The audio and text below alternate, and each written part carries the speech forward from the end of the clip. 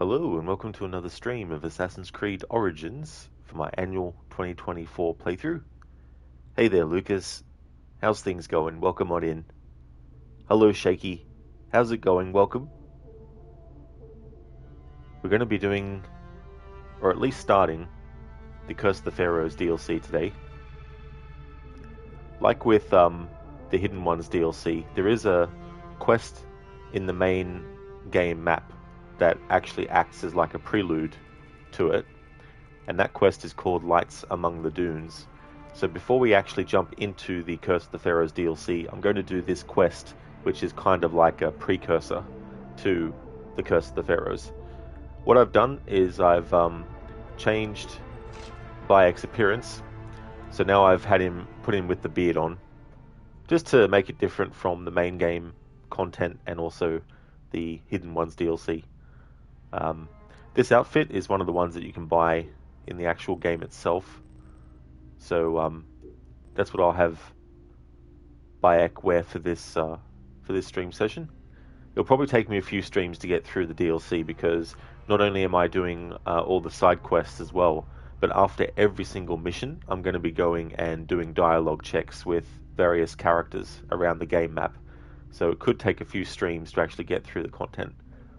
So let's actually start with the Lights Among the Dunes quest.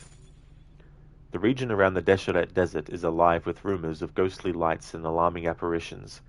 Doomsday prophets proclaim that the Desolate Desert is the source of a wicked presence in Egypt, and in fact many nomads have claimed to have seen eerie lights and inexplicable movements in that region. Very, very spooky. Ooh. And like I have been doing for this playthrough, for every mission I'm going to make it nighttime, just for my own benefit, because I really like missions at night in games. Especially ones where there's sort of like a bit of mystery involved in the quest.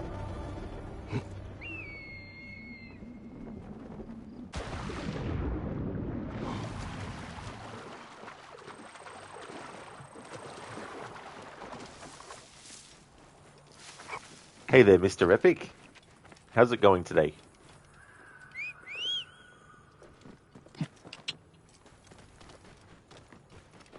Fisher, we have finally restored contact and found Nicholas.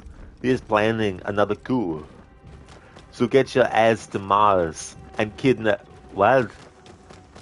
It is Monday. Forgot, you work only during the weekends. Enjoy the vacation, Sam.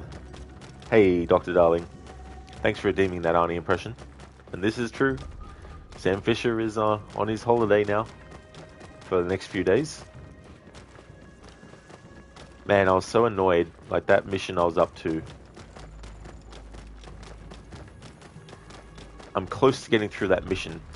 It's just that it started to do annoying things that it wasn't doing on the previous attempts. But we'll get it. We'll get there eventually. You going okay, Mr. Epic? Excellent. That is really good. As for me, I'm doing well. I've had a good day today.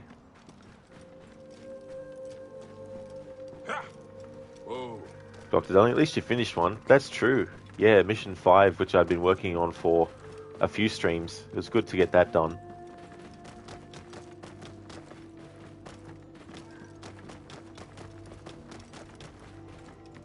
So Friday, I'll be starting Phase 2 of celebrating Alien Isolation's 10th anniversary. So that'll be on Fridays. And I'm going to use the Friday as a day to do various kinds of playthroughs that I have planned, but doing 5 days a week of Assassin's Creed and weekends of another game, up until now, it's been fine. It's been a good way to get progress done.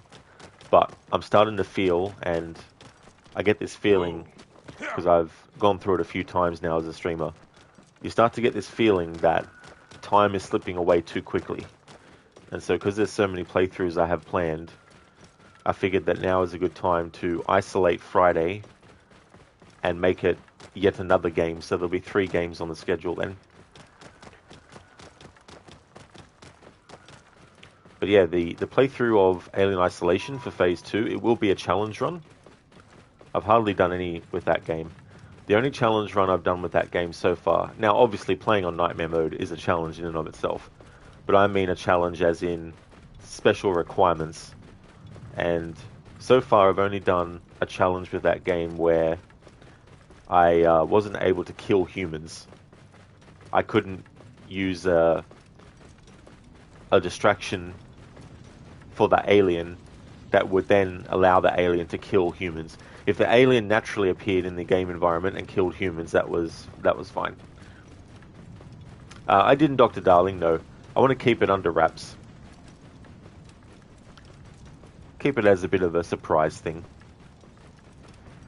I did a test yesterday after finishing my Splinter Cell stream.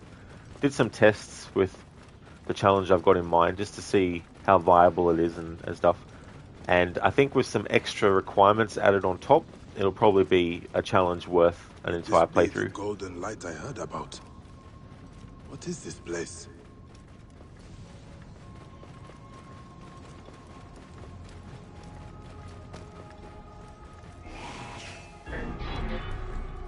What sort of men are these?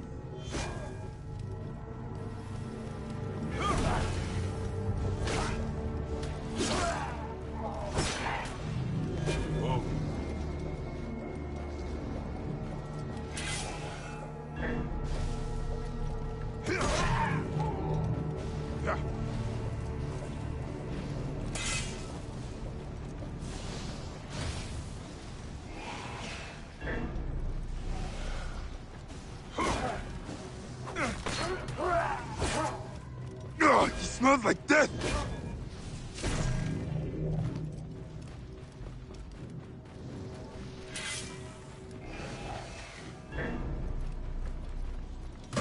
Yeah, the dead risen! Whoa.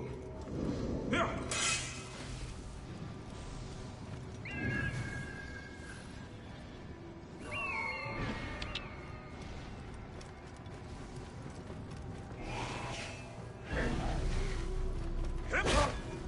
Yeah, some dark spirit has unleashed these soldiers.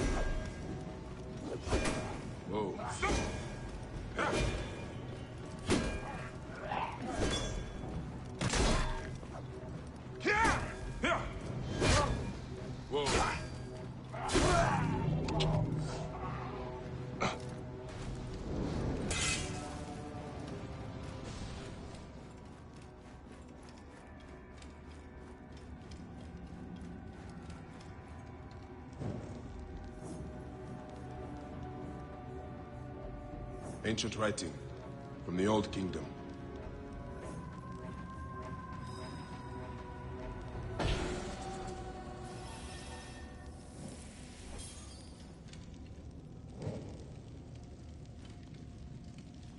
Mr. Epic, you know what you hate, Rod? You just came from another streamer who played AC3. He played a blind playthrough of AC3, kept complaining about controls not working for free running on trees with Hatham. So you tried to be nice to explain to him that Hatham can't climb trees so nicely. You typed that Hatham can do that, and your message got deleted and you got ignored. Yeah. That's the thing, right? Like, I mean, I don't know what backseating rules or not, if they had, but, I mean, that kind of stuff, you're telling someone something that's a restriction that the game is putting on. Because, yeah, Hatham can't actually climb trees. That's like a fact of the game. Like, there might be some slim 1% chance that there might be some trees that he can actually get on, but he's not able to climb them the same way that his father and his son are able to do so. You know. But yeah, that's frustrating when that happens, when you're just trying to, you know, help someone out. Hey there, Lizzie. Welcome on in. You can't see shit. You might need to open your eyes first. No, just kidding. How's it going, Lizzie? It's pretty dark in this part of the game.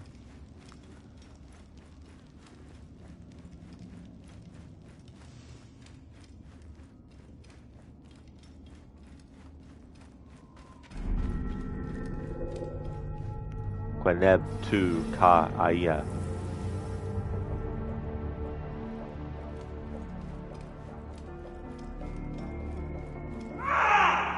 My leg!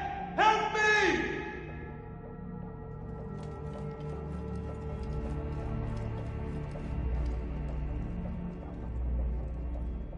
I am lucky to be alive. I was attacked by corpses dressed like soldiers. I met them myself. How did you come to be here? I came in search of the lost army of Cambyses. That is an old legend. Thousands of men lost forever in a sandstorm. I believe they carried much gold. As I approached, I saw a golden light. At last, I thought the gods have chosen me for the treasure of the lost army. Are you an adventurer or a grave robber? A man must live. I entered and saw many bodies, dead these centuries, and beyond them, a glowing object. I grabbed it and immediately heard strange sounds. I quickly loaded it onto my camel, when suddenly, horrifying soldiers attacked. The camel fled into the desert. Yeah. I will help you get to safety. No. You must find my camel and bring back the glowing object. I am certain that it brought the lost army back from the dead. I will find out what happened. Stay hidden here. Mr. Epic, you don't really see that as a spoiler, but that's just me. Yeah. I mean, that's the tricky thing too. Like, for me, a spoiler is, hey, this character's gonna die. That's a spoiler, you know. But when someone says, hey, I see that you're trying... Soldier. Could the legend of the lost army of Cambyses be true? If they're like, look, this, I can see you trying to do that, but the game won't actually let you do that yet until later in the game. Like, that to me isn't a spoiler. Now, if someone was to say, you can't do that in the game yet because such and such hasn't, died and given you the object, like, that would be a spoiler, obviously. But knowing that I couldn't get past a part yet in a game simply because I don't have what's required yet, that to me wouldn't be a spoiler as well. But yeah, being told in that game that Hatham can't actually climb trees when someone is constantly trying to make him climb the tree, like, that's definitely not a spoiler. Or, I mean, I wouldn't consider it a spoiler. I wouldn't even consider it backseating because it's like, especially if it's a first time playthrough for the person.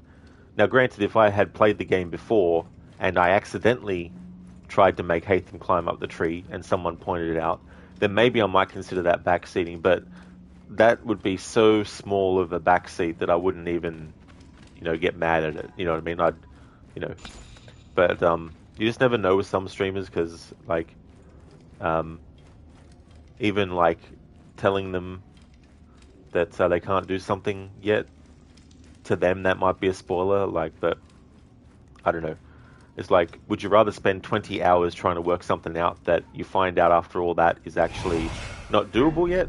Or would you rather someone just tell you it's not doable yet so you don't spend that 20 hours trying to figure it out on your own? Excuse me? I did that move on you?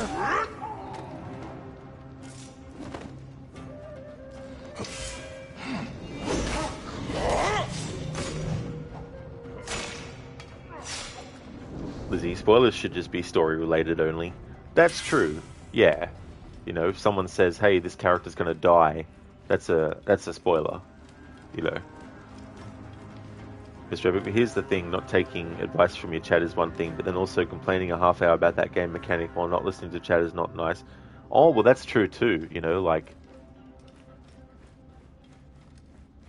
By that point, it almost is like they want to just complain for the sake of complaining, out of some idea that it's going to create interesting content by complaining, And if someone's pointing out in chat that what the player's trying to do is impossible, that to them is spoiling their fun of complaining for the sake of potentially, content as well. That's right, Dr. Darling. Time to raid some tombs today.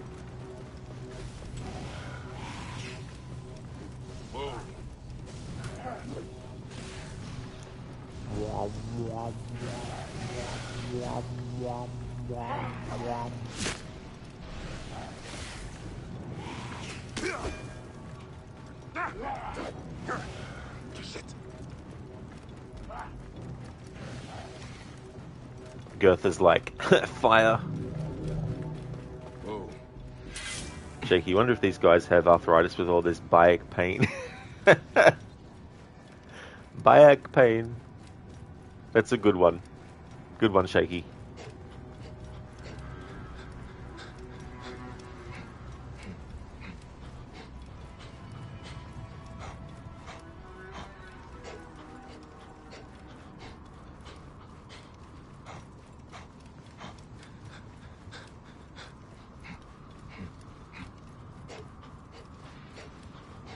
I was doing some grinding in Odyssey so I could level up a bit more ahead of my annual playthrough on the New Game Plus I'll be doing.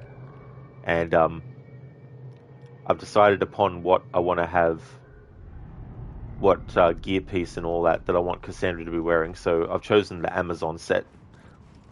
But for the Odyssey playthrough, there's no special thing I'm doing. Like, I'm not doing any kind of like special approach or anything. All I'm really doing is the main story quests in the main game and the DLCs, and also not caring about what decisions I make. So I'll probably end up making, you know, the most funny decisions or the most sort of like, you know, decisions and all that kind of stuff. Probably the decisions that lead to, you know, the most romancing and stuff. Just as a, you know, playthrough where I don't really care about the outcomes and stuff.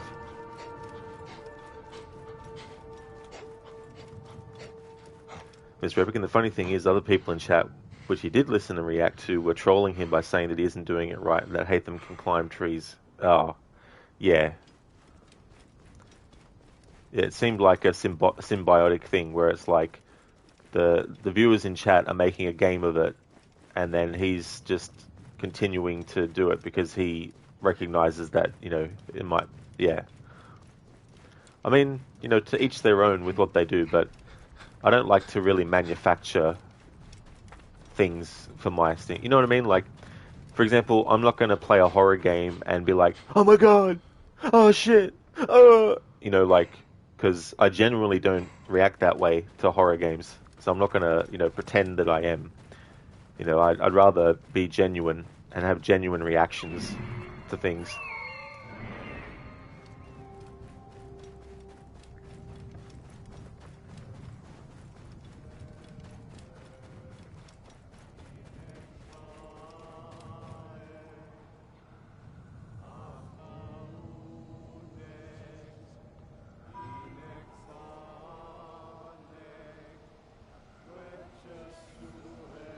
There's the camel. What are they doing?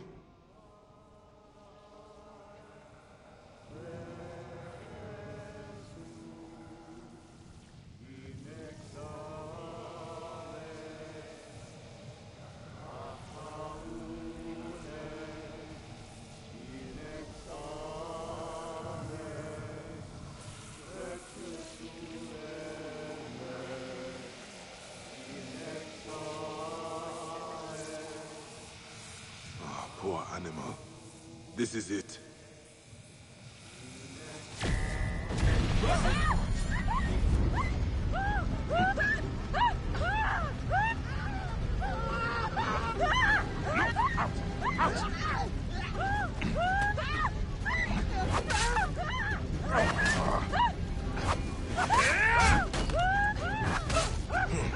What possesses these men?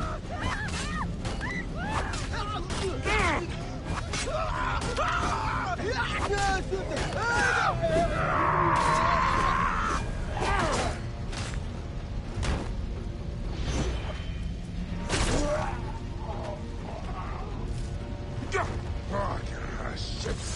Have to repair that.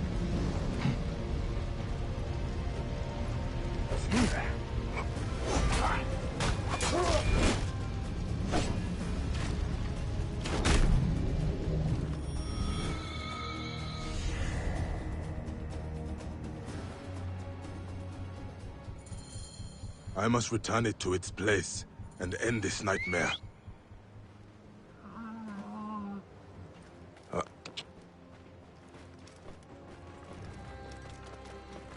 Mr. To be fair, you don't think your viewers are children who like that kind of obviously exaggerated reaction? Yeah, that's true, you know, like...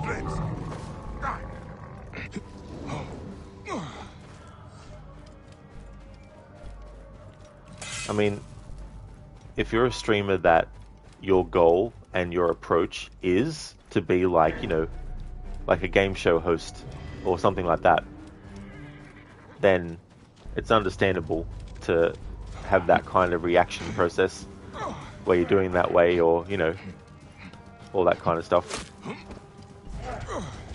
But it's one of those things too where, like, depends on the person. And yeah, personally, like, I need to react to things genuinely. And it's genuine reactions may not sometimes seem like that much of a reaction, but like, there's things that I'll react to. Like, if something funny happens, I'll definitely react if I find it funny. If something annoying happens, I definitely will, you know, express that I'm annoyed at it. But if I don't actually feel that way about something, I won't pretend, you know, and then react accordingly. Hey there, Dyson. Whoa, my guy, no way. You concur, better than sounding put on. Exactly, Dyson, yeah, you know. But if that's the streamer's personality that they want to have as a streamer, then that's, you know, more power to them.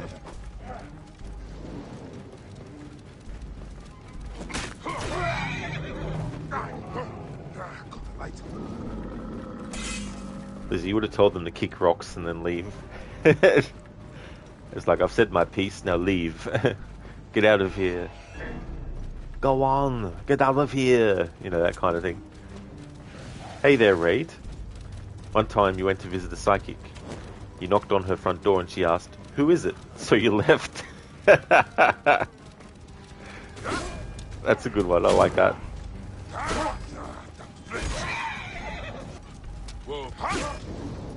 Goethe's like, flames, schmames. Exactly, Dyson.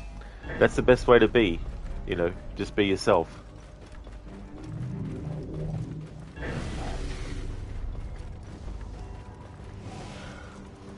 And like, if you're a streamer that wants to like play a character, that's all good too. You know, there's definitely streamers who play a character on stream. It's not how they are when they're not streaming, but they put on a character when they're actually on stream. Yeah, that stuff is fine because it's well, usually it would be something that they are upfront about. So people, when they go and watch the streamer, they're wanting that experience of the character. You know, so if someone is streaming and they're dressed up like a clown, and their, you know, channel is all about being a clown and comedy and stuff, then, you know, people go to that channel expecting comedy, you know, and so it would be understandable for some things to be overly exaggerated for comedic effect. Like when you have something surprising happen in a game, like someone might be like, "Oh fuck, I didn't realize that was going to happen." But someone who's playing a character as a streamer might be like, "Oh my god, look at that! I didn't expect that!" You know, that kind of sort of reaction.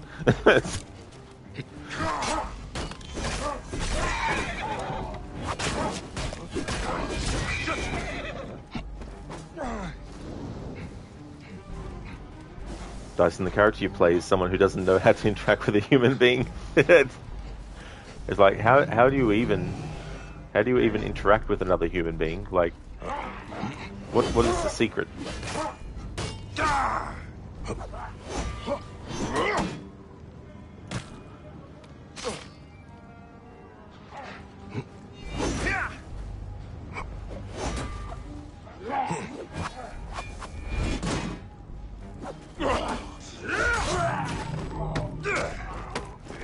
Lizzie, you killed your first target in Venice, and man, it was effing difficult. Well, that is good that you actually got through it. You know, keep at it. But that's great, Lizzie. That's really good. GG's on that. Dr. Darling, I hope Rod didn't get pissed because you reminded him of Spinozzo earlier. Definitely not, dude. Absolutely not. Definitely don't get annoyed at things like that being brought up.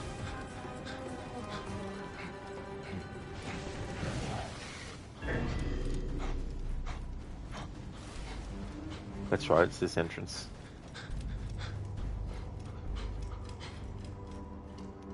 Oh no, it's not. That's right, it's the next one along. Snakes. Why did it have to be snakes?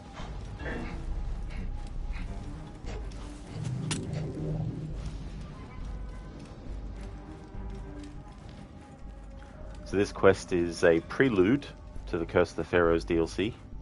So once we've done this, then we'll actually be going to where we need to go to activate the DLC.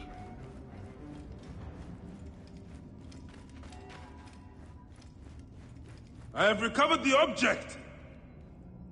Where's he gone? Are you here?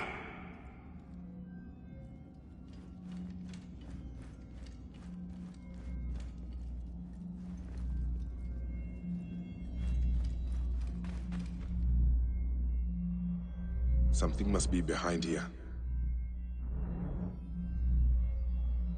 Let's get you where you belong.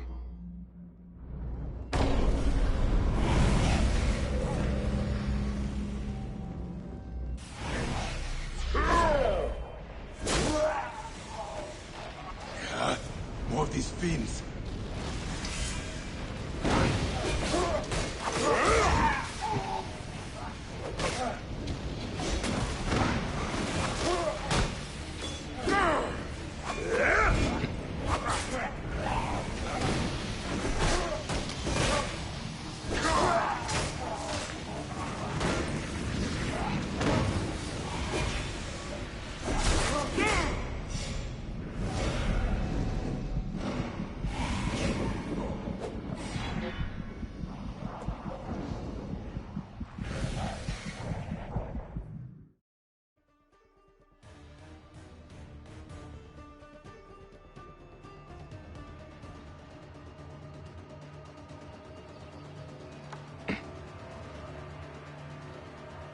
Yeah. Where am I? Ah, you are awake at last.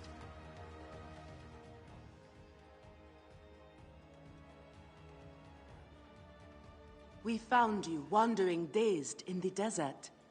Where's the adventurer? And the object? We found only you, muttering about the lost army. I battled with soldiers returned from the Duat. Let us pray you were simply overcome by heat. These strange rumors from Thebes terrify everyone. Pray, Osiris, that none are true. Tell me more about these rumors from Thebes. Stories too strange to repeat. I am sure they are foolish fantasies, but I will not go there myself. That eagle deserves your thanks. Nomads saw it circling in the desert. She is a good friend. Senu.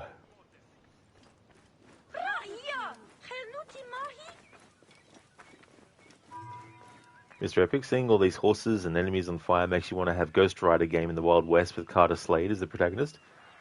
Don't know too much about Ghost Rider, but wasn't it in the second movie they did? Now, I've never seen the movies, but I think in the second movie, didn't they have the guy who was that or something? I'm not too sure. Yeah, right. So this is the prelude quest to it, which was Light Among the Dunes. And yeah, when you get the quest, you have to go to the Desolate Desert and to that precursor site at the bottom of the map. Hey there, Calm. Welcome on in. Awake at last? Well, I hope you had a good rest. Welcome on in. How's things going? Yeah, Lizzie. Yeah. Yeah, they temporarily put Bayek back in his bath towel outfit. When I did my Torch Challenge playthrough with this game, I had him wear that for the whole stream. Well, once I got to the point in the story where I unlocked it, because on that challenge I started from scratch, didn't do a New Game Plus. Raid, hey you're finally awake. Oops, wait, wrong game. That's it. Wrong game. Wrong game, wrong universe. Before we go, going to restock. Mr. Epic, the first movie, and that's where your idea came from. Ah, I got you to the first one. Yeah, I never actually saw those movies, but I mean, going around in the desert in the Wild West with a character like that, I could definitely see the appeal.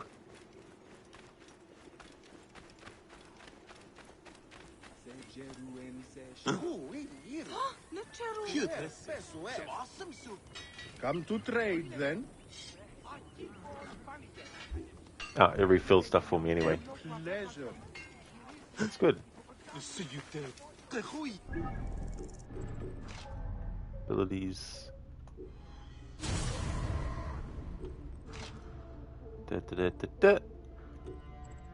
Alright. Curse of the Pharaohs.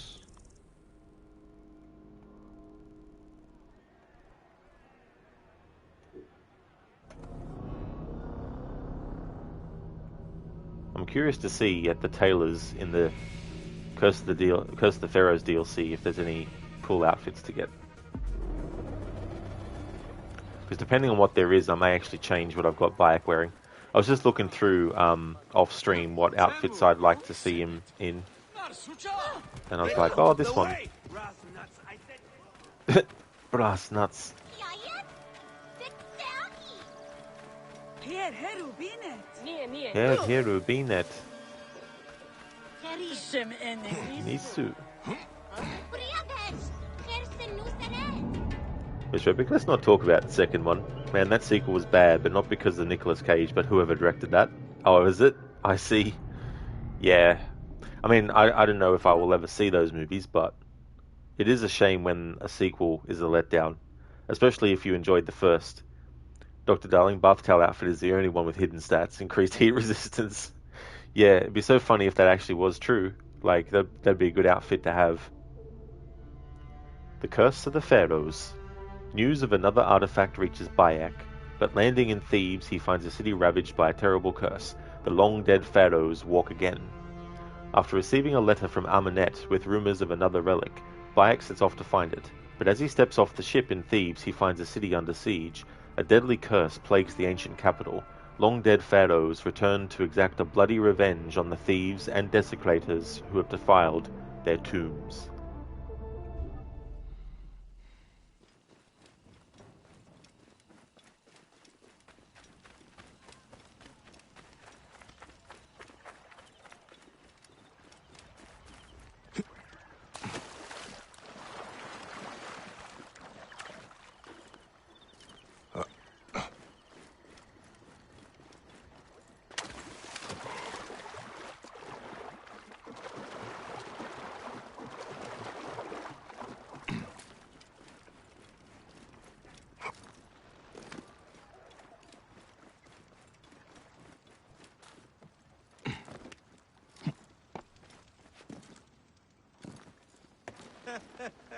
Soul of a baboon! Headed to Thebes? Mine is the fastest barge on the Nile.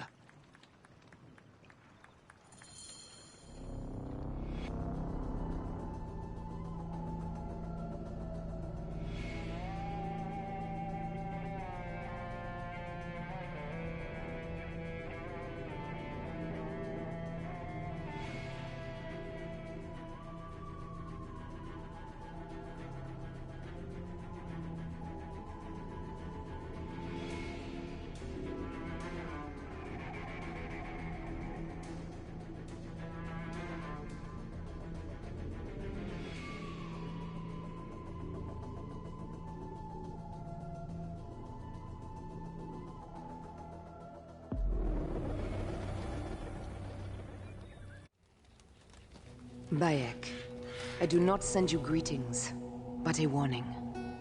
4 years have passed since we laid the last to rest, but the Creed spurs us ever onwards. I have captured a messenger bearing news of another artifact, this time in Upper Egypt. You must go at once. Give this parcel to Merti. She lives and runs her business near Luxor. She owes me a favor, not friendship. The rest must fall to you. Find this artifact no matter the cost.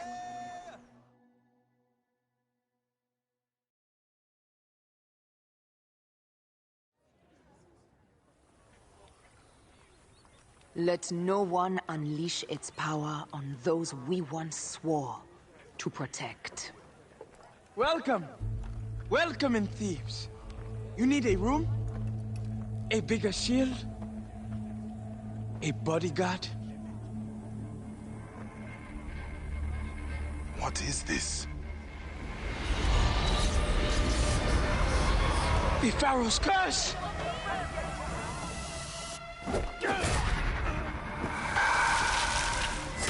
As Ra lives, he landed a blow.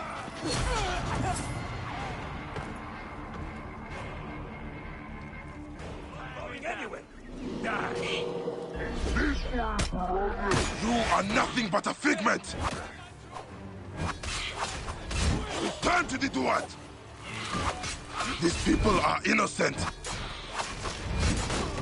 I honor the gods! I am no And easy for prey! me, I stole nothing! Who summoned you? Why do the pharaohs punish us? Amun protect me! Amun protect us all!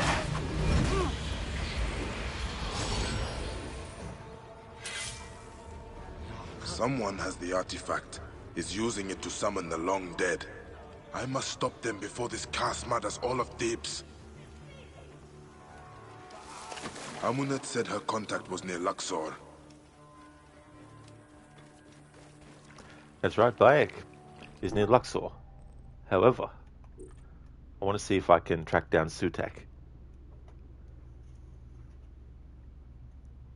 Mr. Epic, don't forget to bring a towel. That's true, it's very, very important to bring your towel. Mr. Epic, you wish Twitch had a towel-y emote that would make a joke funnier. That's true. Yeah. Yeah, I've got my own Bayek with a towel outfit, but yeah, like a generalized towel emote.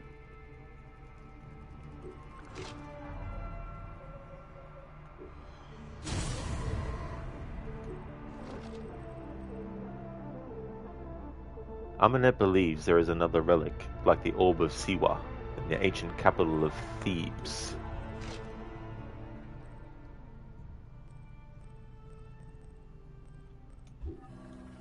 Alright, so I don't know if we can track Sutek down. I think Sutek might have actually gone to speak to someone. That's right, he goes over near Murti to speak with her.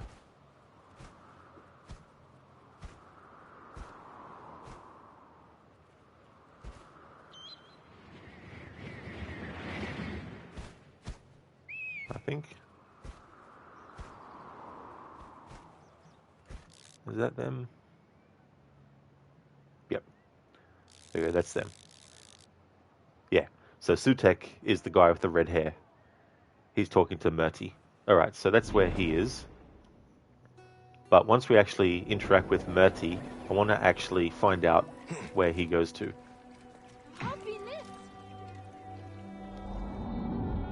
Mr. Epic, also a funny one. You want to get high?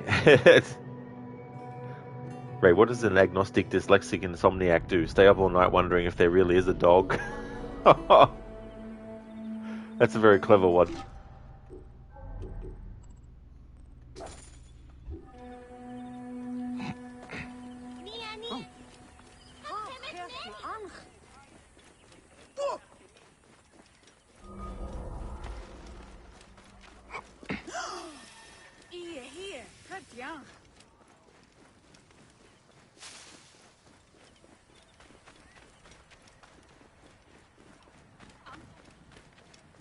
سمعة شعات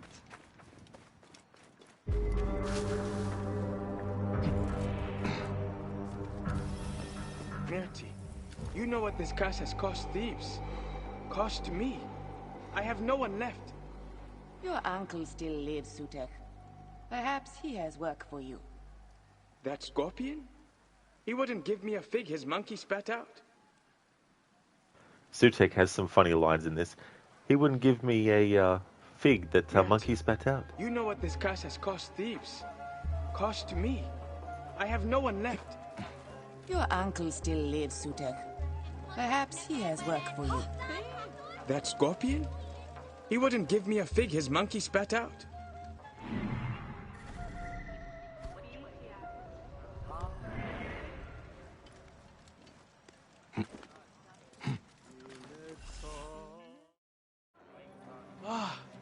You survived the curse? They will speak of you throughout Thebes. Make sure no one speaks of me. Enough, Suter. Of course. No Philakitai will hear of the man with death in his eye. I was told you would help me. This is for you. What is this? Who gave this to you? The woman you know as Aya. Very well. What do you want? A rare artifact. I believe it is the cause of this curse. Could it be? Rumors, whispers. A relic was stolen from an unknown pharaoh's tomb. Some say this desecration called the curse down upon us. I must find it. There's quite a black market here in Thebes. Secret auctions, rare trades. Talk to the merchants near the docks. They will know more. And tell Aya our deal is done. I am headed south. The curse comes too close for comfort. What if I have more questions? Then find Isidora, the god's wife of Amun. She will understand this curse in a way I cannot. Huh.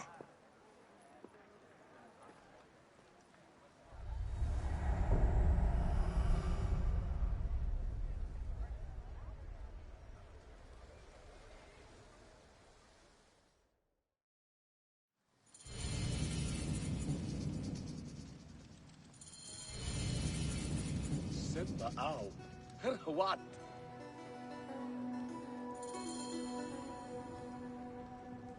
My debt to Aya is paid.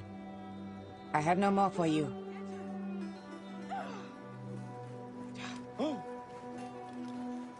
Okay, so Murti doesn't have anything else at the moment, but going to see where her character ends up going. I don't know if I'll be able to find Sutek. I guess it depends on what quest is next with him, where he's actually involved.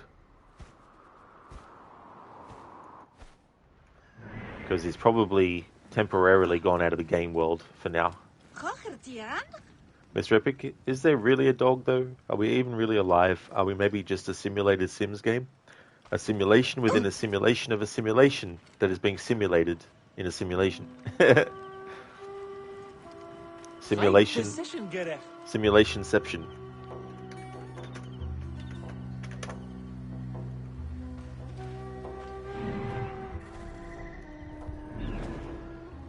Alright. So part of this playthrough with these DLC is following the characters involved in the quests to see where they go and see if there's any new dialogue to get with them.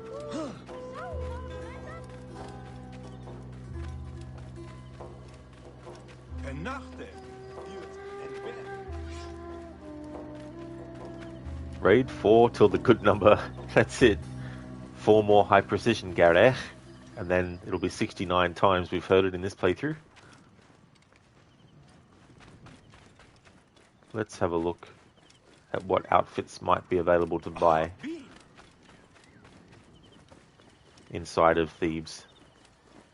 See something of use to you, friend? None. Okay. Less disappointing. God's favor you. Alright, so there's no new outfits to buy within Thebes. If you've gotten all of the ones that you can buy from the merchants in the main game, then there's none in the other DLC. Okay, that's fair enough. So we'll keep Bayek wearing this for this stream.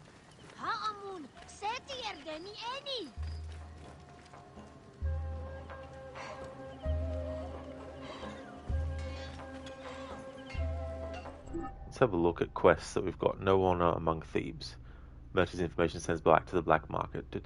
And then that leads us to finding Sutek, and then we got that as well. There is a certain order that I will do the quests in, but I'm not going to worry about that yet.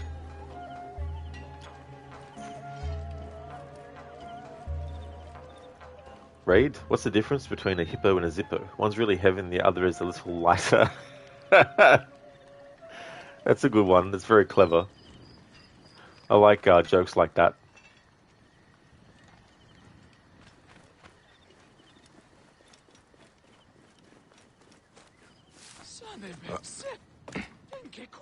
Son Pepsep.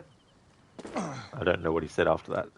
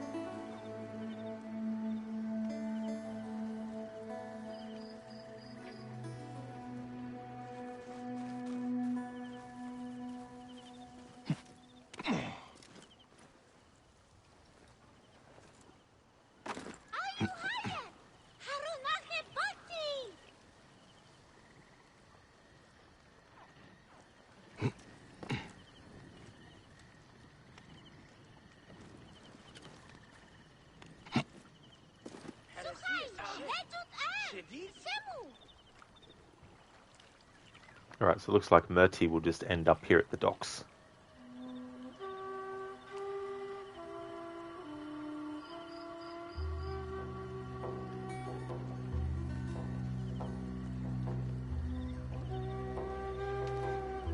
Nope, she's going to keep on going. Okay, fair enough. No, she's going to sit down there now. Okay. So that's where Murti ends up going. Let's see if there's any new dialogue. No. Alright. Okay, so let's have a look on the map. Okay, I just want to do a test. Mark Murti, and then make time pass. And then see if the mark gets taken off automatically.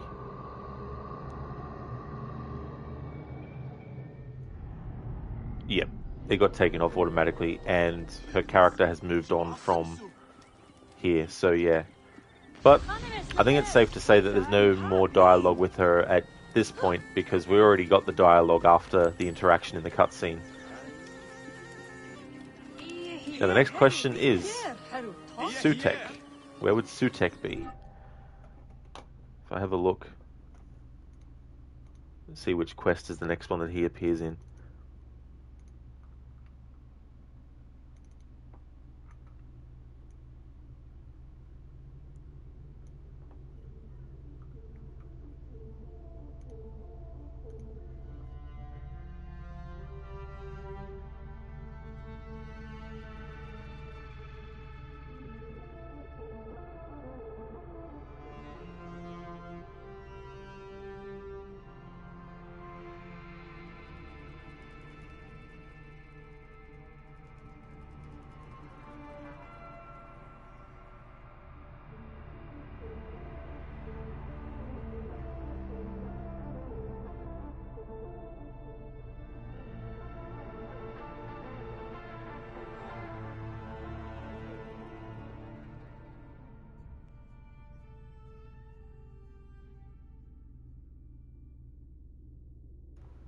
Alright, so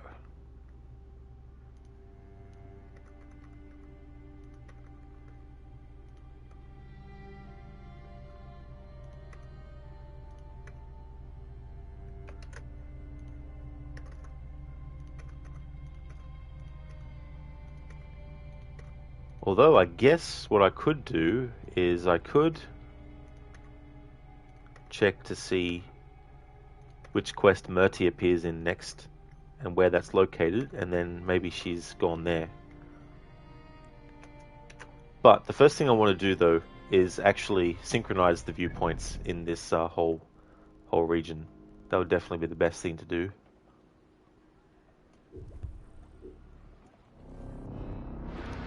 It'll take me a few streams to do this DLC because of the nature of checking in with characters after every quest.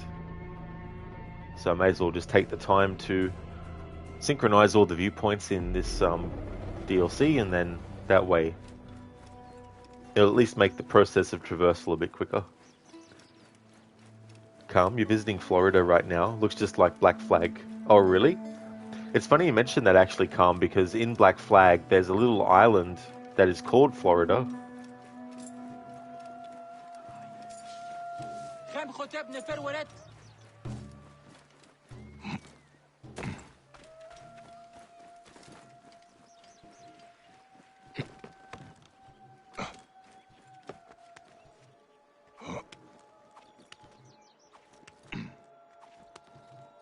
Ah, there's something I forgot to activate. Now that I'm climbing a viewpoint, there's a channel point that I had inactive during my Splinter Cell stream. I'll just reactivate it now.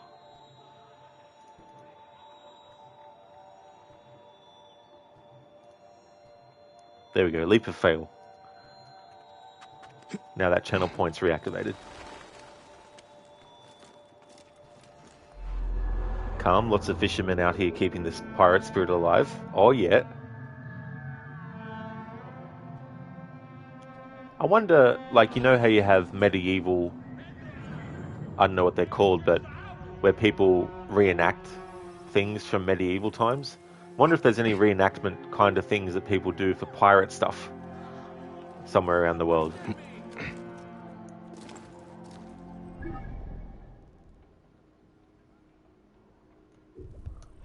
The Master of the Secret Things. There's a quest related to that character that doesn't pop up until you actually finish the story of Curse of the Pharaohs, so that'll be the last thing that I do for the playthrough. Raid, if 3PO is short for C-3PO, R2 is short for R2-D2, Annie is short for Anakin, and Chewie for Chewbacca, then what is Luke short for? A stormtrooper. Aren't you a little short for a stormtrooper? I'm Luke Skywalker, I'm here to rescue you. Classic moment.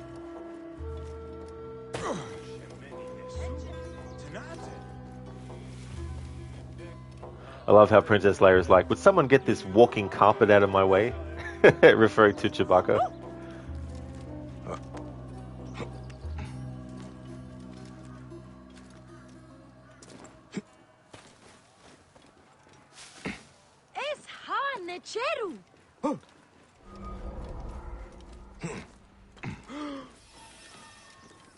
Calm, you know people do reenactments with model ships. Oh, that's kind of cool.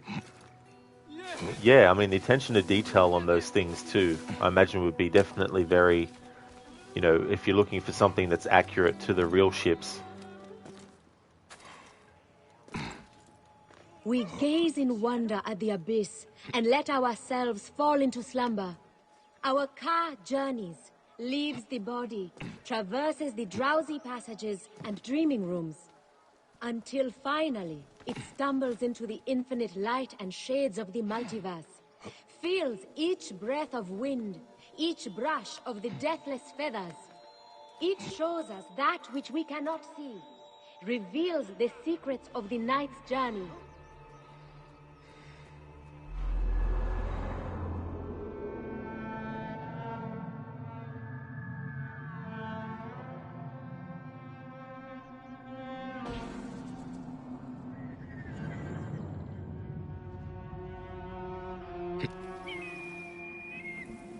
And only then do we understand.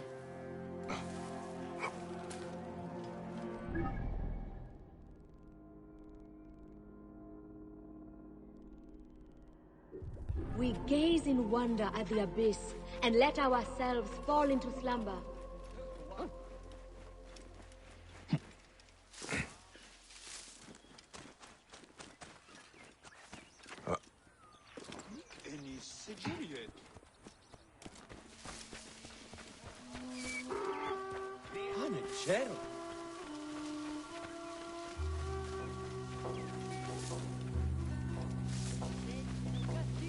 Rage, you went to Mexico 6 years ago and there was a faux pirate ship that sailed past the apartment you stayed at every now and then. Oh, that would have been cool to see. Did you take pictures and stuff of it?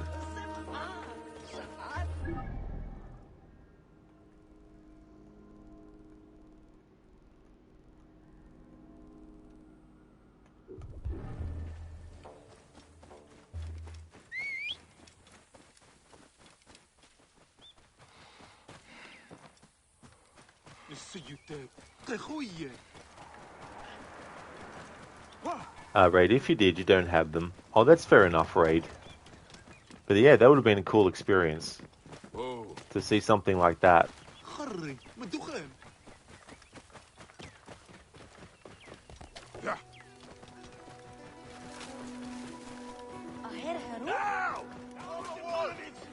I think it'd be cool to, like, you know, visit locations where actual pirates were supposed to have actually been, you know, like Blackbeard and all that. I'm sure, you know, there's probably like a guide or tour guide somewhere that does that. Like, I know there's a tour guide that shows you the parts of London where Jack the Ripper murders took place. Whoa. Mr. Epic, you used to think Somalian pirates these days were bad till you found the reason why they were doing it. The biggest reason was because big ships took all the fish from their rivers. Now they can't make any money or feed their families.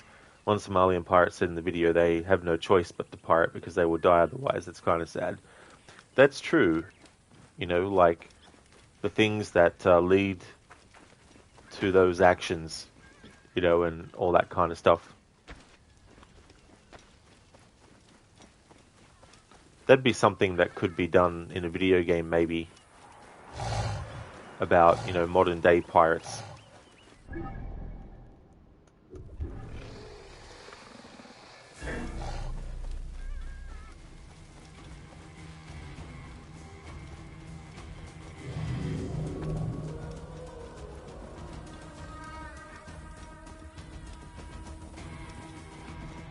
Watch out! Coming through.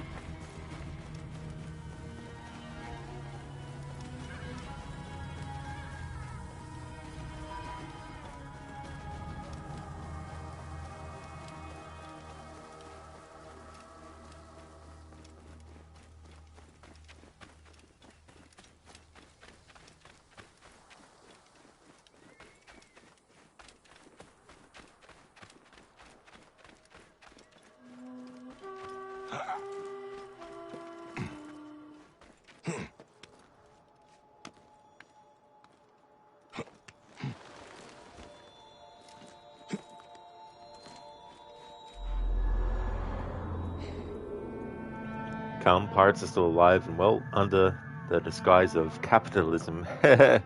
Yeah. Still certain actions being done in ways that would fit that. Hey there, Johan. Welcome. Still actually don't know yet, to be honest, if I will play Shadows. It depends on when the game comes out and I find out what happens in the story and everything. Then I might decide if I want to buy it. If it's something I want to buy, whether it's on sale or whether it's something I don't want to buy. I'm at the point now in this series where if there's never a game that comes out that I like ever again, so be it. I'm fine with playing the games that I do like in the series if it comes to that. But yeah, just taking a wait and see approach. I don't care about spoilers and stuff, so when the game comes out, I'll be watching other people do playthroughs and see how things turn out. If I was to play it though, I don't think I would be able to fit it into my annual playthrough series though. But have to wait and see.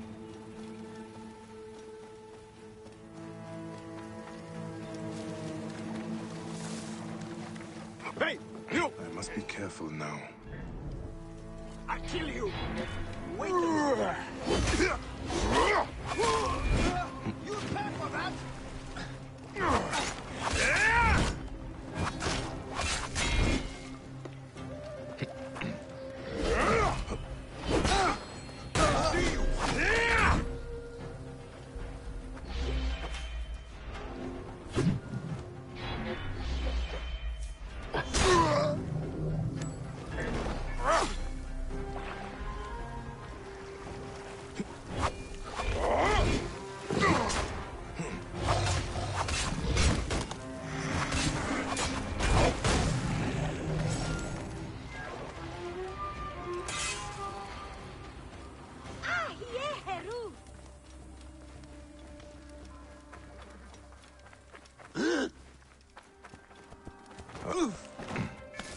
What is it now? Hey!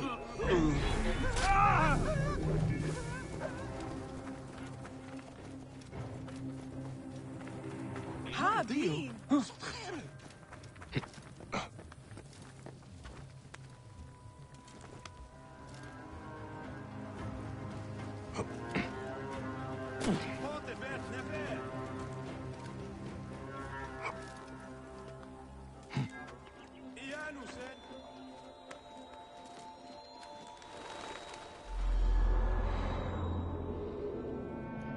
Yeah, Dr. Darling, that Pharaoh Shadow died so easily earlier.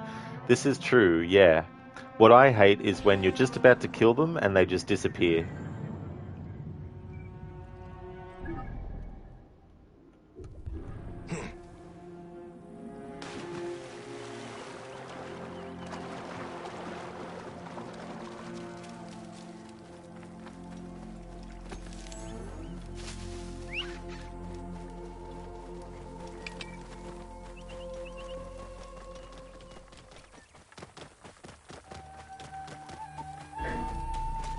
Lock the road!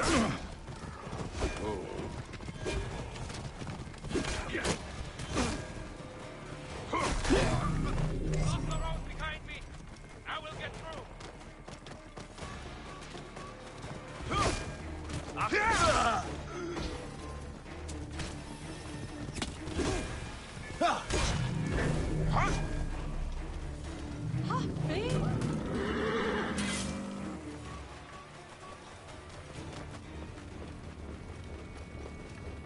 Right? They disappear if they kill all the civilians cowering around them.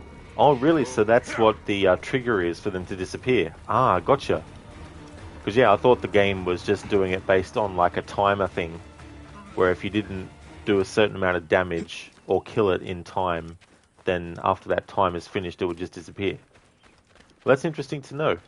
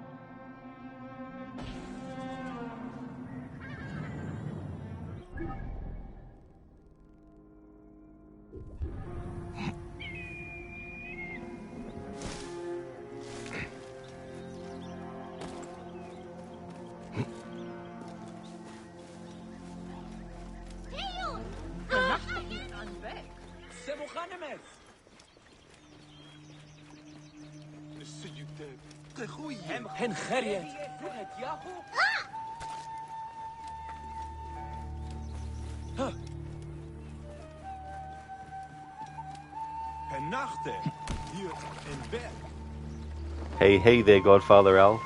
Pharaoh Rod. Pharaoh Rod Tepu.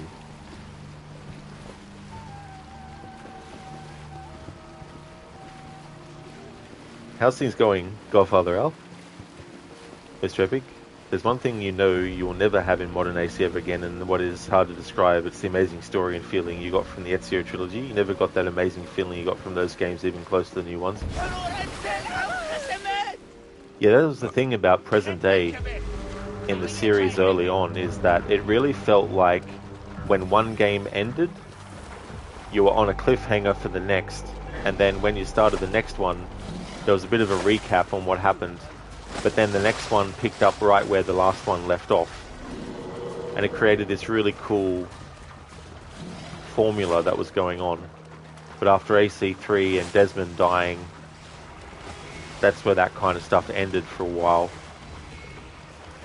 I think, like, looking back, like, it would have been interesting if we were playing as William, Miles, or even his wife, or playing as Sean or Rebecca, and have the present day at that time be about them trying to find all the information they can on, you know, the sages and stuff like that, and have it be that's who you're playing as. So I think one of the big missed opportunities with that game is like, you have a character like Desmond, and you have a father and a mother losing their only child, because they never said that Desmond had any siblings. They hadn't seen him for many years. I mean, his father at least got to see him, but his mother never did. As far as we know, there was no contact that Desmond was able to make with his mother, because William Miles, was like, it's best that we stood up for this job, that kind of stuff. But we never ever get like the reaction. Like, we see William Miles's reaction to Desmond's decision, but we don't have anything that we see of the aftermath of that from his and his wife's perspective, So if the follow-up game had you playing as either William Miles or his wife, then that would have been a perfect opportunity at the start of the game to actually show them, or show William having to go back to his wife and explain what happened and say, look, our son is dead now. Because I feel like that would have been a very powerful emotional scene to see.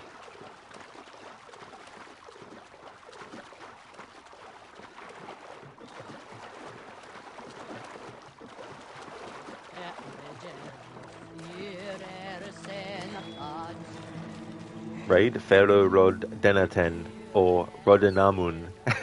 Take your pick. Rodenamun. I like that one. I like the other one too. Rodenaten.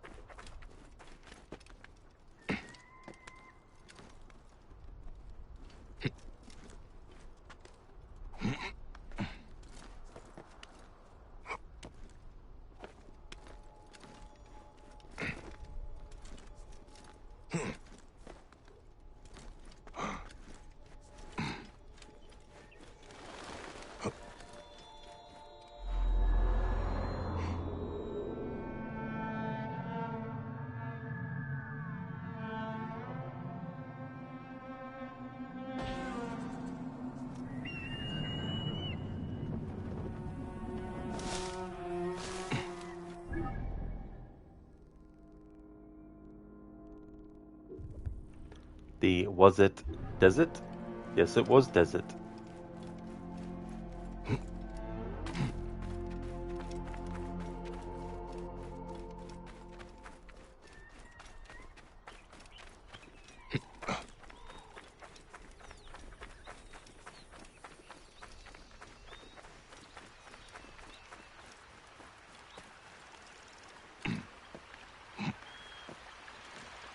Mr. Epic, yeah, you don't know what they're doing with the modern day. The best characters are getting killed off screen in comics. I mean, come on, man, really? Yeah, that's it, like, the decisions that they've made with how to continue certain storylines and deciding that the ones that were in the games, to finish them off in comics and all that kind of stuff.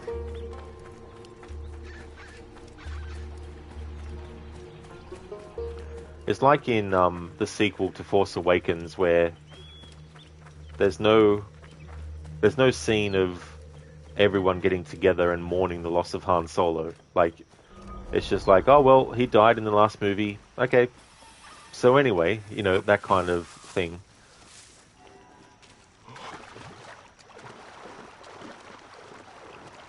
So to have characters that in the AC series, are killed off in a comic, it's like not. That's the problem with having a franchise that has multiple types of media that it covers. This is how I think it should go. If you write a new story in a comic book, any characters that you use from the games should not be killed off in the comics. If there are any characters that are from the games that you want to include in a comic book or a novel, don't kill them off in your comic book or novel. If that character is to be killed off, then they can only be killed off in one of the games. And I would also make it that when a major character dies, that there's certain things you don't gloss over in the next game. So like that example I said about Desmond's parents after he dies. Things like that, you know.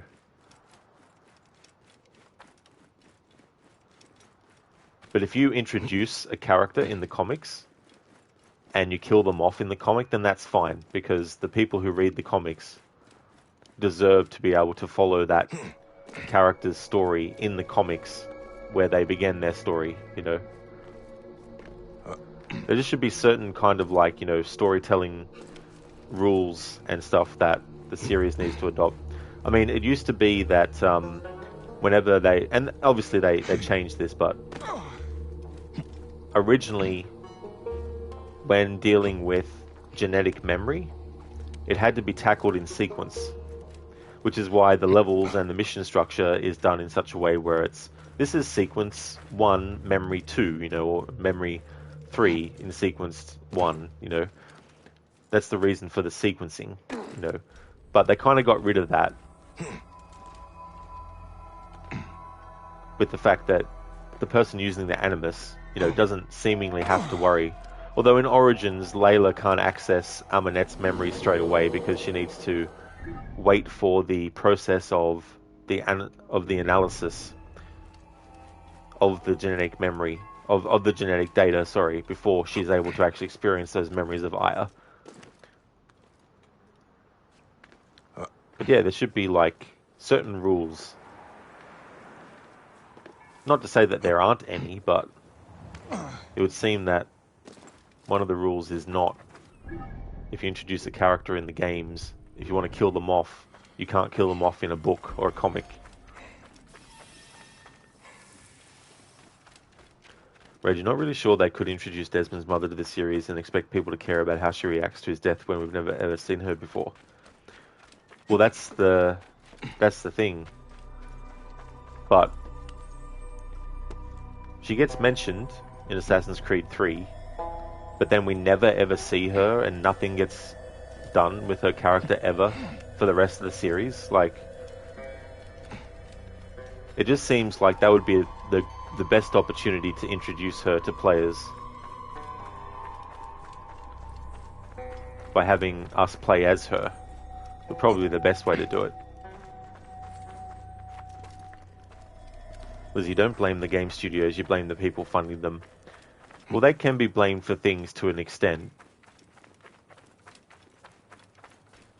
But there's also, you know, so many things that... decisions that are made that end up being... decisions that ruin things. Whereas, like you said about Unity, Arno might care about Francois de la Serre, but you couldn't care less. That's fair enough, Raid. My counter-argument to that, though, would be... there's probably players that do. And I feel like the players that do, it's unfair to them as well to just basically say, well, you know, don't care about the character. Like, there's definitely characters that I don't care for, but I know that there's other fans who probably do care for them.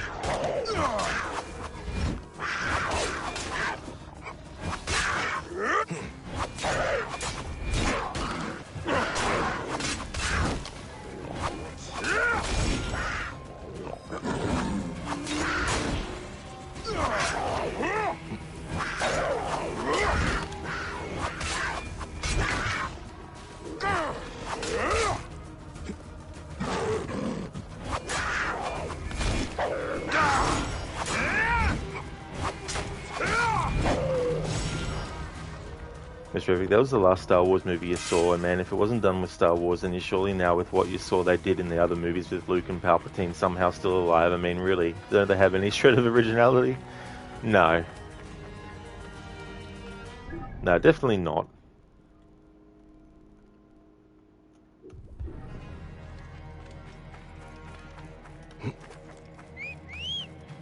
Hey there, Lidus. How's it going, dude? You love how there's random haystacks in the desert? Yeah. You gotta have haystacks everywhere. You doing well? Excellent. That's great to hear, Lidus.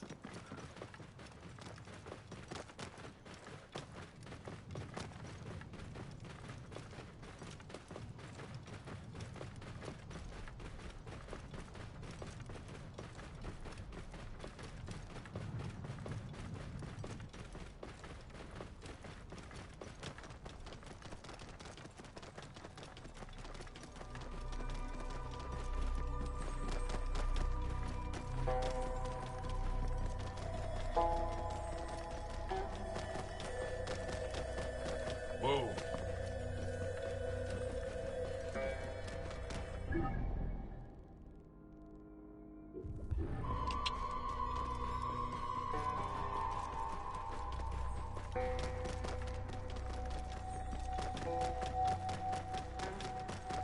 Whoa.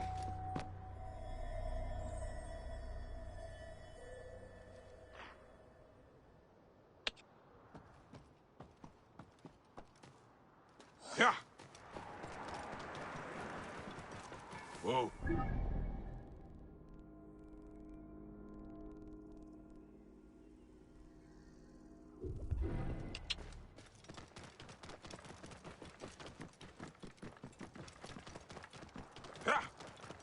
Lidus, something kind of made you upset, but you were like, they had no right to do so, and so you're like, yeah, man, letting it go.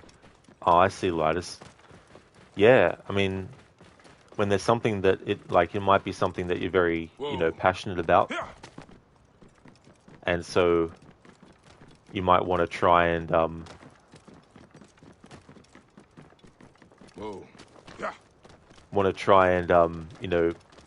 maybe get some headway, and someone might be, being like an asshole or something to you about it, things like that.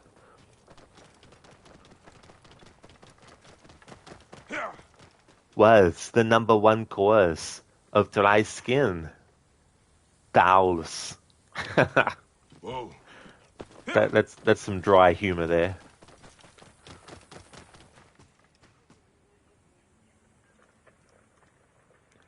Raidor, and you promise one day you'll stop talking about it. It's like slay the princess. The narrator tells you to kill the princess or the world will end. But here's the thing, you don't know this world. As far as you know, the only inhabitants of it are you, her, and the narrator. Oh yeah, I mean that's definitely fair enough too, because sometimes stories expect you to have a certain level of connection to a character and a world, but you might just be early in the game, so you don't really know. Because there's definitely been stories too where there's been like a false narrator, where the narrator has been talking about stuff earlier in the story, but then later you find out that they were actually telling a lie, Mr. Epic, the same thing with Disney Marvel. Everything after Endgame was stupid and boring, but what made not care anymore with anything Marvel related was when you saw a trailer of She-Hulk twerking with someone who don't really know who it was, but I think Megan Stallion or something. Oh yeah, Megan the Stallion, yeah. Yeah. Yeah, I mean, I lost interest in the Marvel stuff after seeing Iron Man 3. To the point where I don't, I've found out what happened in, movies after that, and I don't care for spoilers and stuff like that as well. So I can definitely understand when there's things where it's just like a cut-off point, where you're just like, yeah, that's enough for me, kind of stuff.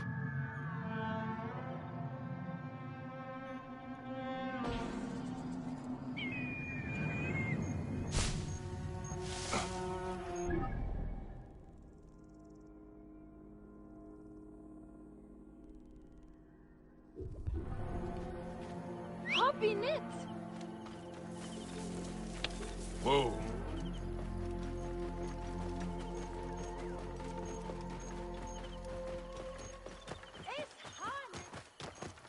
The only movie that I saw, and I know it's not 100% Disney Marvel, but Spider-Man Homecoming, when that came out, I actually went to see it because I'm a fan of Spider-Man, so I was like, let's see what they've done with Spider-Man.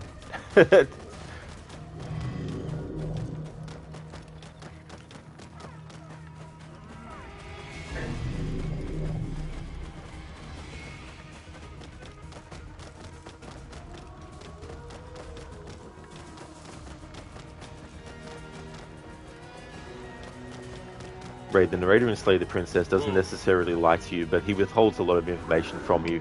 Oh yeah. Yeah, that can be a very interesting way to tell a story as well, using those kind of elements in a way that makes you second guess what you're actually hearing.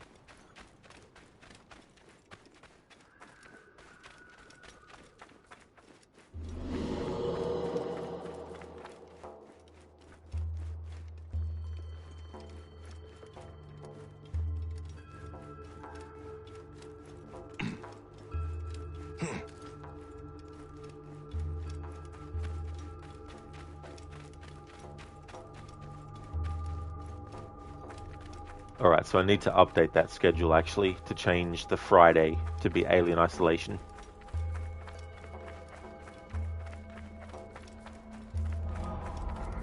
So this week, and moving forward for a little bit, Mondays to Thursdays will be Assassin's Creed streams, and Fridays will be Alien Isolation for now, and then weekends Splinter Cell.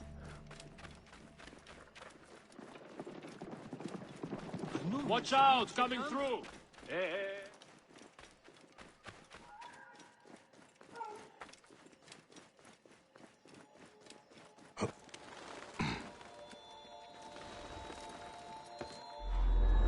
Lizzie, you're finding out very quickly that you crave order and control in a video game and in your real life, and if you lose that, then your brain completely loses it and freaks out. Yeah, I mean, it's definitely understandable, you know, because that's the one thing about video games is that, like, because there is that level of how much control you have over what's going on, it's definitely understandable in IRL that you want that same kind of thing.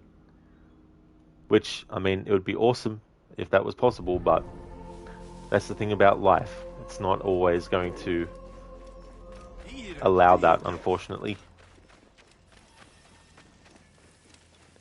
Because Traffic, the only reason the last Spider-Man did amazingly well was because Tobey Maguire was in it and the villains from those movies. Yeah, I mean, there definitely would have been a lot of nostalgia for his version of Spider-Man. I mean, I saw the first 3 Spider-Man movies that they did with Tobey Maguire, and I really enjoyed 1 and 2. I didn't really enjoy 3 that much.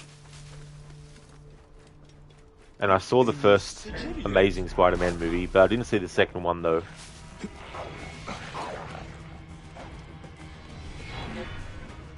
Lizzie, tell that to your anxiety.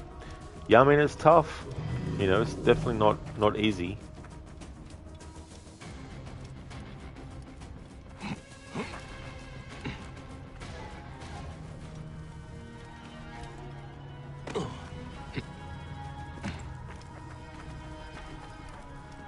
I remember when I first watched the first Matrix movie, I was about 15 years old when that movie came out, and I saw it. And there was a line that always stuck with me. It's when Morpheus asks Neo, "Do you believe in fate, Neo?" And then Neo goes, "No." And then Morpheus is like, "Why not?" And then Neo's like, "Because I don't like the idea that I'm not in control of my own life." And then Morpheus goes, "I know exactly what you mean." I can definitely feel like that sometimes with life, where it's like, you know, it's that question of, is things actually fated to happen, or are they only fated to happen one way because we made certain choices along the way that ended up with that outcome?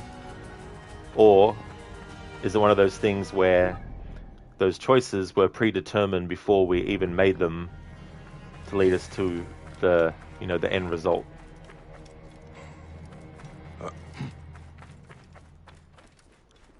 Right, the first Matrix is delicious. It was such a great movie, and the marketing was very clever, because the marketing asking the question, what is the Matrix, is the question that Neo himself is actually asking.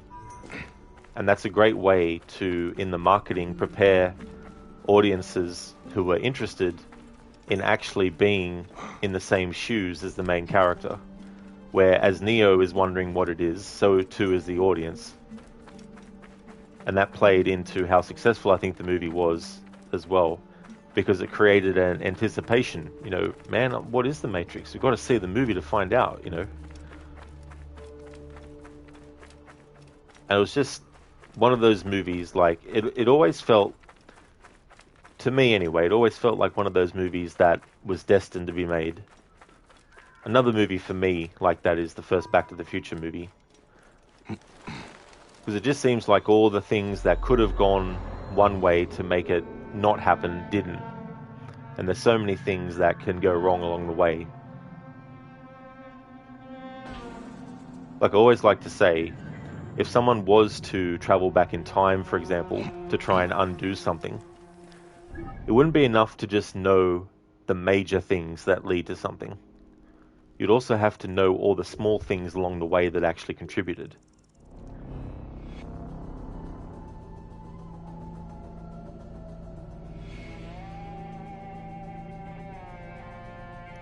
Mr. Epic, what are you talking about, Rod? Without the Amazing Part 3, wouldn't have gotten the legendary Billy Maguire.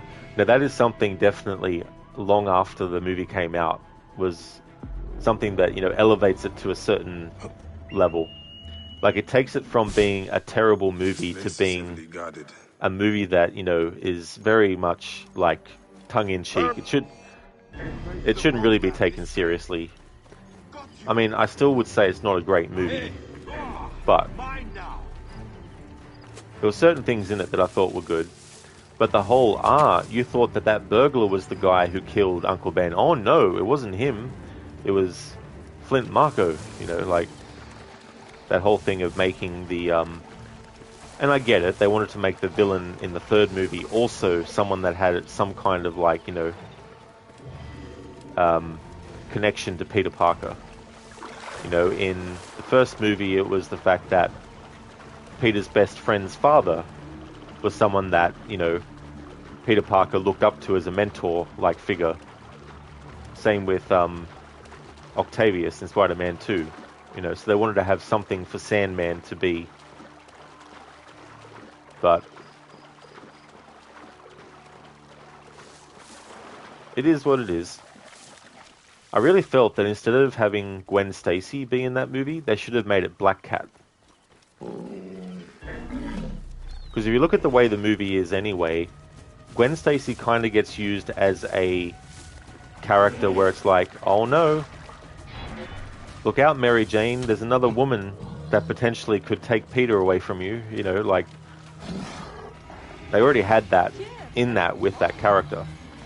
So they may as well have done Black Cat, because obviously she's in love with Spider-Man but not Peter Parker. So that would have created a very interesting dynamic. Raid University, your classmates were like that with Death Stranding. Oh, were they? Oh, that's cool, Raid. Yeah, because I didn't really follow that game too much before it came out. I think I saw one of the early trailers and that was it. Mr. Epic, last Matrix movie broke you. You couldn't believe how bad it was. You mean, you didn't expect much, but man, somehow it's even worse than you thought. And believe it or not, they're going to make another one. Yeah, I never actually saw that fourth one that they did. I know, it just... Halt! Stay there, you!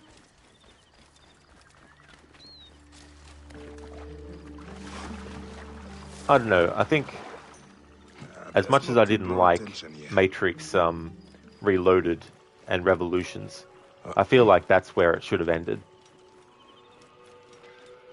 I mean, if you want to do, like, they could have done a prequel. Like, wasn't there an animated series that was like a prequel? It covered the actual, like, thing that happened that Morpheus talks about with the machines taking over and stuff. Right, as far as you're concerned, there's only one Matrix movie. I definitely don't blame you for feeling that way. I think that even though it does end on a little bit of a, oh yeah, they'll do a sequel, I still think it's a very good self-contained movie on its own.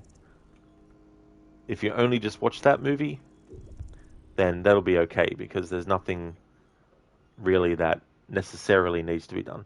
But there's obviously threads that are left there, because you've got the fact that, well, the machines are still there. They're not going to stop what they're trying to do.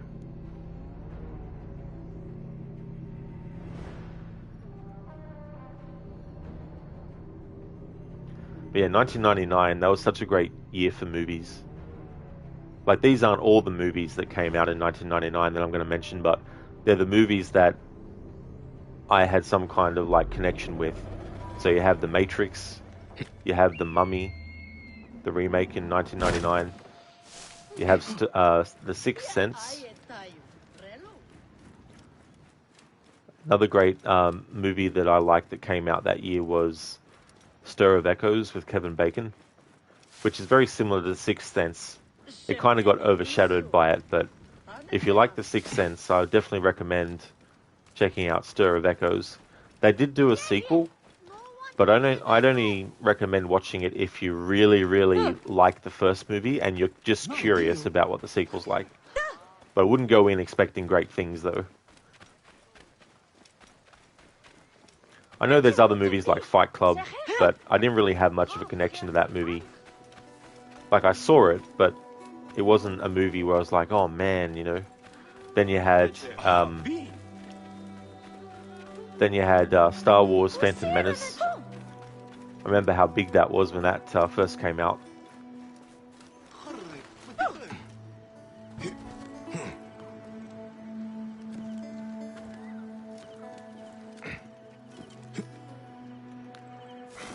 Right, same with Terminator and Predator, Terminator 1 and 2, Predator and Prey.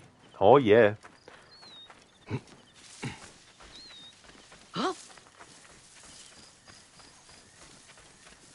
You haven't seen Predator 2 though, so you don't know if it's good. Well, I would still recommend checking it out at some point, but the first one is definitely better. But there's good things in the sequel, and they show the Predator using more weapons than they did in the first movie as well. Yeah, Calm. Yeah, Stir of Echoes.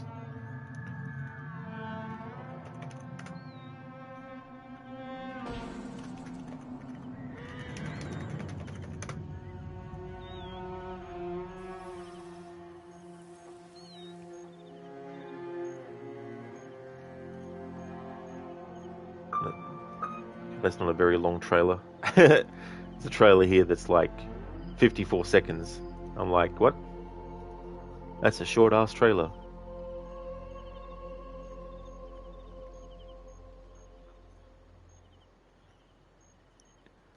I mean, here's a trailer from 7 years ago. That might be the best one to link.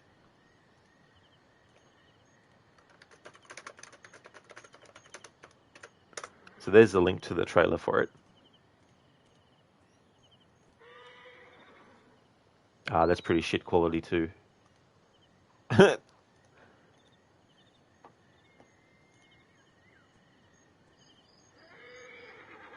Yeah, that's terrible quality actually. Even for 7 years ago, it's like, what the hell? I mean, 7 years ago is a long ass time, but it's not like 13 years ago, like some trailers for the movie are actually were posted at.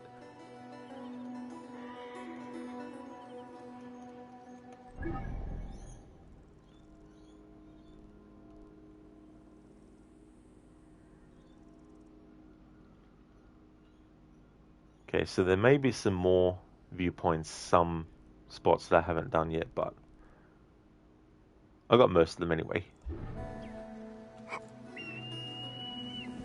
Oh yeah, Calm, that's no trouble at all. Raid Prey is actually surprisingly good. You recommend it if you haven't seen it. Yeah, that one was interesting. Like, I haven't seen it, but I was curious about it. Because obviously the Predators have come to planet Earth over many different time periods. It hasn't just been in modern times. Mr. Epic, it's kind of funny in the new Matrix movie, they kept letting you see flashbacks of the older Matrix movies. It's like they're trying to trick you into liking it with nostalgia. Yeah, it's like, this is the best of the best.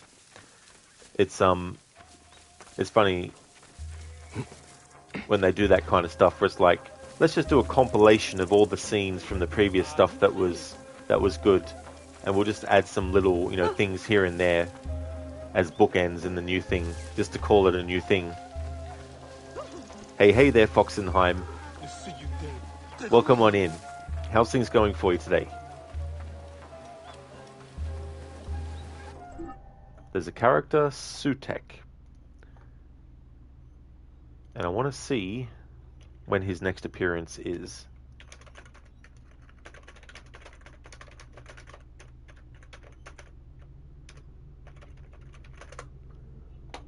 Alright, so let's have a look at the missions for this DLC. Right, no honor amongst thieves is the main story mission. Sutek. Oh yeah, so Sutek is at the auctions invitation place. Okay. So in that case, I'll see if we can find where he is before actually doing that quest. Alright, so if I go to YouTube, might be able to find a guide that tells me where he is.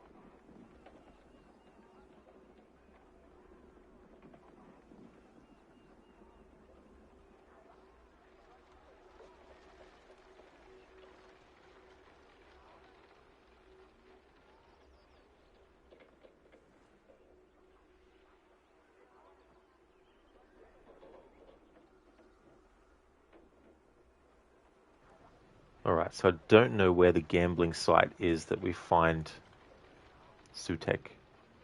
I mean, it's got to be close by to this, I imagine. Alright, so if I look for the quest name...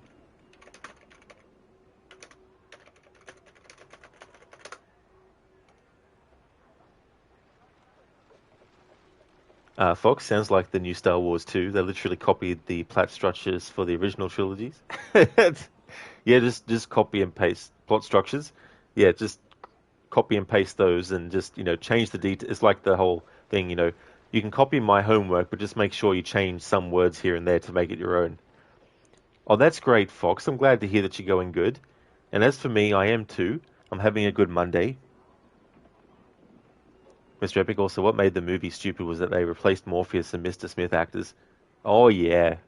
Hearing the new actor who played Smith scream Mr. Anderson made you cringe. Yeah. And that actor too, I can't remember his name, but I swear he was on that, is it Manhunters? Mindhunter? That show that was on Netflix about serial killers. I think he was actually the actor in that show who played Mr. Smith in the new Matrix movie. Dr. Darling, copying homework is so outdated now. People use AI. That's true. It's like, now, Jimmy, be honest now.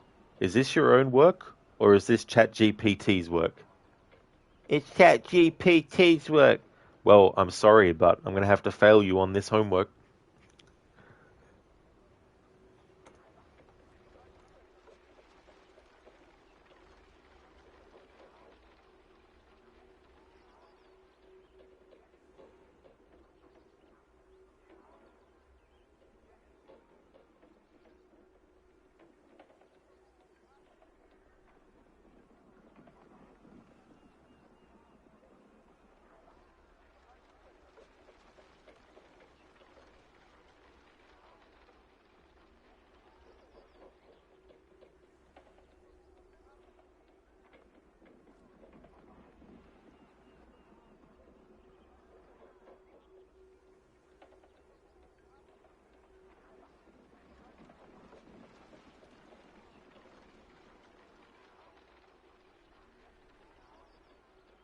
Alright, so it's near an obelisk.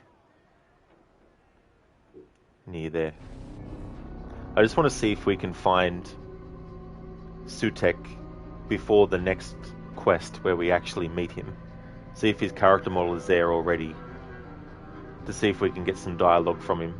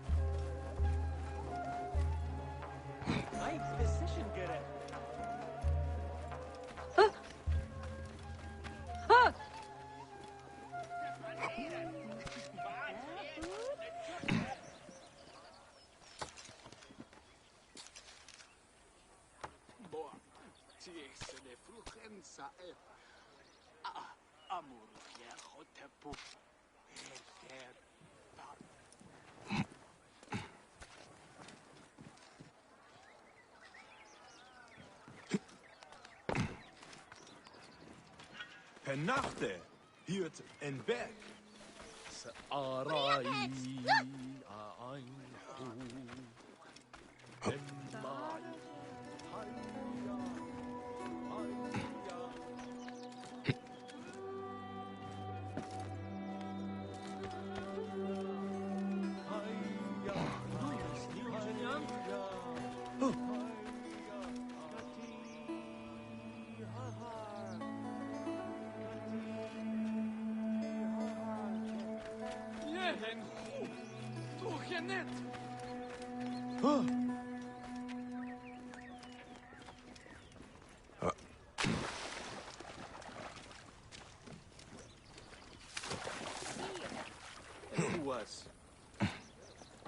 Simba, ow.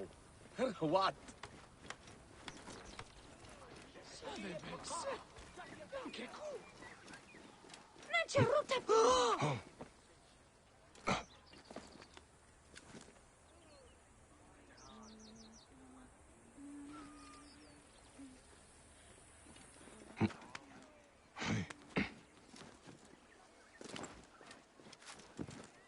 Here we're innocent.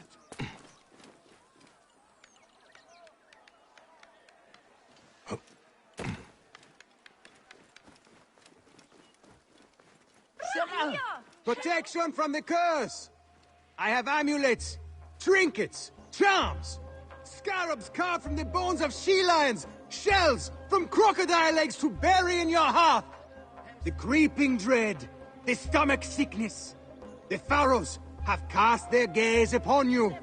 This amulet of the all-seeing eye will protect you. All-seeing eye, is it?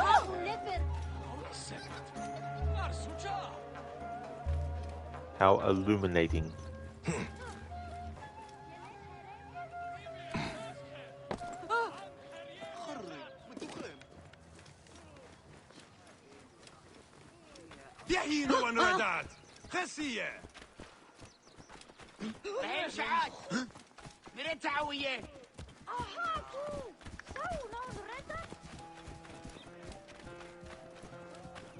Bean.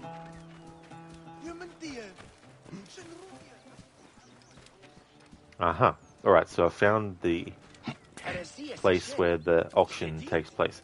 Alright, so this is where the auction takes place. Well, not the auction, sorry. This is the gambling den where we meet Sutek. So Sutek isn't here right now. So I don't know where in the game world he is at the moment.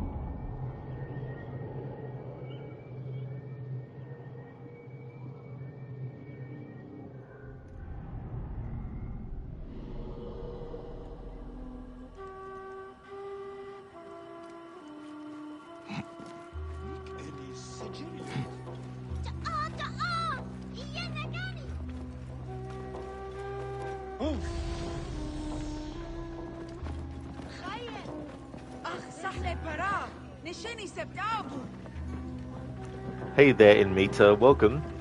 How's it going today? Ray, don't mean to alarm you, but you think someone in chat might be an owl. Woo! Woo! Nice one. Mr. Epic, also that movie made no sense. Somehow Trinity got superpowers and Neo was never really the one, but part of the one with Trinity. Really, that makes literally zero sense. It's called the one for a reason. They literally broke their own plot line. That kind of thing, it's just... It just flies in the face of what they had already actually done, you know. Enmita, all good. You just started work. How are you? Oh, that's great, Enmita. I hope that work goes well.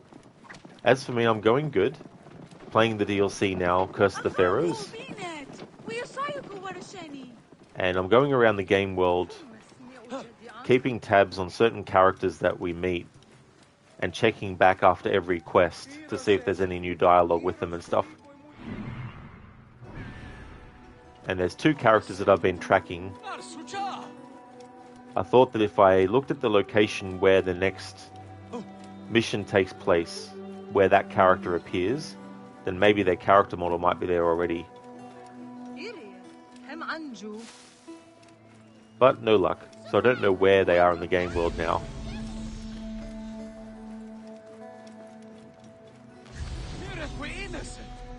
But maybe if I hang around the part where we started the DLC, which I can't actually remember where, but it was somewhere near the docks, I think.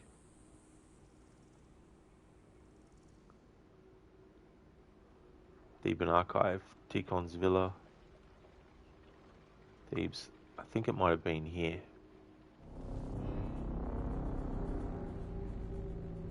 Dr. Darling, hoot, hoot, hoot, it's a me. It's a me, Mario. Raider Roman walks into a bar, holds up two fingers and says, 5 beers, please. Good one. V, Roman numeral for 5. Nice. Emitter is going good at the moment. Oh, that is really good. Yeah, especially if you're at work. It's good that it's going well so far. Yeah, this was a great DLC as well. I really like this one too. I probably prefer the Hidden Ones DLC to this one, but this is still a really good one though. Ah, the classic levitating. Ah, what a lovely glitch.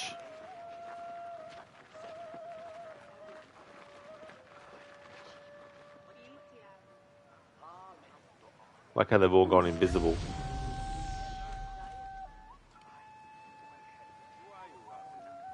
Fox, yeah, they also unplugged people without an exit at one point, didn't they? So broke their own rules too?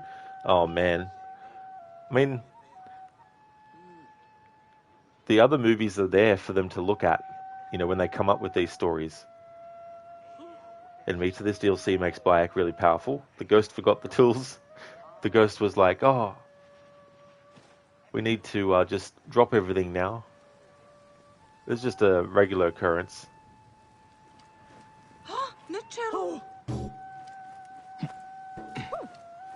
Oh, there they are now. There's those two.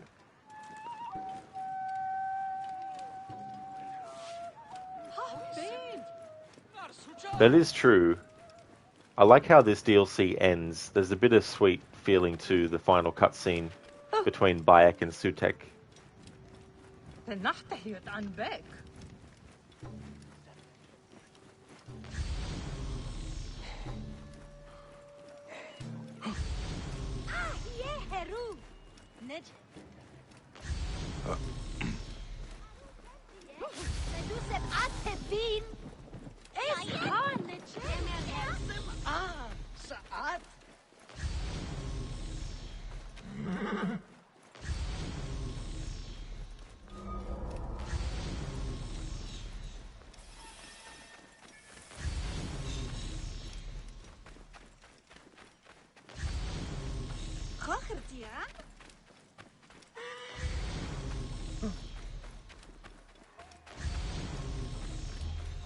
That's right, Raid. Yeah, that's a shame too. When I found out that you can actually find out his fate after the story's finished, I was like, oh. Because I actually like Sutek as a character.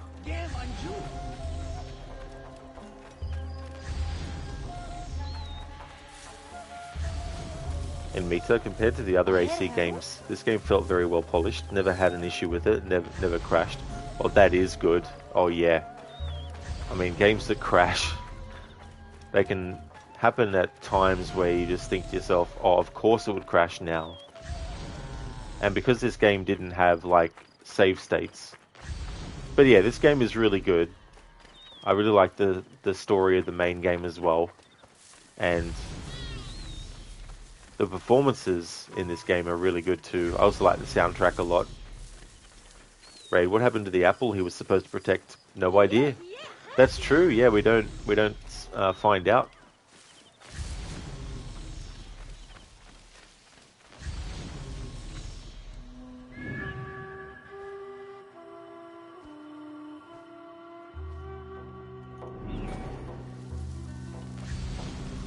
And Mita, yeah, Valhalla has crashed a few times since you started playing it. Oh, wonderful.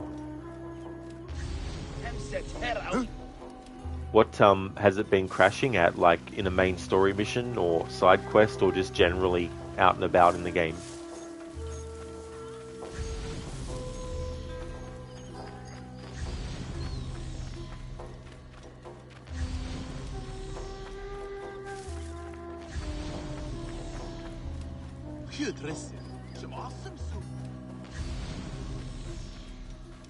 Good one, Dr. Darling. Valhalla is Crashalla.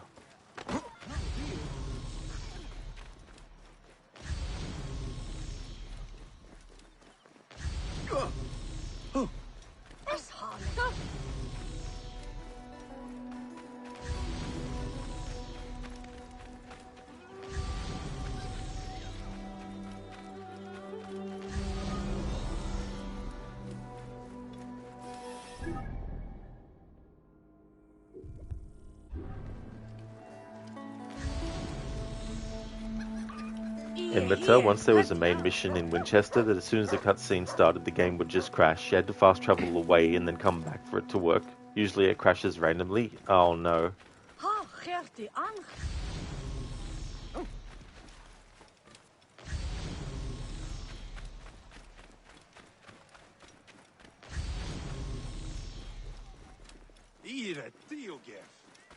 Dr. Darling, 2 years after release and it was crashing more often compared to your first playthrough. Yeah, it's not good when that happens, you know, like, you think the longer a game's out, the more bugs that they would recognize and fix.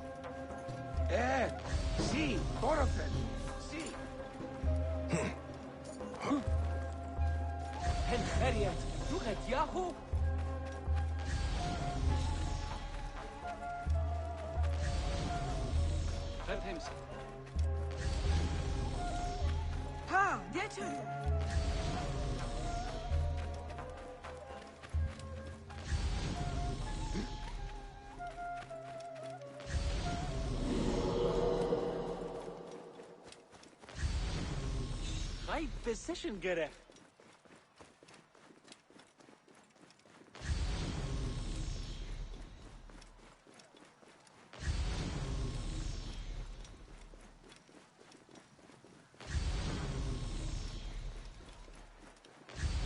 Shemeni Nesu. Tanatem.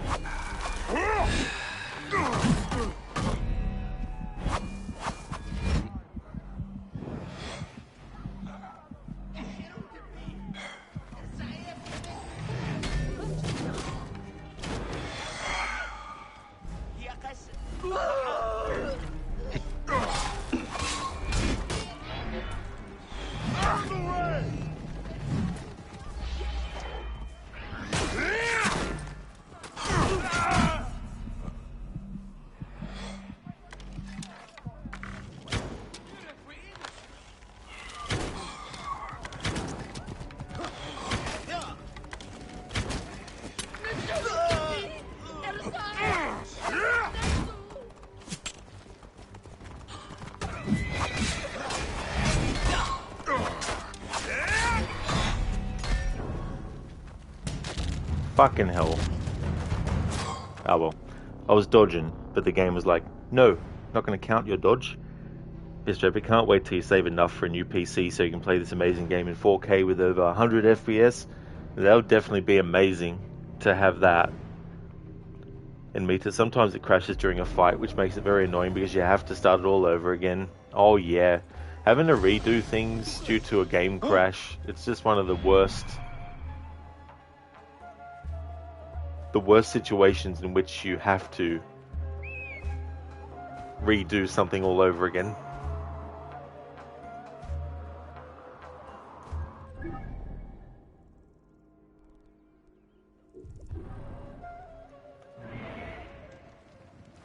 Mr. Epic, you don't know how many times Valhalla crashed on you or the number of times you got randomly launched in the air and then died midway back to the ground. Oh man. Right, yeah, you hated fighting those damn ghosts too. Oh yeah. They're so damn friggin' annoying. I thought, oh yeah, I'll just fight this Pharaoh Shadow because I've been running around for a little bit. Might be a little bit of action to break up the monotony, but almost got it.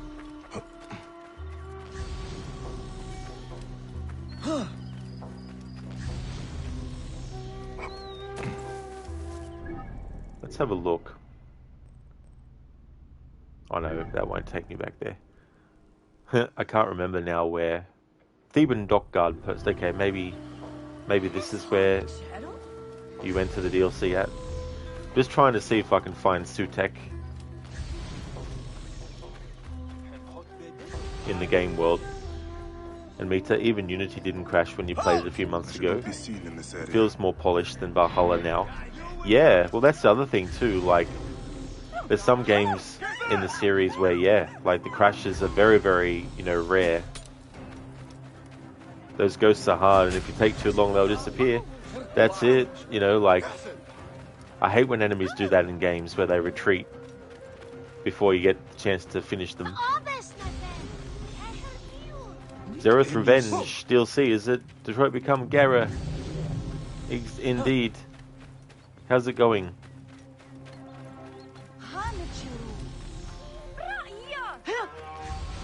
Why do they not punish the desecrators? We have done nothing wrong. My heart is light. I am a good husband, a good father. So you say, but I do not steal from the tombs, disturb the rest of our great ancestors. You think I do?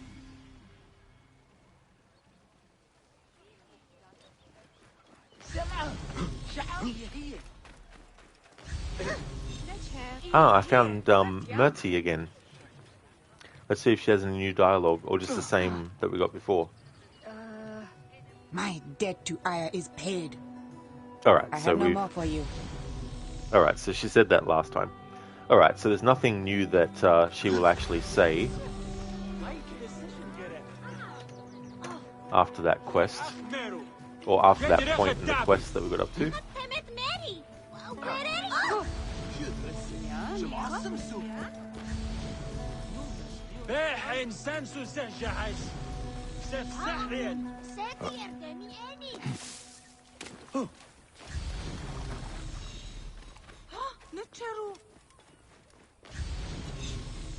I should be cautious around here. Mine!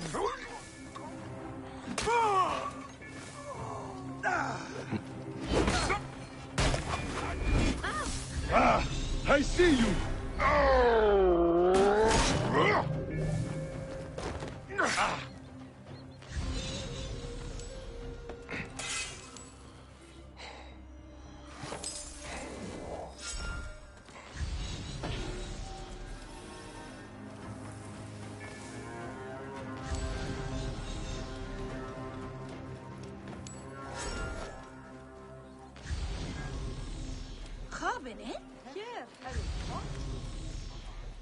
Alright, so this is where we start the DLC.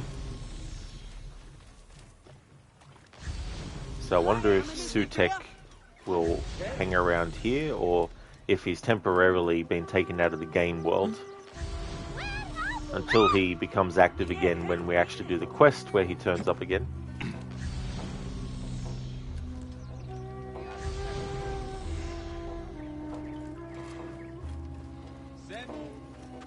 Semu. That guy must have a bird named Senmu.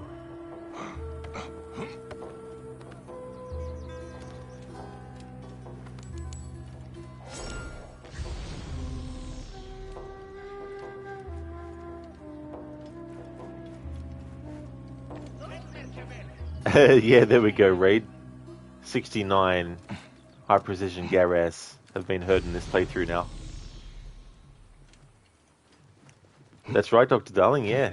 Didn't take long to get those two within, 5 minutes of each other. Or get both of them within 5 minutes.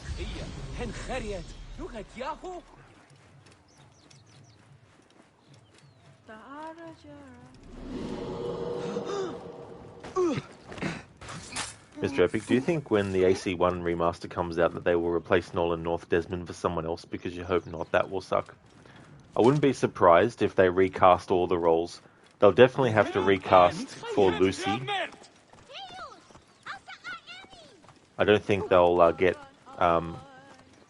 Kristen Bell back to play Lucy for, a remake of Assassin's Creed 1. I doubt they will remaster it. I think they'll do a full ground-up remake. So they'll get new actors for all the characters. And I don't know if there's anything in the story that they would now consider to be not politically correct. So we'll have to wait and see what they would do with the story. But yeah, I don't know. Stop!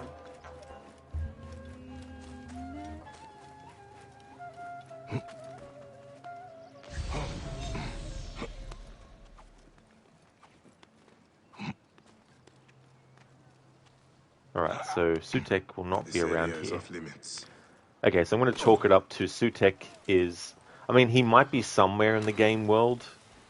They may have actually put him somewhere while the game waits for you to trigger the mission in which he actually appears, because he's in a cutscene.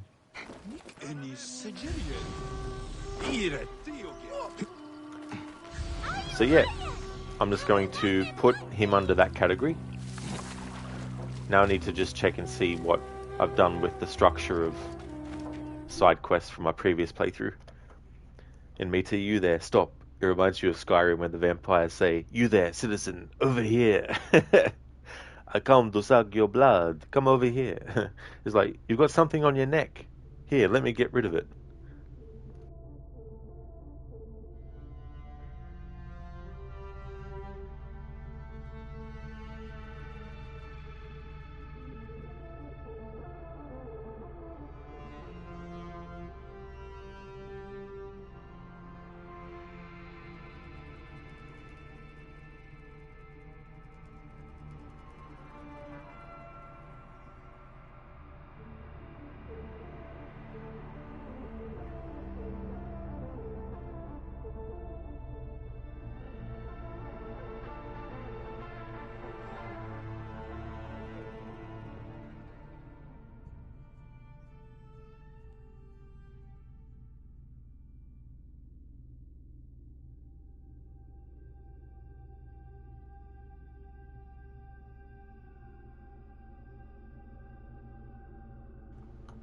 Ah, I just saw a note for myself in a document that I made regarding this DLC that I didn't actually change. I don't think I did anyway. Let's have a look.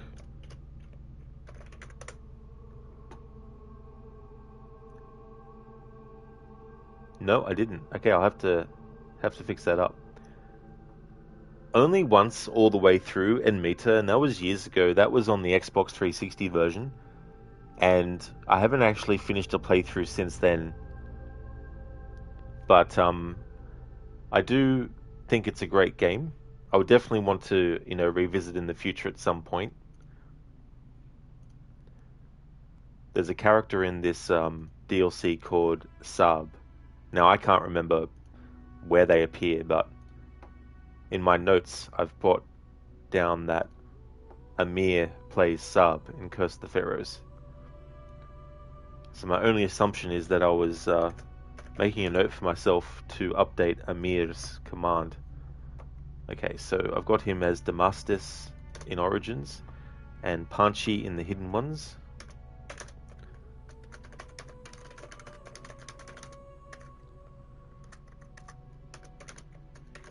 Now add him as Saab in Curse of the Pharaohs.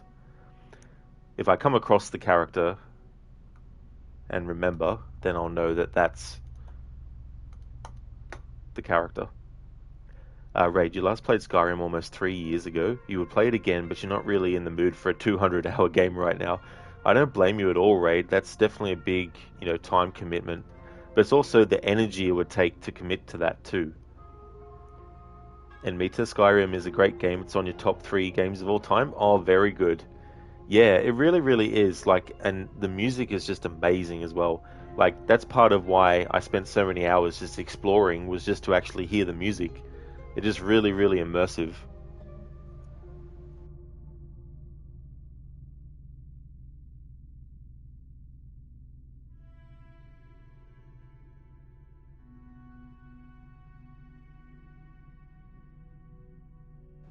Okay, so having a look, I've got the structure for this DLC. I've got it in another document. What I want to do is streamline things, so I've only got one document in which I cover this stuff for myself. Okay, so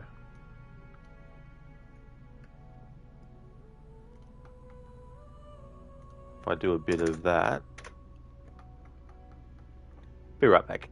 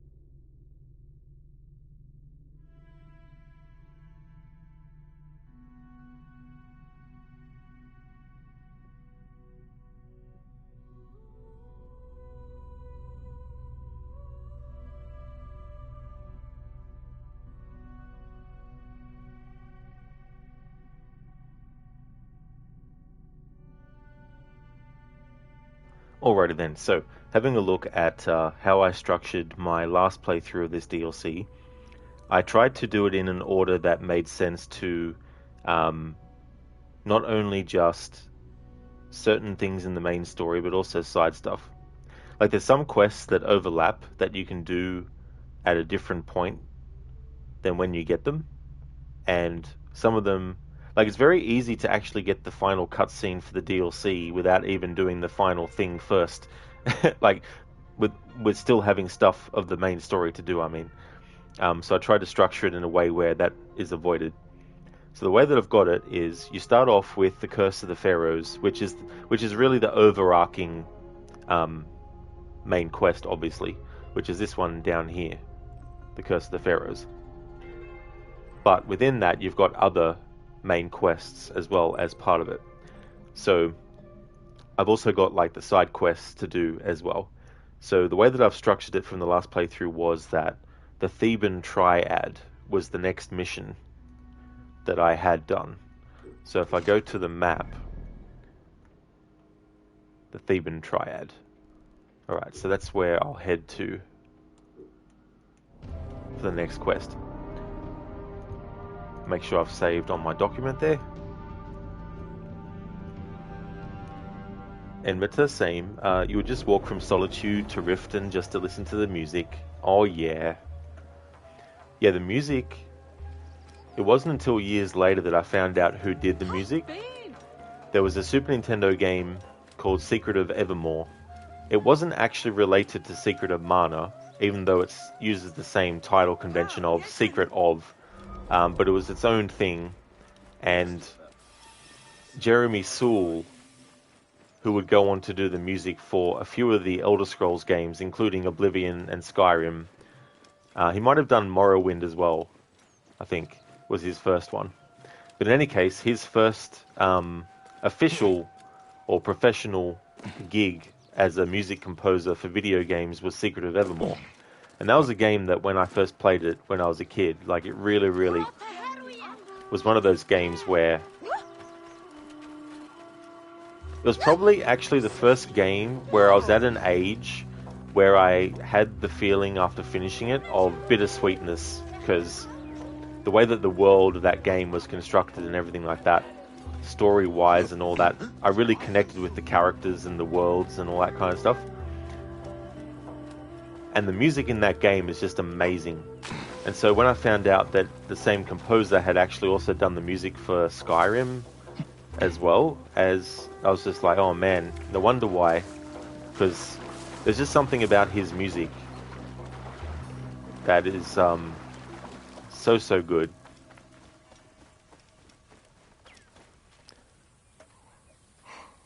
Lizzie, Skyrim, you believe, just came out with a new edition not too long ago? Oh yeah. Yeah, I think as Enmeta says, yeah, the anniversary edition. You completed everything in this DLC before you finished the main quest line. Yeah, that's the thing, right? Like, you can definitely do it that way. It's structured in a way where you can. Dr. Darling, you remember that stream? Not the one when you were a kid. It was like 2 years ago. That's right, yeah. Yeah. Because Twitch didn't even exist back in 1995. It wasn't until 1996, I think, or 7 that I actually played it. But yeah, it was good to play that game again, because the last time before that was like 2003. So it was good to actually play it again after all those years. Another RPG that I want to play that I really liked a lot as a kid was Illusion of Gaia, which in other places is also known as Illusion of Time. Okay, so let's make it nighttime, because for this playthrough, for my own benefit, I've changed it to nighttime for all the missions, because I just love the atmosphere of it.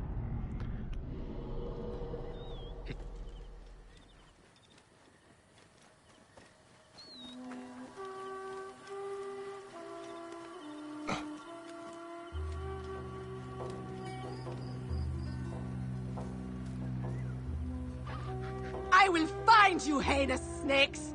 Find the offerings you stole from Amun, Lord of Thebes!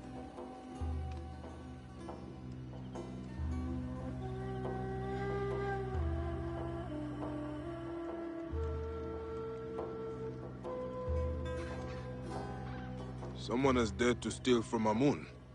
I cannot fathom it, but statues of the Theban Triad were taken from the temple. Offerings from those terrified by the curse. Desecration is rife in this ancient city. Perhaps I can offer Amun my blade, priestess. And who are you that would do his work? Bayek of Siwa. A savior from the Oasis? Then Amun, sharpen your sword, Bayek of Siwa. Find me again if you have news of the stolen idols. The black market merchants are my next port of call. Will do.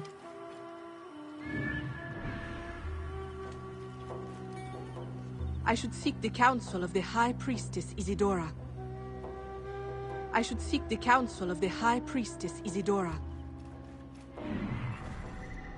Okay, so this quest giver, I want to get any more dialogue from them after this quest is finished. So I'll leave their mark on there. The Theban Triad. Someone is stealing idols from the temple at Karnak, but when Bayek catches up with the thief, he discovers profit is not the only motive. Sacrilege at the temple of Karnak. Someone has defied the gods of gods Amun and has stolen the idols offered in homage by those seeking protection from the Pharaoh's curse. Bayek will not let this profanity continue and offers the priestess of Amun his sword, but there is more to the thievery than mere profit. Ray, Jeremy Soule, also did the music in a few old Harry Potter games you played as a kid. Oh, he did? Oh, that is cool. Yeah, because he's really good at creating music for, fantastical worlds. Yeah, Fox, so as Raid says, there's 3 that were released after Origins. You've got Odyssey and Valhalla, and Mirage was the most recent one.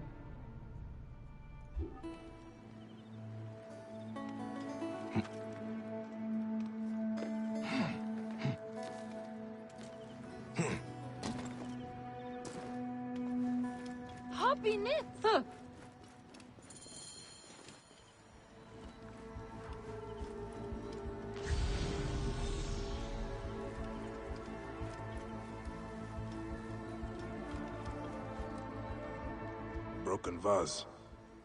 Did it fall from above?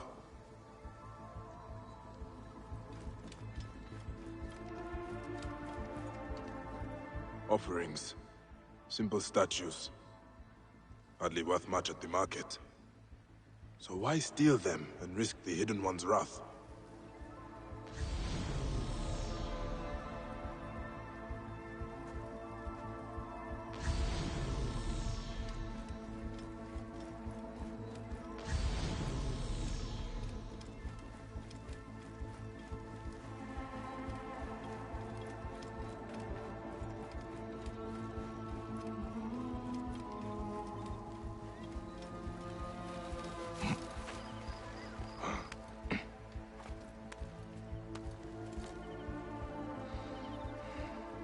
Our thief climbed down here, at night while the temple slept.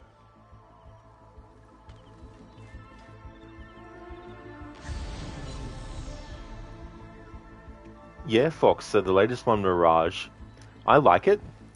It's not perfect, but there's also some things that modders actually improved that Ubisoft themselves had said was not possible to be done, yet modders proved them wrong, and then they actually officially patched in what the modders had done to all versions of the game, including the console versions.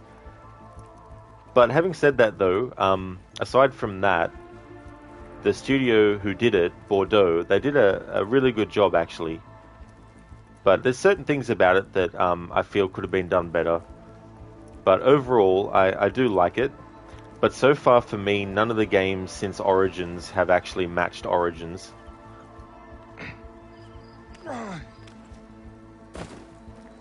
Yeah, that's right, Enmeta. Yeah, Abubakar Salim.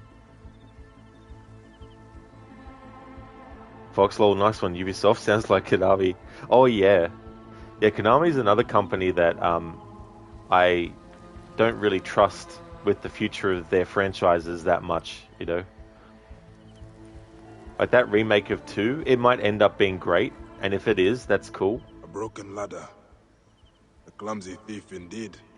but I'm not going to bow down to Konami and thank them so much for doing a remake before actually finding out if the remake's going to be good or not, because for over 10 years now, they've basically just pissed all over their IPs, so, you know, I don't trust them. More blood.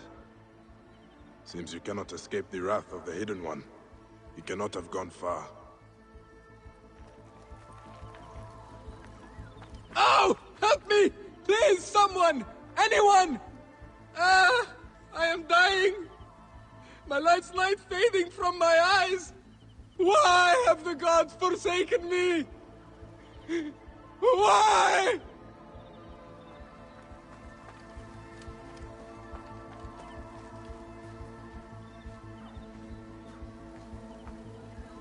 My leg! I can't feel my leg!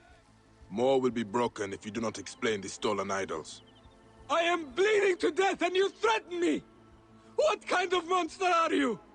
Speak, and I might find a priest to aid you. Might? Might? The blackness is claiming me! Anubis grips my throat! Speak! All right, all right! A black-robed man! I meet him in the rich quarter for payment when I have idols to sell. And you return to the temple because... More idols! But none to take, and then... a goose, it flew at me, knocked me from the ladder. Punishment from the great Kakla, Amun.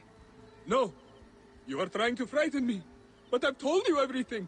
Now get me some help.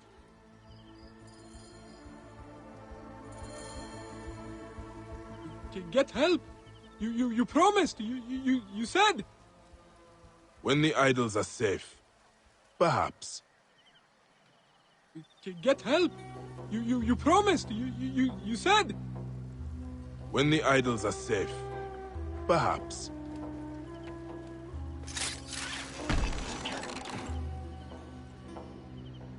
Mr. Epic, have you ever played Borderlands 2? That game's gameplay loop is so addicting and the story is amazing, but just like the AC games with Part 3, they ruined it. Never have, no. I've seen little bits and pieces of it being streamed, but I haven't actually played any of them myself, though. Fox, yeah, you're very cautious for that remake. Metal Gear Solid is not really Metal Gear Solid without Kojima, so yeah, I mean, who knows what changes they're making that are because they don't really, like what he did. You just don't know sometimes. Mr. Epic, don't worry, Rod. I heard Kojima is going to make a new Metal Gear-like game with Sony. Yeah, apparently it's going to be another stealth-focused IP that he's doing. So I'll be very curious to see what it will be and what it'll end up being like. Fox, your favorite AC is probably 4. You think the pirate one. That is a great game. I don't blame you. Like Black Flag, it's one of those games that, last year I did 7 different playthroughs to celebrate its 10th anniversary, but also my annual playthrough of it as well. Because I just love that game so much. There's, a lot of great things about it. And Mita, you promised, you said, you promised. Smeagol lied. Yeah, Smeagol, you can't trust him. I wonder if this priestess says something different now that we've actually found out the thief that had fallen. Just thought of that. Just check that, just out of curiosity.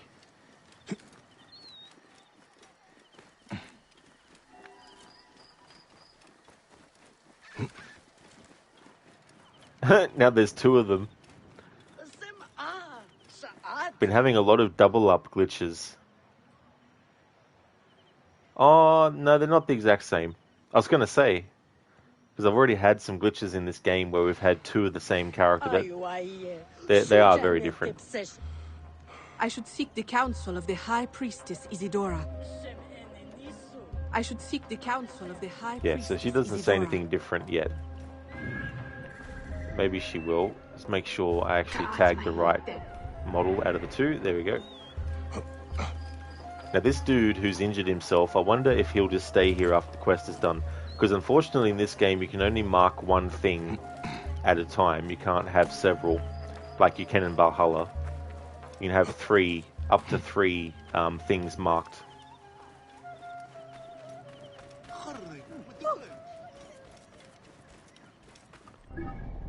But he's located near the Temple of Karnak, just in case I need to remember where he was. Right, apparently Leslie Benzie is one of the original creators of the Grand Theft Auto series, is working on a GTA killer game called Mind's Eye.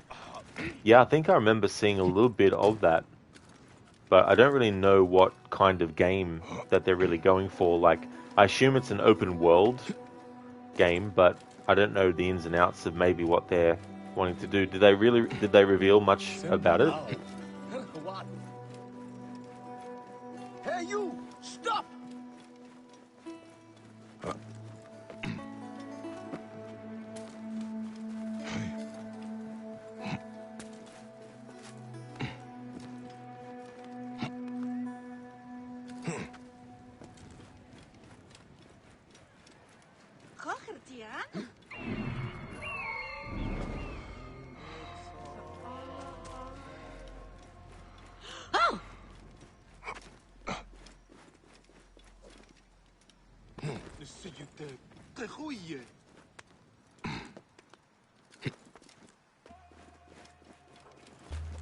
Right, all you've seen is the trailer on the game's website, and it's like less than a minute long. Ah, okay, so not really too much information really to go off on.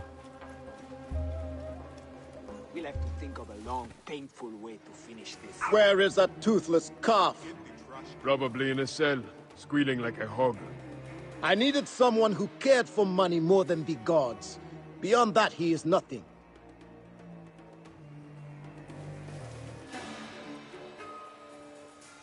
I honor he who walks the Aten. Kill him. In the name of the sole god. Use care for that!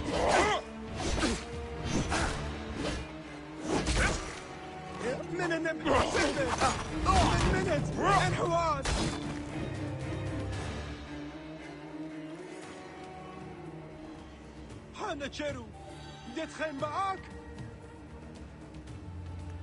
The living god rises. Jehuti is wrong. The people of Thebes must see the falsity of their beliefs.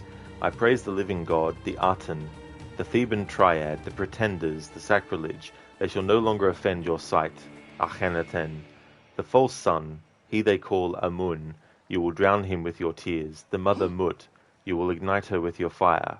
The son Honsu, you will eclipse the moon. Smear it in the blood of the Apis. The drowned son, the mother consumed by fire. This is not about profit, but heresy. No worries, Fox. I hope you enjoy your breakfast. Thank you for leaving the lurk as well. Nice lurk emote too. Is it raid? Ah, damn. Ah, man. The only way I can fix it is to close the game down, which means the stream will stop. There's always something. There's always some technical issue that fucks my streams up.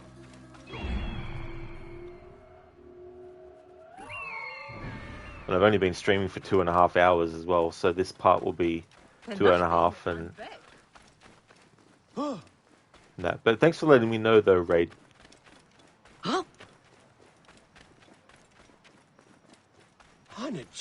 Mr. Epic, you're still waiting for the female Mr. Freeze DLC for Suicide Squad so you can laugh. Those poor 10 players will still play that game and still have hope. Yeah, I mean, I'm sure it'll still be one of those games where there will be some players, but yeah, it's one of those games that I don't need to play. It's not really one that I had much interest in anyway, before it even came out.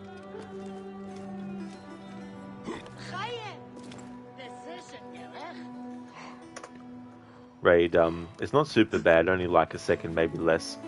Yeah, I mean, it might correct itself, maybe. But, yeah, it's still so annoying. Like, the funny thing is, on the PlayStation, I can be streaming, and I can press the home button, and I can go and check other stuff, and the stream doesn't stop. Yet, as soon as the game stops, the stream stops. It's like, why couldn't they have programmed it so that when your game closes down and you're streaming, it just goes to the same screen that it goes to when you actually are out of the game and into the menus. You know, it's just ridiculous.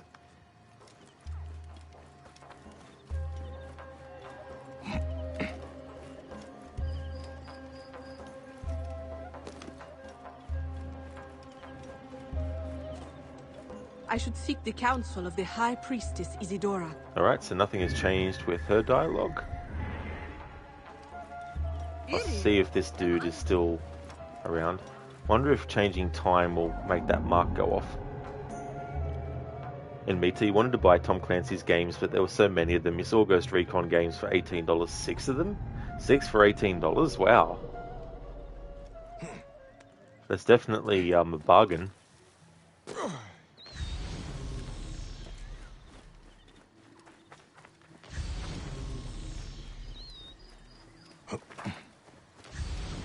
Mr. Epic dodged a bullet with not pre-ordering or buying that game. Oh yeah.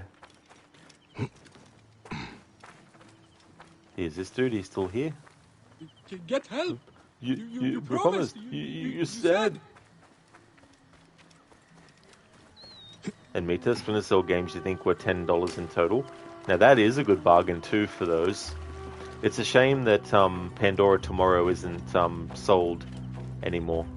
It's a good game. Chaos Theory is my favorite, and I would say that Chaos Theory is the better game, but I still like Pandora Tomorrow. Hey there, Thomas. Gareth morning, everyone. Gareth morning to you as well, Thomas. How's things going for you today?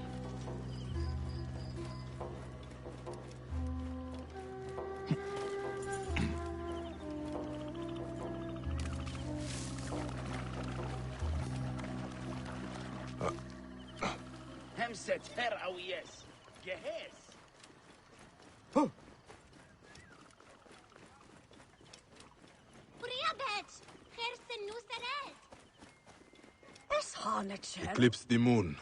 Smear it in the blood of the Apis.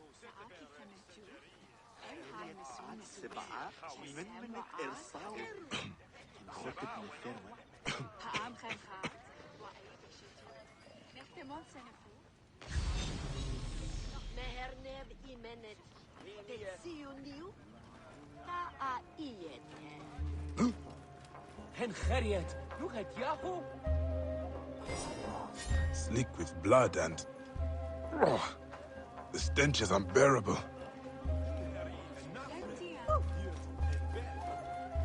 Thomas, coffee tastes like filthy Roman guard's blood, so perfectly tasty. It's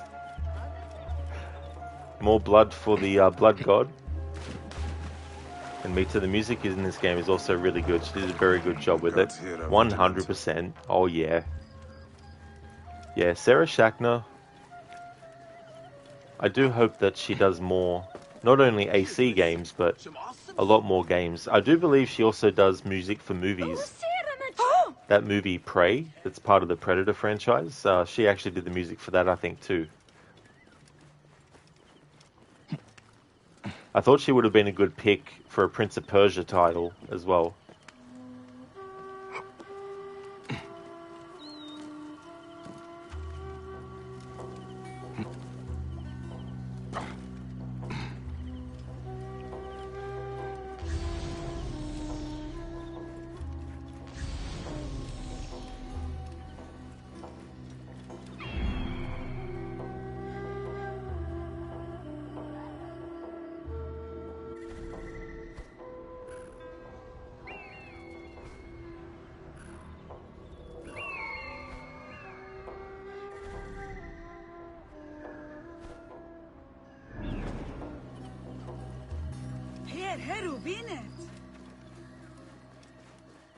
I drew the symbol of the true god on the wall of my house. The Aten rises above us all. When he walks, they die. He sees we honor him, that we know his true form. My brother did not. He screamed for Amun to save him, as the heretic ripped his heart out.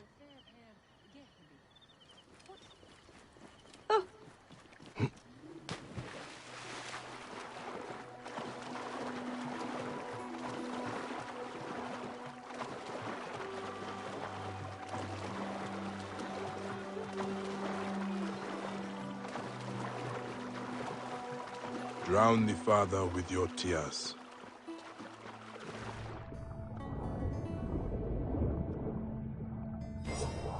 The Lord of Thebes. A sorry sight.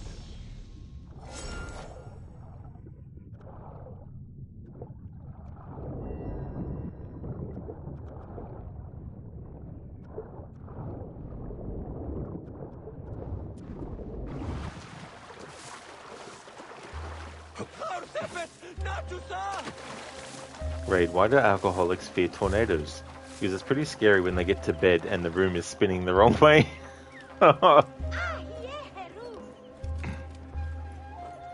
And Mita, this guy can even talk underwater. That's true. It should... Instead, he should be like...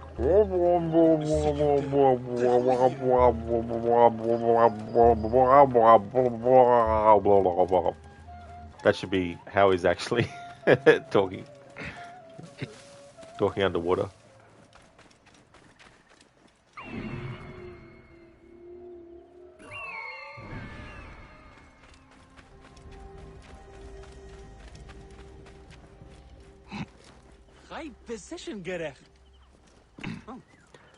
Raid, you don't think Dorothy went anywhere? She was just drunk off her ass.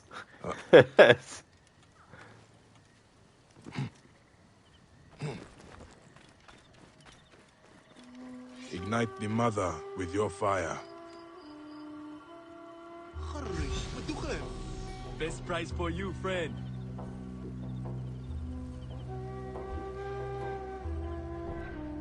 The roads be good to you. Blackened and burned, but still recognizable as the Great Mother. Amun preserve me. The priestess will Thank want you, the Nathan. offerings returned, You saved me from the whatever Lord of state Thebes' they are wrath. in. Alright, so the priestess is who we see at the end of this quest. Mr. Epic, still remember Konami's dreadful Metal Gear Survive where you had to grind Cuban energy? Oh, Metal Gear Survive, oh yeah. We'll attack on sight here. I remember when they announced that and showed that, I was like, really? It's like, ugh. Just create a new IP, you know? At that point, it's like, really? Seriously?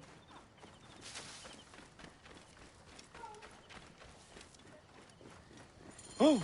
If the relic was stolen from a pharaoh's tomb, someone here must know the thief. Alright, so that's dialogue related to the main quest. Bloodmongers, you make profit from the suffering of Thebes. A living is honestly come by, not stolen. The Hidden One will strike you down from the shadows. Your trinkets and cures do nothing against the curse. False hopes from your false idols. Soul-sucking hope peddlers. They are a plague on Thebes. That's as may be, but I found the thief and the offerings. He was stealing them for a follower of Akhenaten. The heretic pharaoh? Are the perpetrators dead? The follower, yes. The thief fell when he escaped the temple. You can find him in the grounds. This sickness infects all it touches. But thank you, Bayek of Siwa. May radiance ignite your darkness. Go with the Hidden One's blessing. Alright, so that's the Theban Triad mission done. This priestess, we can't talk to her again at the moment. But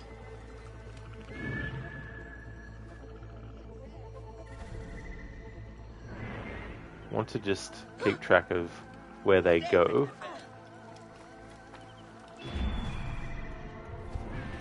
Alright, so they might be going back to the temple, which is where we need to go anyway, because I want to check in on that thief that injured himself and see if there's any new dialogue with him. The guy who's like, you promised, you said. Raid more like Metal Gear Survive falling asleep. Oh yeah. I don't know what they were thinking. Well, I know what they were thinking. We need to make as much money out of the series as we can, so let's actually do a game that is like a grinding, kill zombie-like enemy things.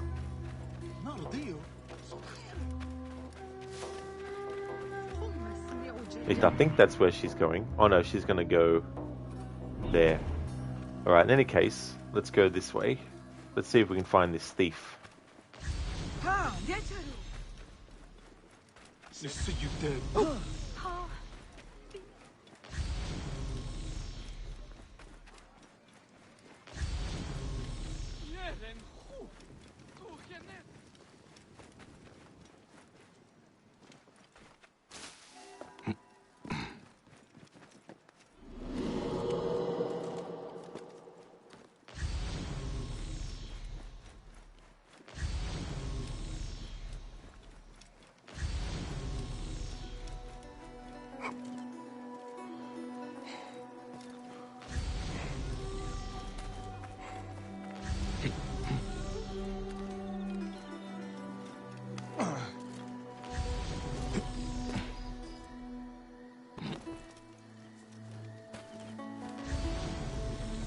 Looks like he's been taken away from this spot.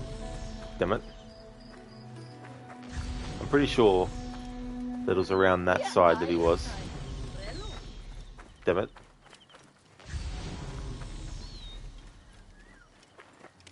Should have marked him instead. Instead of the priestess. But yeah, the guy that injured himself, he would have been around near this area. And if he was still here, using this Animus Pulse would bring an icon above his head to let me know that there was still some dialogue. But yeah, I'm pretty sure that's the spot where he was, but he's not there now.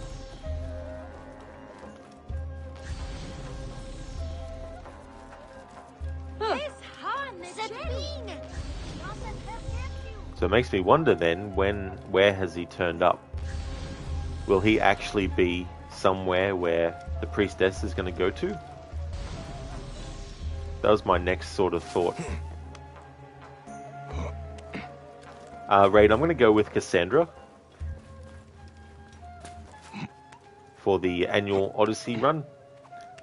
But I'm not going for any particular ending necessarily, although I want to make all the choices that are either funny dialogue choices or bad dialogue choices, as in, like, you know, having a character that doesn't really care, as much as I can play it that way. Just doing the main quests, but I will be doing the 2 DLC as well, Fate of Atlantis and the Legacy of the First Blade.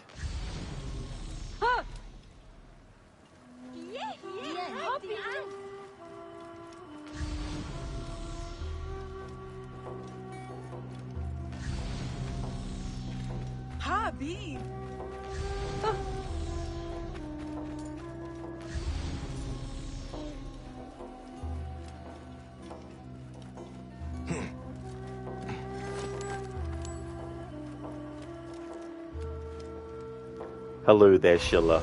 Welcome on in, dude. Raid, so does that mean no happy family?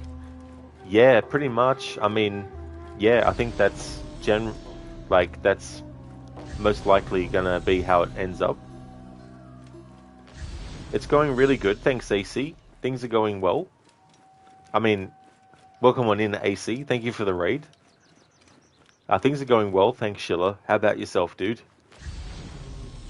Just keeping tabs on certain characters. There was the thief who injured himself in this side quest, but he's not in the same location anymore.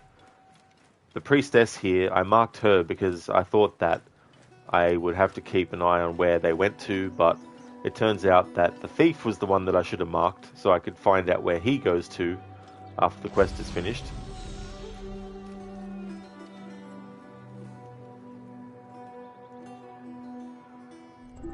And Mita, you got the happy ending in Odyssey. Oh, nice.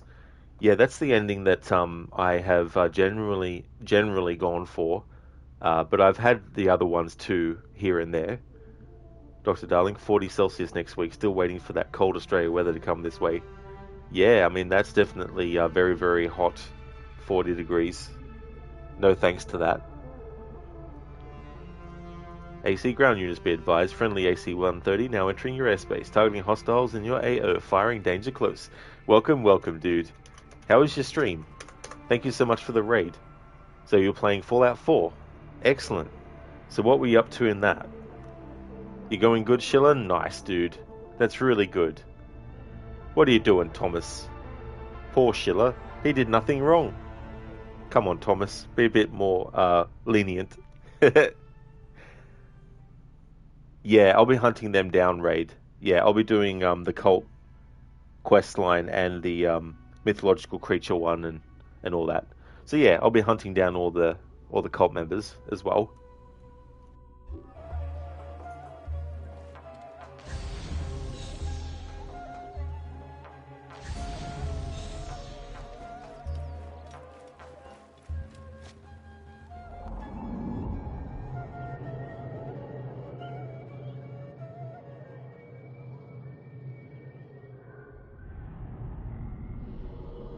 Alright, so now the mark for where she has gone is now no more. But she'll probably be hanging around the temple, I would say. Would be my guess.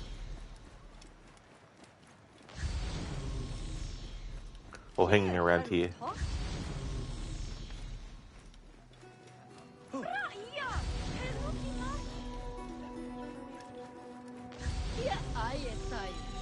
Halt!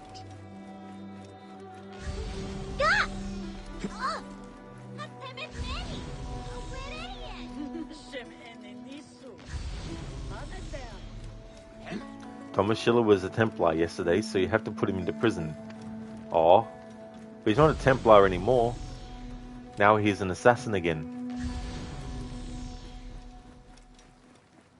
AC, just a kind of bullshit playthrough, starting from square one and mini-nuking everything between you and wherever it is you're going at that moment. That's really cool. It sounds like one of those runs of like Odyssey that Crocodiles has done, where it's just a psycho Alexios or a psycho Sandra playthrough, just causing havoc and wreaking havoc. Schiller Thomas just shows hate in Twitch chat. It's okay. You'll show love and hope that it will help someday. That is true, Schiller. That's the good way to take it. Okay, so that character, that priestess, I don't know where they've gone now. And the dude who injured himself, who knows where he is now. But just in case he's hanging around the area that he was, we'll go back to the Temple of Karnak.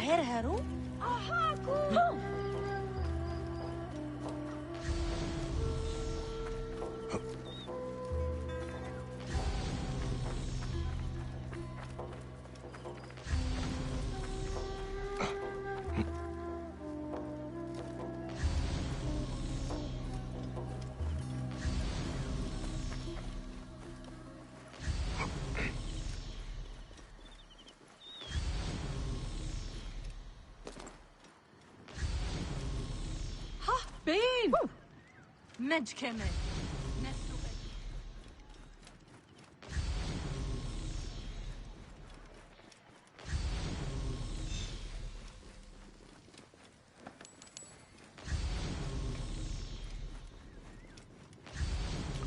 Okay, so next time I do this DLC, what I'll do is I'll keep an eye on where the thief goes after the mission's finished.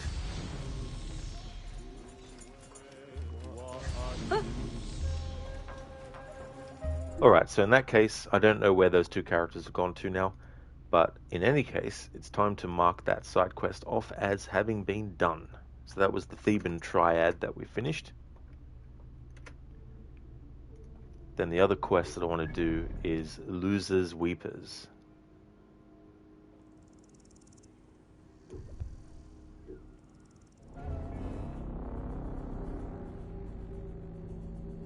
Be right back. Just want to get a new drink.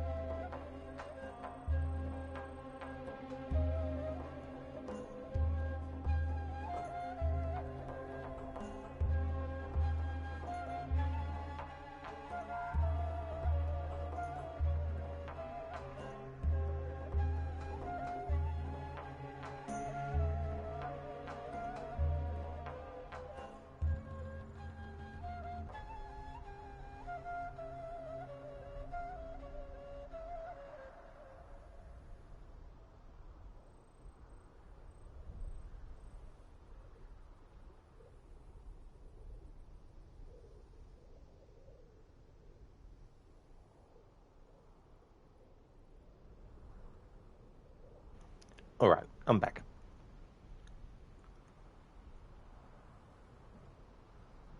AC, yeah, God mode, never-ending legendary effect, Fat Man 1 and all the zeros possible, mini nuke ammo, rip, rad roach, all, no trace left. Thanks for the welcome back, Enmita and Schiller. Thank you. Not very far, Schiller, actually. In fact, I've only done one quest so far, and that's a side quest, which was the Theban Triad. But I'm keeping tabs on characters and where they go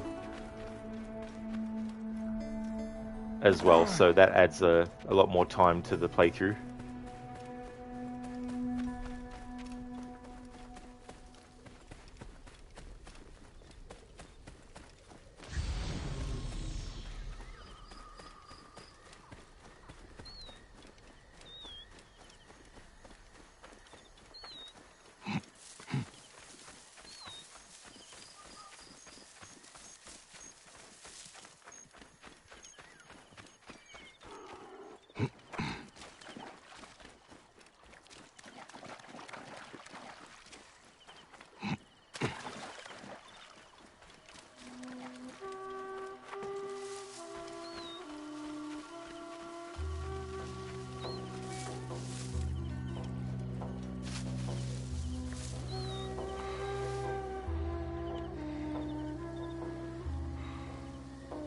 Yes, it is me. Amun be praised. The actor, the poet, the musician. I am the one they call Fire Eyes. The singer from Memphis. Memphis? You are a long way from that city, Neb. I am pining for my lyre. Your... what?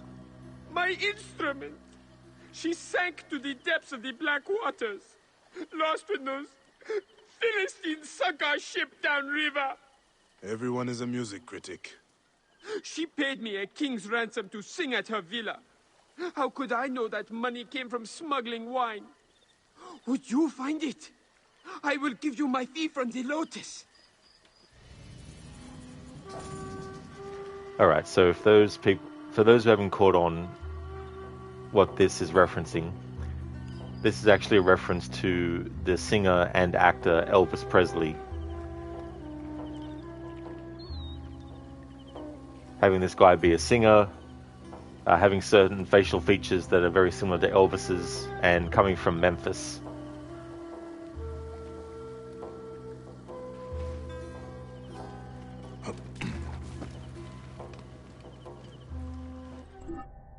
Losers Weepers, Bayek meets Fire Eyes, a legend in his own mind and the greatest musician in Memphis. That is, if his lyre had not sunk to the bottom of the Nile. Music, a gift from the gods, and none are more divinely blessed than the people of Memphis, for they have the dulcet tones of Egypt's greatest living bard, the mighty Fire Eyes. But when his command performance ends in his instrument sinking to the bottom of the Nile, he needs the help of Bayek to make sure the show goes on. That's right, Enmita, Egyptian Elvis. Absolutely. Yeah, I thought that was quite clever for them to do that. Thomas Elvis isn't dead, you see? There he is. Exactly, he just time traveled and he lost his memory, but his instincts for music and singing and everything was still there, and that led him to seek out music in this time period.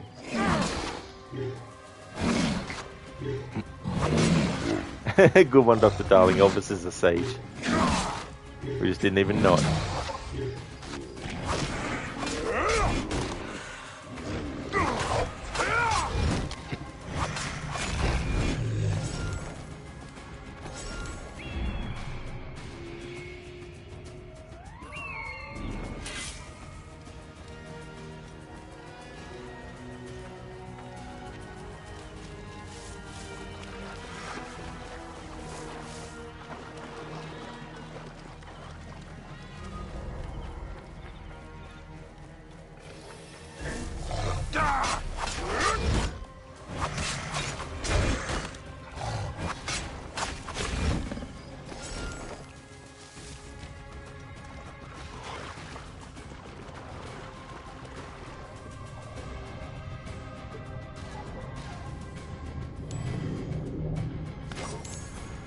The shipwreck is too old to be the smugglers.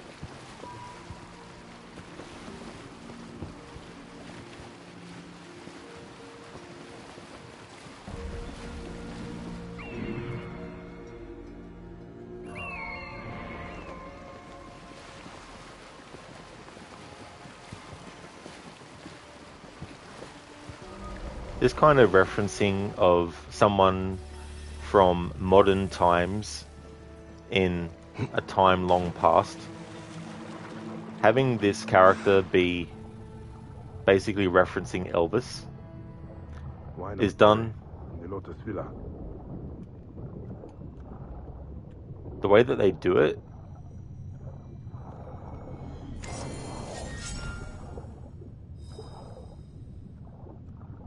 I can't help but think of Valhalla with that baseball player. They try to make it seem like it's gonna fit, you know, the concept of having a stick and hitting a ball with it, but I think it's a bit too on the nose and up front of a reference. And the other thing about it is, this character that is a reference to Elvis, he doesn't have Elvis's accent. They could have had someone imitate Elvis's accent and done that as the performance, but they chose not to.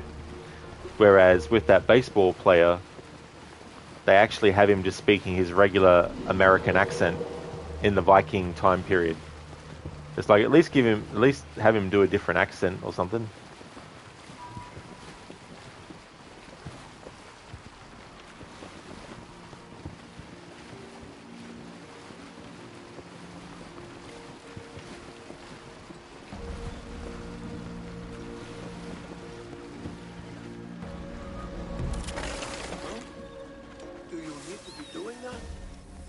Do you need to be doing that?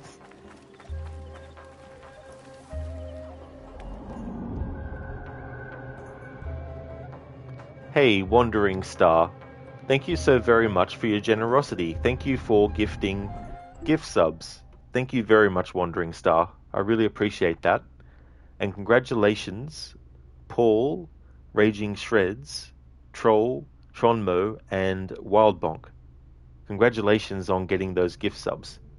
Thanks again for that, Wandering Star. I hope things are going well. Welcome on in.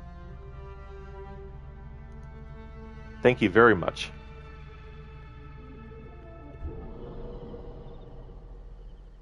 That's true, and Mita, yeah.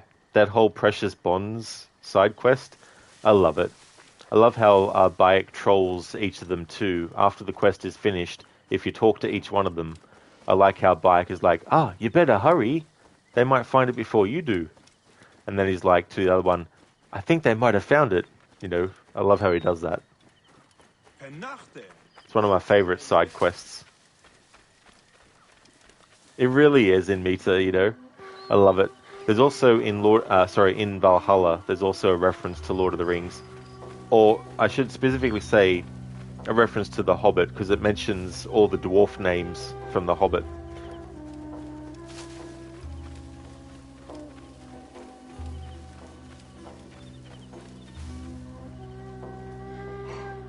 I never thought I would see you again, my dearest.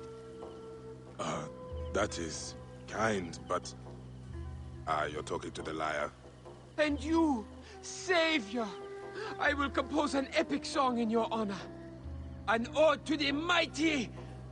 And your name? Bayek. Bayek. Bayek. Bayek.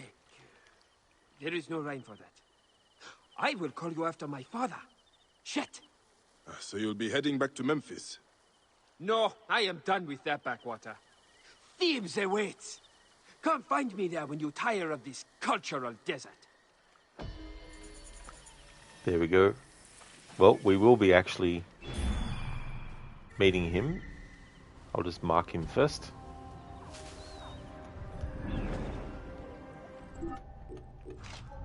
Got an ability point. I'm just putting them into the warrior and hunter categories. And Mita, yeah, but there's also another one in Dawn of Ragnarok, but if you haven't played it, you won't spoil it. Oh, I definitely don't mind myself if you spoil that.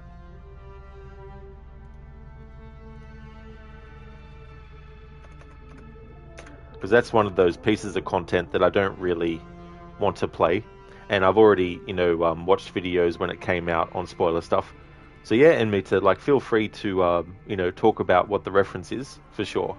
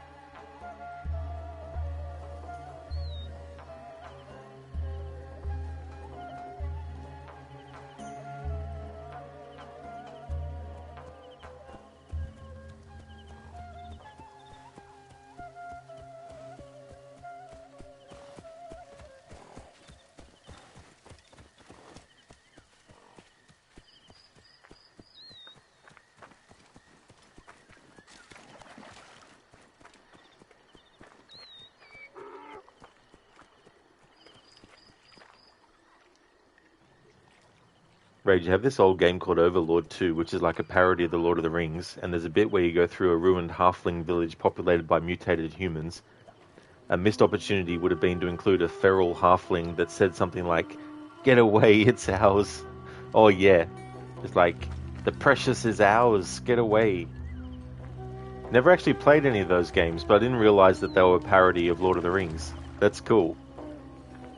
And Mita, okay, there's a mystery in one of the regions where you meet a dwarf named Flodri, and he says that he has been given a ring, but it's cursed. You have to help him destroy it. In the end, he falls into the volcano. Oh, that's a really cool reference to Lord of the Rings and what happens to the ring and what happens to Frodo and Sam and Gollum.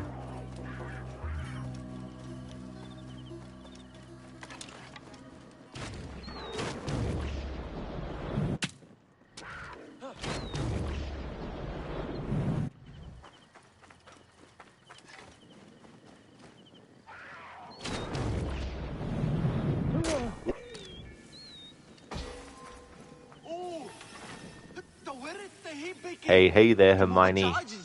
Possession, Gareth. Welcome, dude. I'm going well. Things are going good. How about yourself? How's things going? We're currently keeping an eye on this character who is actually a reference to Elvis. We just did the side quest for him, and now I'm tracking where he goes.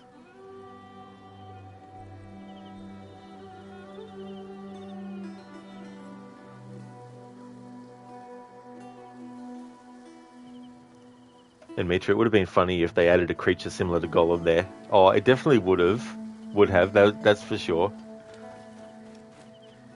Oh, that's great, Hermione. I'm glad to hear that. That's awesome.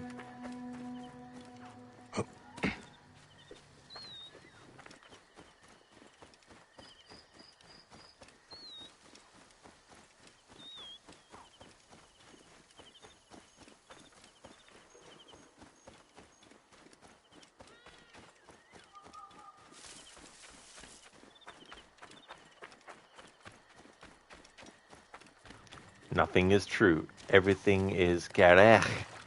All of it. All the time. Everything. Whoa, what happened there? Oh, he must have fast traveled. He fast traveled. Cool. Hermione, you're currently on a train heading for Stavanger. Remember that city name? Yeah, that's in Valhalla, isn't it? Or is it Stavanger? I hope the train ride's going well. How long, roughly, of a trip is it? Detroit, become noon.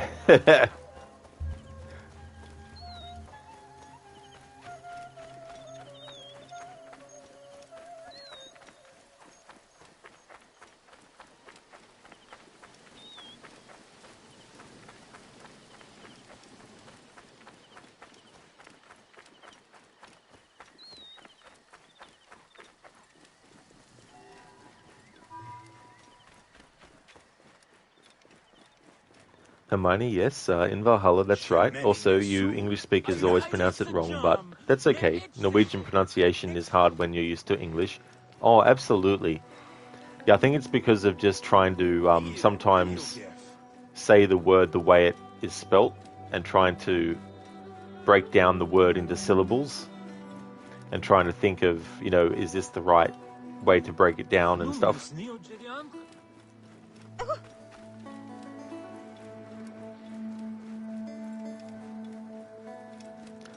Hermione, so it's about a 6-hour ride. You started about 2 hours ago. Oh yeah, well that's not too bad. Yeah, that's the pretty decent amount of time. And Mita, there are many words in Valhalla that you don't know how to pronounce. It's the same with Unity for me. There's a lot of French words that I butcher whenever I read anything in that game. It's just like, this is probably not right, but this word,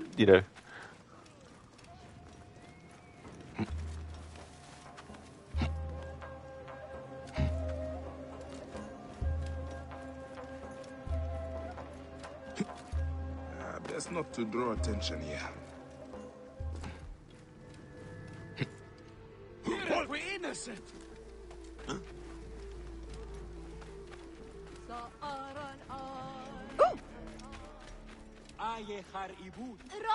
Here he is.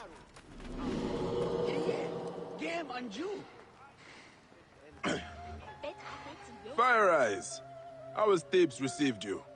Like a god! But it is you, the savior of my lyre. Shit! Bayek of... I shall compose a tale of your great exploits, shit.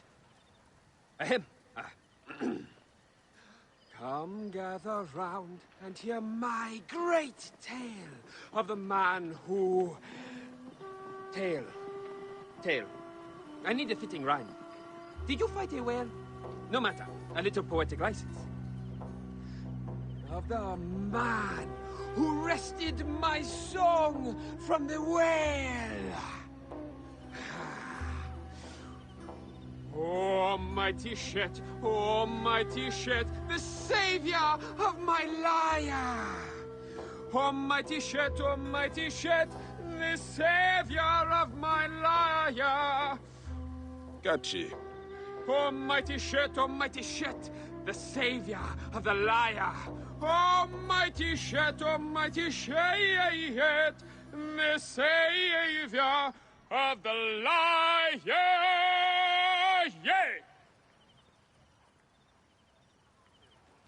I was not expecting that. So there we go. If you keep an eye on where he goes after the quest is finished, you get that song and a bit of dialogue. And Mita, it feels like he says shit. Yeah. Oh, mighty shit. You losing it, Thomas? Nice. I don't blame you. Detroit, become shit. Shit.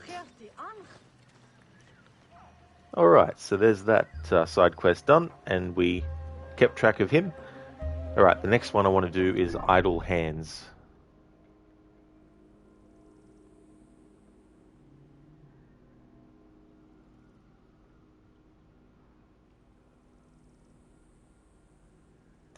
There we go.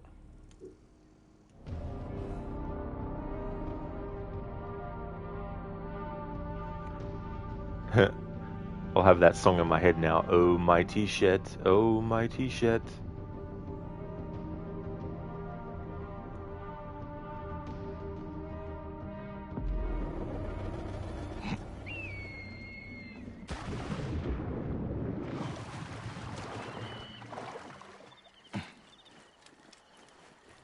Ray, do you think, being Canadian, you know how to speak French? But no. Oh, well, I mean, that's the thing, like, I have, not immediate family, but I have, family going back generations on one side of the family to Germany, on the other side of the family to Ireland, and yeah, I definitely am not good at saying German and Irish words. So yeah, it's definitely understandable. Hail to you, Osiris. Your limbs are lasting. You do not know corruption. Hail to you, Osiris. Your limbs are lasting. You do not know corruption. There are no worms with you. You are not repugnant. There are no worms with you. You are not repugnant. Here is the tomb of Osiris. Motionless. Motionless like Osiris. Motionless, his limbs like Osiris. Let them not remain motionless. Let them not corrupt. They move not. They stir not. Be it done for them as for Osiris. I am Osiris. Thank you for redeeming the Motionless song as an Narnia impression. Thank you very much, Hermione. And thanks for redeeming the Leap of Fail as well. In Mita, you have heard that Canadian French and French are so different. Yeah, I think I've heard that too as well. But yeah, I definitely can't tell the difference necessarily between one accent and the next, I would imagine.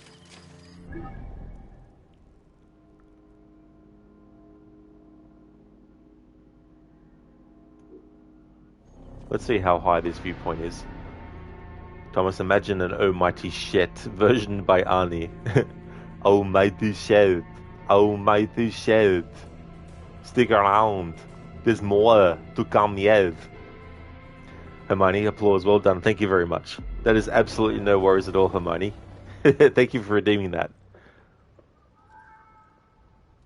Here we go. Leap of fail time.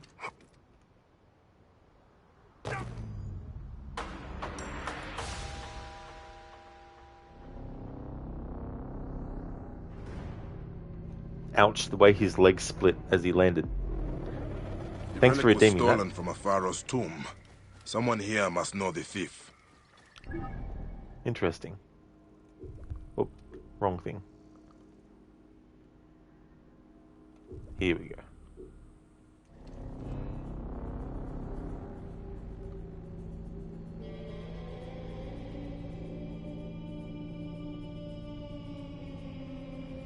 Shit, I've still got the Splinter Cell message popping up. I forgot to change that. Stream elements? What are you doing to me?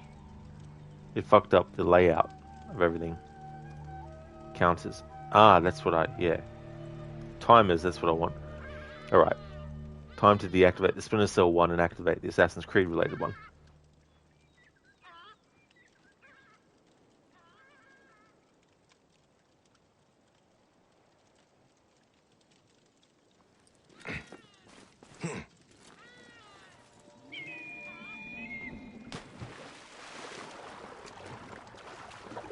I should be cautious around here.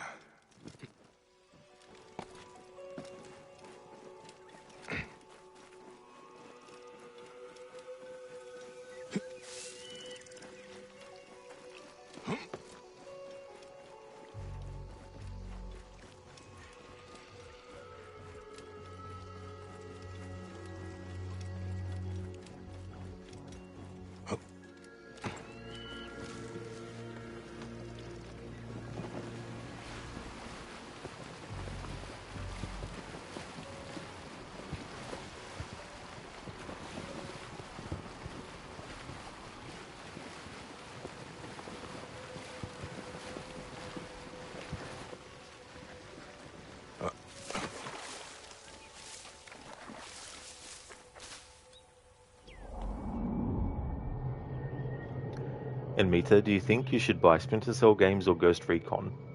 Well, I'm kind of biased because I haven't actually played many of the Ghost Recon games. In fact, I think the only one I played might have been a demo of 2, which I think came out a very long time ago now.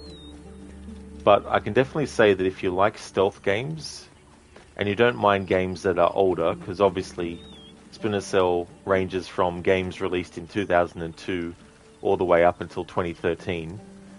So there is quite a bit of difference across the board. But if you were interested in the Splinter Cell games, you don't have to have played the first 2 to enjoy Chaos Theory. That's probably one I would say is the best of the really old games in the series. But if you're looking for one of the newer ones, probably Blacklist, because that one is the latest one in the series, coming in at 2013 release.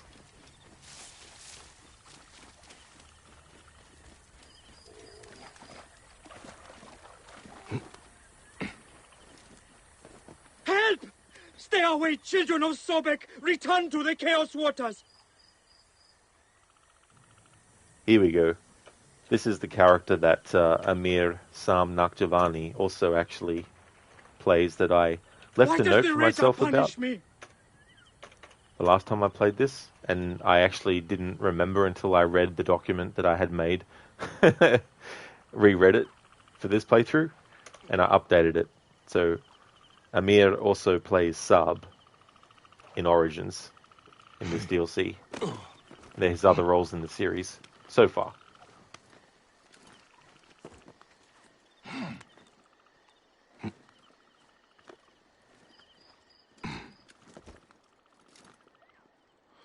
You climbed all the way up here? Amun granted his poor servant strength. How else could I escape the Raja's sons? But it is all for nothing. I deserted my friend, another priest of the Lord of Truth. I will get rid of them. Then you can tell me your story. Yes, try and shoo them off. The Lord of Strife will not be happy if you shed sacred blood. Shoo a crocodile? Yeah, wait here.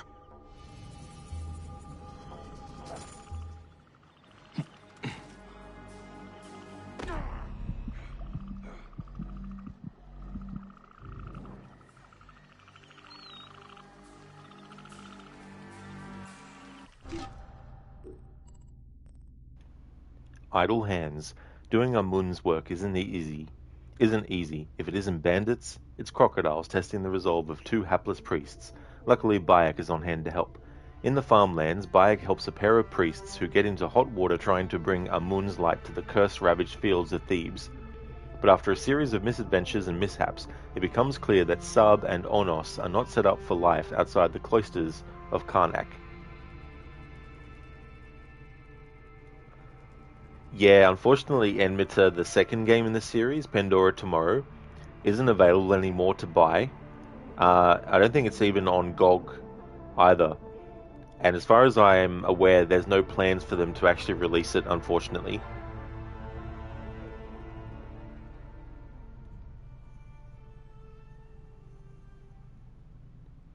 Hermione, you didn't realize immediately that this is the Curse of the Pharaohs DLC, your favorite one for this game?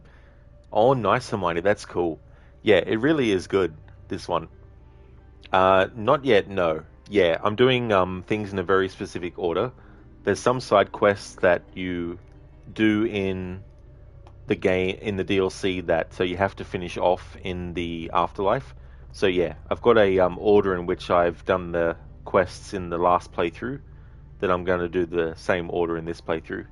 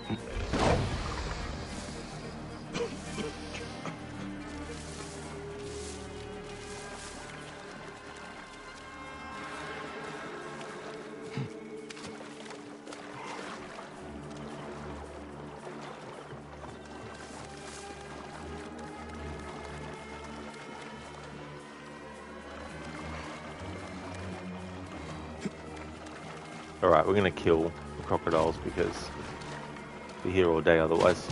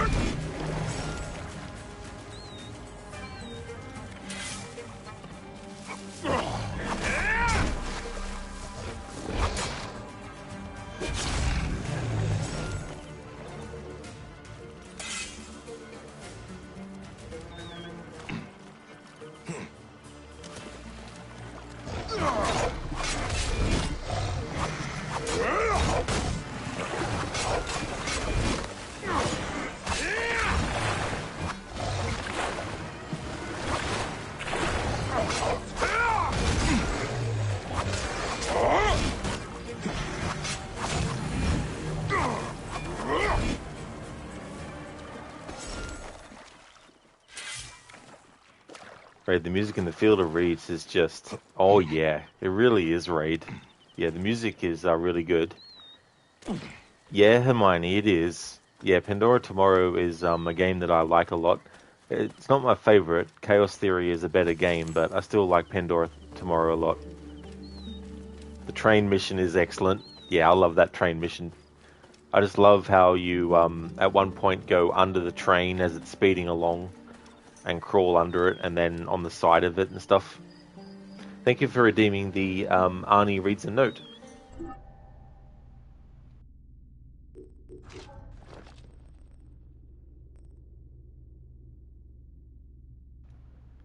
Jehute is wrong. The people of Thebes must see the falsity of their beliefs. I praise the living God, the Aten, the Theban Triad, the pretenders, the sacrilege. They shall no longer offend your sight, Akhenaten. The false sun, he they call Amun. You will drown him with your tears. Their mother Mud, you will ignite her with your fire. The sun, Khonsu, you will eclipse the moon, smear it in the blood of the Apis. Thanks for redeeming that, Hermione. Raiden, that bit in Aten where Bayek sees his younger self is pretty cool. It really is. One of my favorite quests in this DLC is the one with the son of Ramesses, who wants to be a scribe, but he's afraid that because he wants to be a scribe, that his father won't think of him as highly as he would if he wanted to be a warrior like his father. That's one of my favorite side quests in this game. In this DLC, I should say. Well, I mean, it is one of my favorites in the game overall, too. And Mita, you bought them. It was cheap, $10 for 4 games. Well, I hope you enjoy those games, then, Mita. Because, yeah, even though it's not the whole collection, there's definitely some games in that group that it'd be interesting to see what you think about. You have an older laptop that might do the trick if your gaming laptop doesn't open them. All good. Yeah. Because I tried to get the PC version of the first game working for me, but I couldn't get it to work in a good way, so I just ended up doing the Xbox app Remote Play with the Xbox original versions. Oh, is it Raid? Oh, that's good. Oh, the sound is much more out of sync now than it was earlier. Ah, I gotcha. Yeah, what I'll do then is after I do this quest, I'll have to... Come down.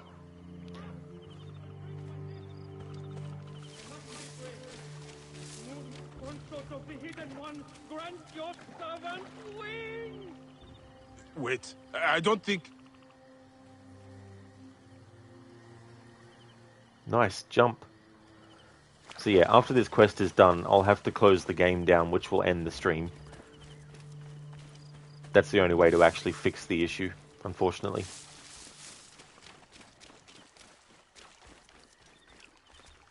Did you see me jump? And the haystack? Amun must have spirited it there to break my fall. Clearly. So, What are priests of Amun doing this far from Thebes? Seni, I do not mean to frighten you, but the dead pharaohs, they walk. So I have heard.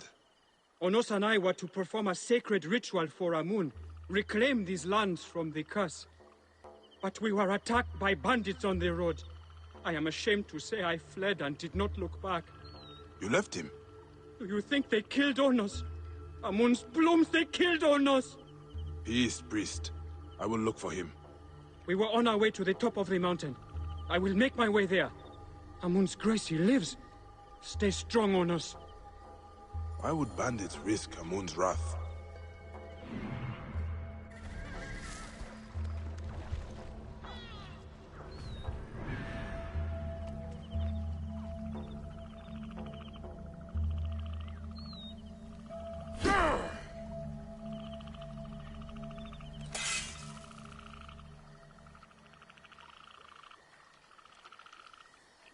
Yeah, there's definitely like a slight delay.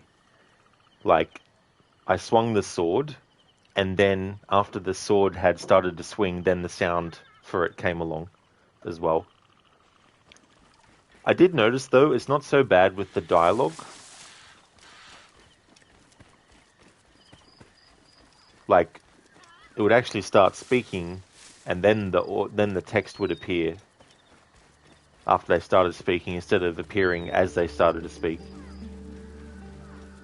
But yeah, I might just let it slide for that stuff.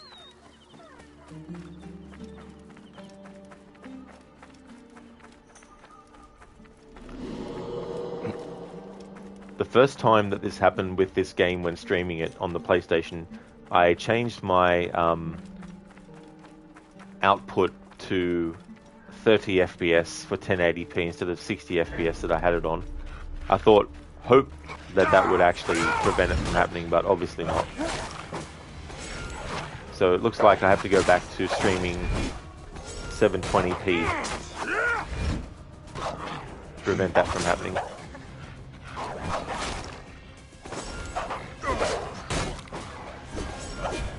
Just more technical issues that ruin my streams. And compromises the integrity of the channel.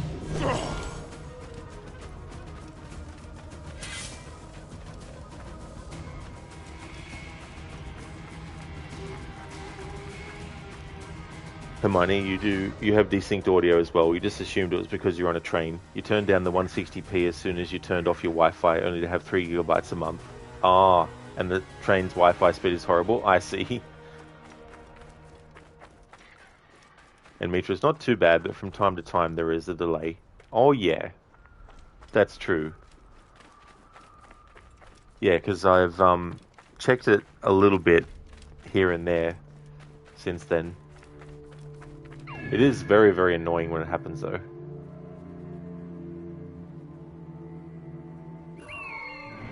But I also don't know how much of that is just my internet.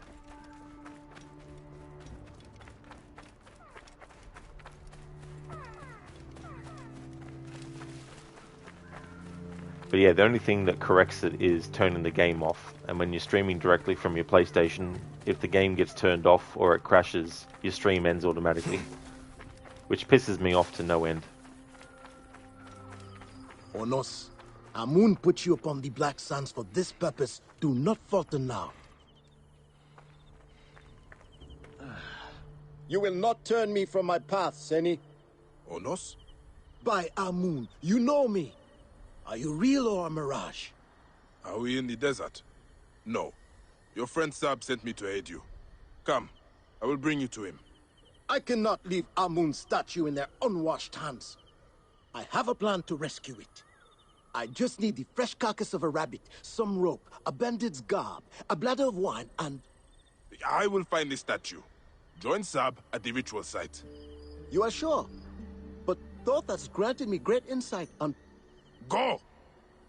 The bandits just wanted the statue. Perhaps they think Amun can protect them from the curse. It is not too late. I could find a rabbit. I like that.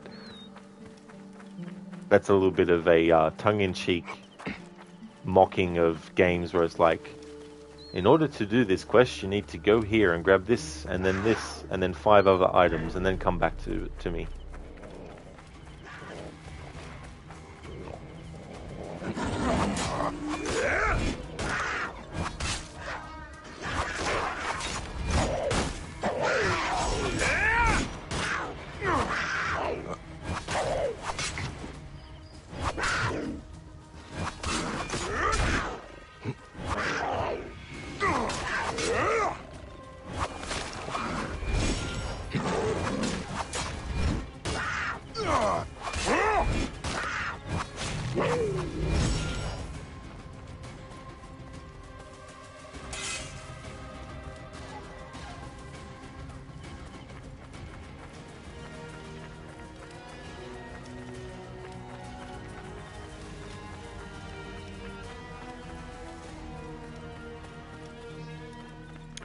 No, Hermione, yeah. I mean, not off the top of my head, no. Don't know the upload speed.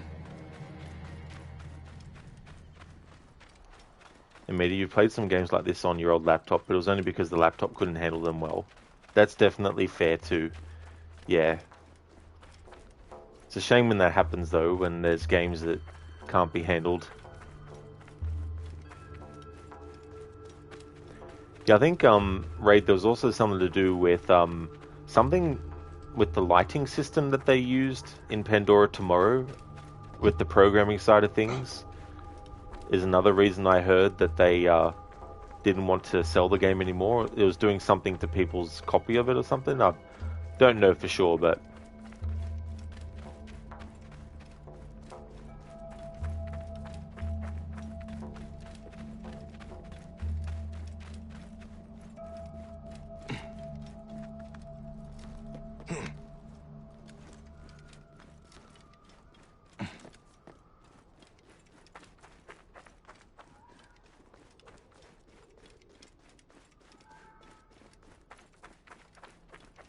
I forgot to speak to this character after helping him to get the dialogue from him, because it'll be different otherwise if I wait until he is already at the location and the other priest is with him.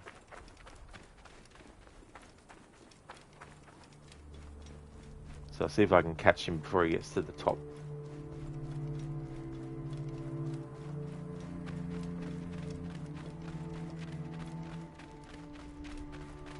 Each turn of the hourglass he could be dead or worse. Cast my cowardice. There we go. So we'll have to go back to speak to them anyway. The game directs us back to them. But I also want to grab any dialogue that happens between them, actually, now that I think about it, before I get the next part of the quest done. Red, you probably won't play it yourself, but you're going to download it and see if you can get it working. Oh yeah, Red, that's definitely fair enough. I do, Lucas, but it was redeemed not too long ago, so it'll be on a cooldown at the moment.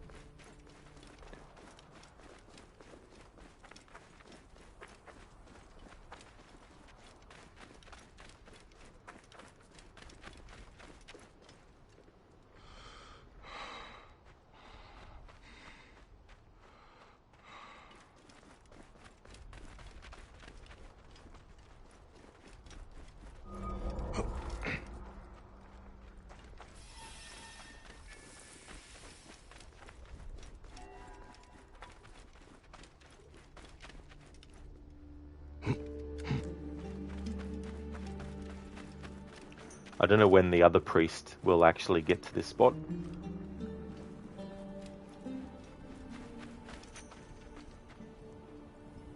No, just wait for this other priest to turn up. And Mita, your first Witcher 3 playthrough was like that. The quality was good, but the audio was always out of sync. Oh no. Like, it might be a small thing to some people, but it definitely can be annoying. Depending on how long the delay is as well.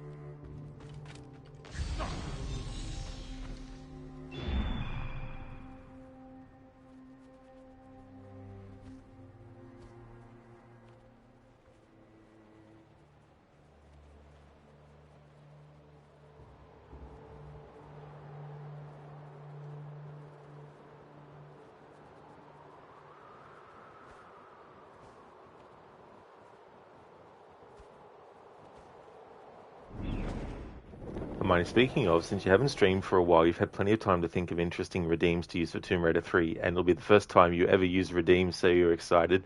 Oh, nice, dude. That's really cool. Yeah, I look forward to seeing what you have come up with. That's one of the fun things, you know, thinking about what kind of things you want to do. Zixlar, thank you so much for the follow. Thank you. This other priest character might not yet be making his way to this place. Oh no, here he comes.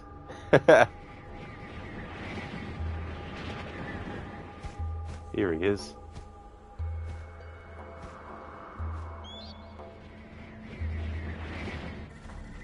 There he is. Hermione, also, while we're on the subject, you have another stream-related question. Is it possible to use sets of commands? You'd like to have different sets of commands so that when you switch games, you don't have to manually disable lots of different commands. You know, feel free to share tips for you. Oh, yeah. I don't know if there is, like, a quick way to do that. Like, I know there's a way that you can change your stream title and all that by simply putting commands in chat. But I don't know about doing a thing where it's like, hey, you know, for this game I have this available, but not for this other one. So when I'm playing this other one, I can just, you know, do a quick thing to disable another command or something like that, you know. I mean, it might be possible, but I sort of just use the commands, like, for each individual thing. Not too sure about, like, you know, using different sets of them and stuff. You probably can, like, there's probably some advanced things that you can do with it, but I'm just sort of doing the basic stuff, really, when I set up my commands and stuff. And the timers as well.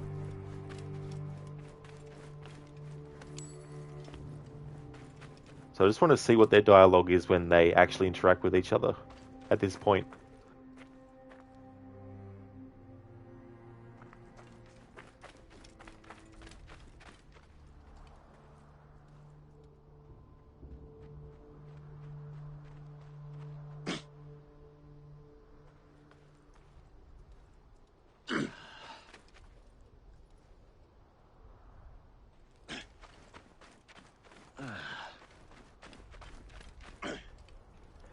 Alright, so if you just wait for them to turn up, they're just...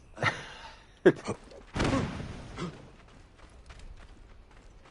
just stand there like that. There's no, like, I thought you were dead, because the other guy was thought to be dead.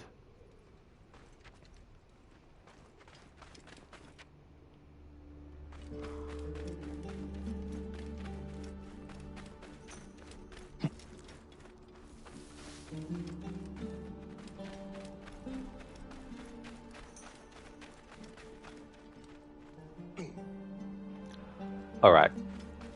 I was wondering if they were going to have some dialogue when they're reunited, but it looks like not. Alright, so let's do the rest of the quest then. We have to come back to see them later, but I thought maybe there'd be some different dialogue that we could hear when they reunite with each other before we come back to them later.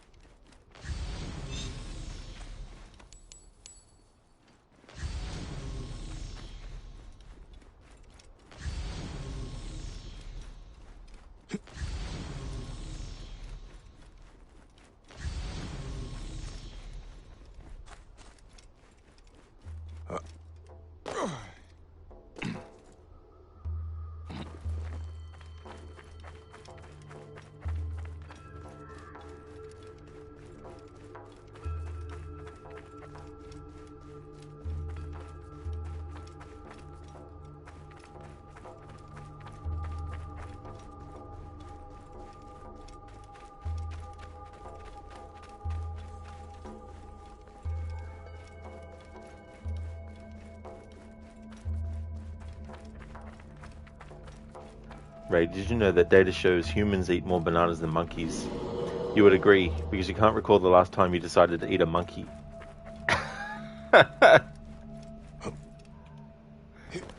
That's a really good play on words there with that raid. Nicely done.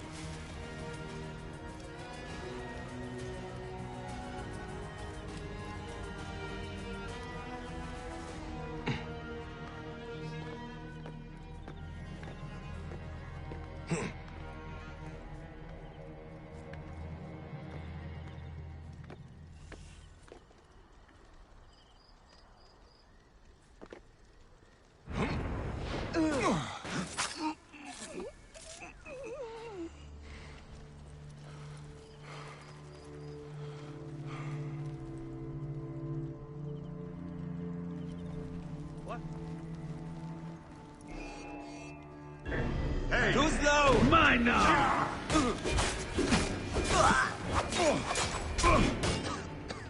Got you! Die!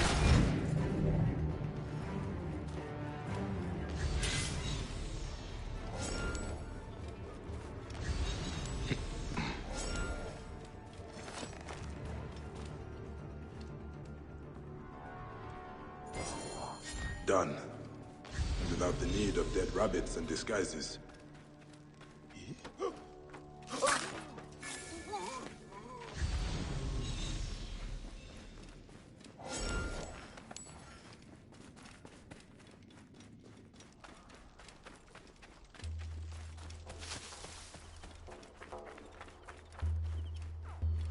Hermione, you've been playing Odyssey for so long now, you've forgotten how loud the Animus Pulse sound effect is in this game? Oh yeah.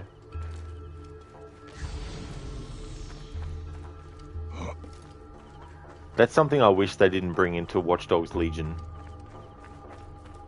Using like a pulse.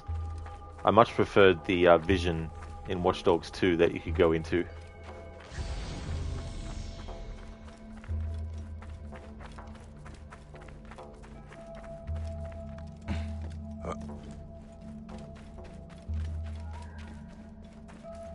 Hello there, Star.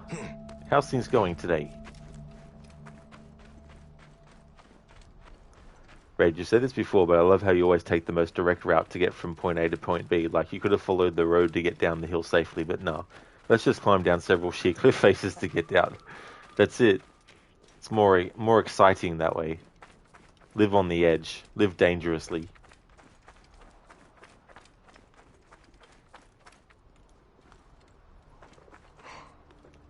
Star, you going good? You thought you were watching Conan for a moment. Oh, did you? Oh, yeah. Yeah, I haven't played that Conan Exiles game, but it's not really my kind of game. Hey! Hey, Zixlar. You guys played the entire new series? You've done Black Flag Origins, skipped Odyssey, and currently 80 hours into Valhalla. God, you love these games. Gonna have to do Odyssey when Valhalla is done. Oh, very nice, Zixlar. That's cool. There's definitely a lot of hours into into Valhalla already, as well.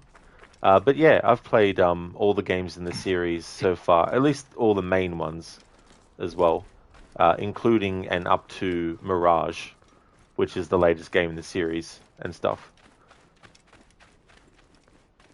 And in fact, like once this playthrough is finished, I've only got Odyssey, Valhalla, and Mirage to do as part of this marathon. But after that's done, I'll be doing another playthrough of Assassin's Creed Unity. That game's celebrating its 10th anniversary, so I've already done one playthrough for the 10th anniversary, doing 100%, but I want to do more with different approaches and things. So once this marathon of Assassin's Creed is done, Then I'll do Phase 2 of Unity's 10th anniversary. And then after that's done, there probably won't be any more Assassin's Creed streams until I do a 15th anniversary for Assassin's Creed 2. Star, you blame the sand. Oh yeah, there's definitely a common element in Conan stuff and this. Zixlar, you really fell in love with AC with Black Flag. Is it worth doing the older games?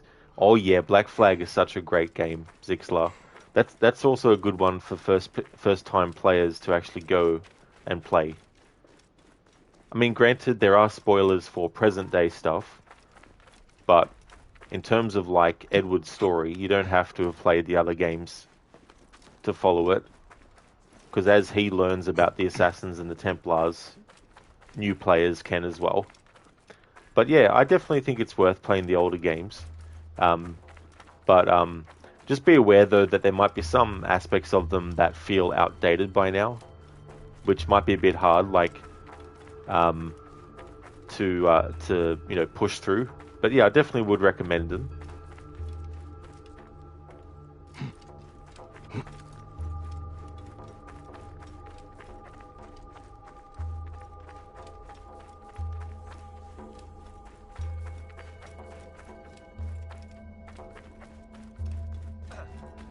A distraction, perhaps a mountain goat, or... The Lady of Slaughter is angry. Her kin will not be deterred by carrion.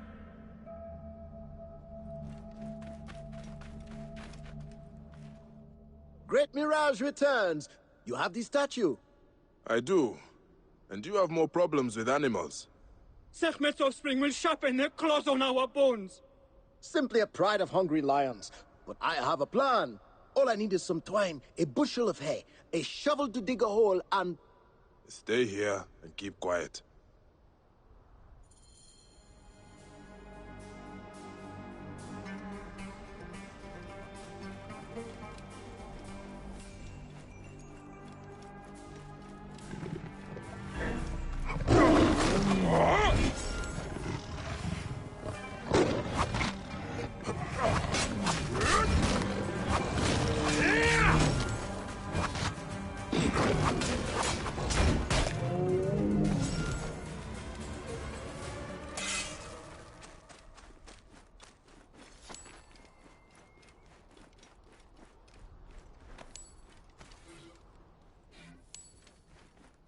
You killed the lions! You truly fight with the wrath of Ra! We must start the ritual.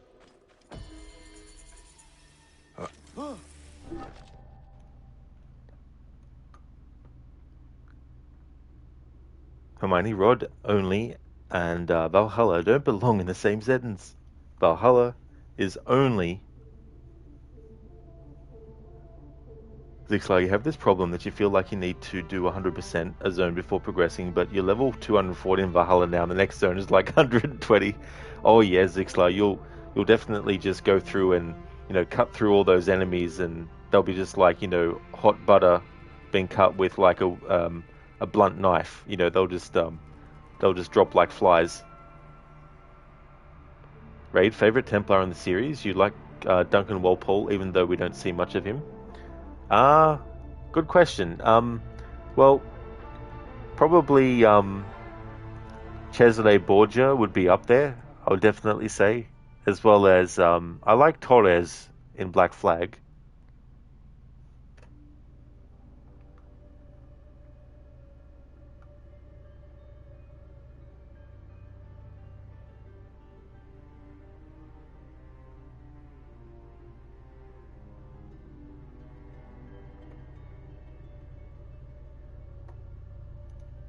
So we've done that side quest, but I want to hang around for the dialogue from those two characters.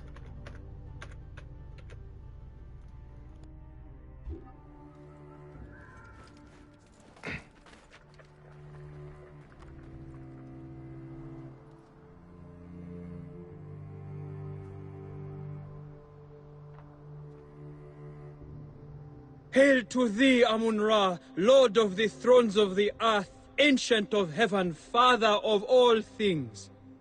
Deliverer of those who suffer, you hear their cries and come at their behest. Lord of wisdom, Lord of mercy, opener of every eye, thou whose name is hidden. Your people are struck down, terrorized, tormented. Help us cleanse this land and protect your suppliants. Keep them safe in your shining radiance.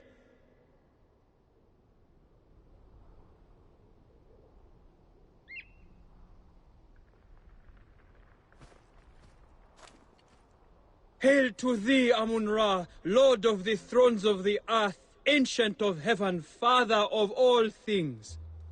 Deliverer of those who suffer, you hear their cries and come at their behest.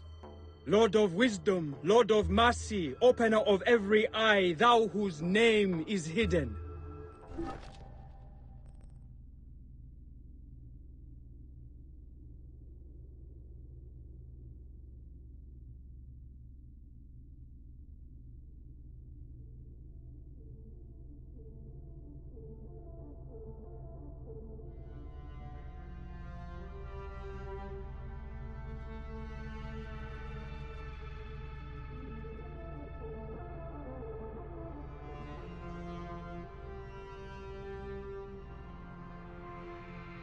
Your people are struck down, terrorized, tormented.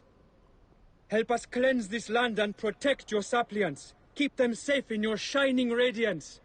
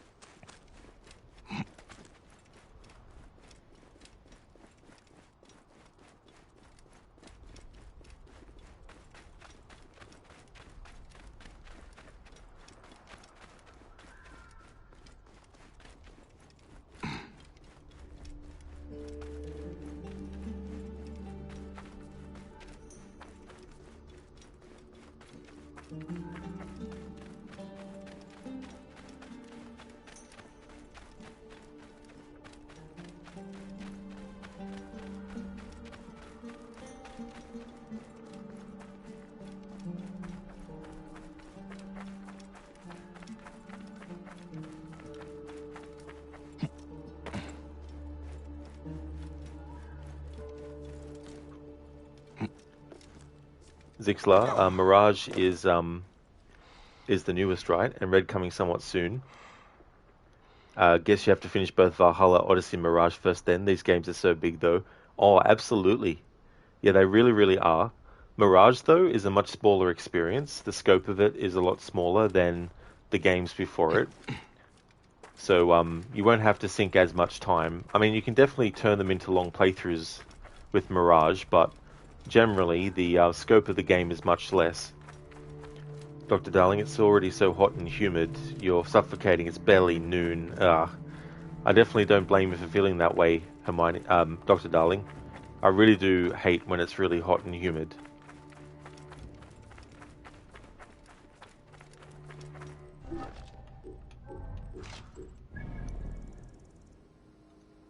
Alright, so looking at my quest log, where I'm keeping track of what quest order I'm doing them in. The next one I've got is Drowned Tools.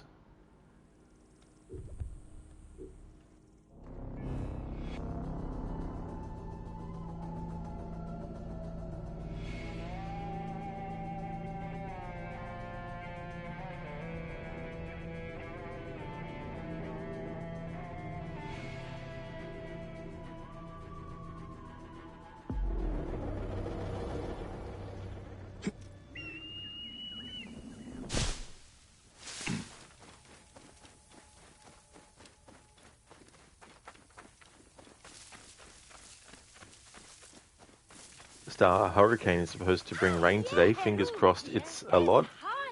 Well, hopefully it doesn't give you too much. Hopefully it just gives the right amount. And hopefully it doesn't do too much damage as well. Zixlar, Valhalla is the biggest content-wise, it seems. And Odyssey right behind. That's some big games. Or well, maybe you just do the campaign only in Odyssey. Felt weird meeting Cassandra in Isle of Skye and Valhalla without playing Odyssey. Oh yeah. I mean, in one way, it means you already know what happens to her at the end. But yeah, it definitely, like at the end of Odyssey, but it would feel like very, weird as well. Especially if there's a character that's supposed to have, really good, like really, sort of like importance to them, in the previous game.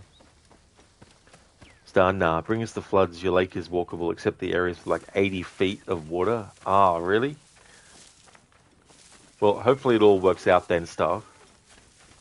Ha, Bane! Se va, buen ofe.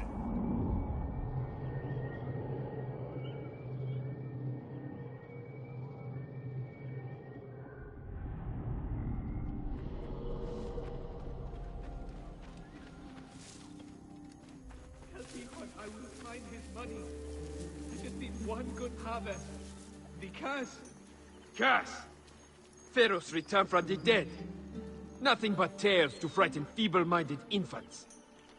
No, I've seen him! The Pharaoh who walks, please! Your taxes are long overdue, Halakuf. Tell Tihon I will find his... This man speaks the truth. Stop, or I will stop you. Ha! A would-be hero. You gurgle like a water cow. Come any closer, and we'll tear your tongue out.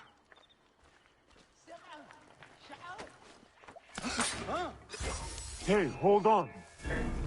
Join the dead.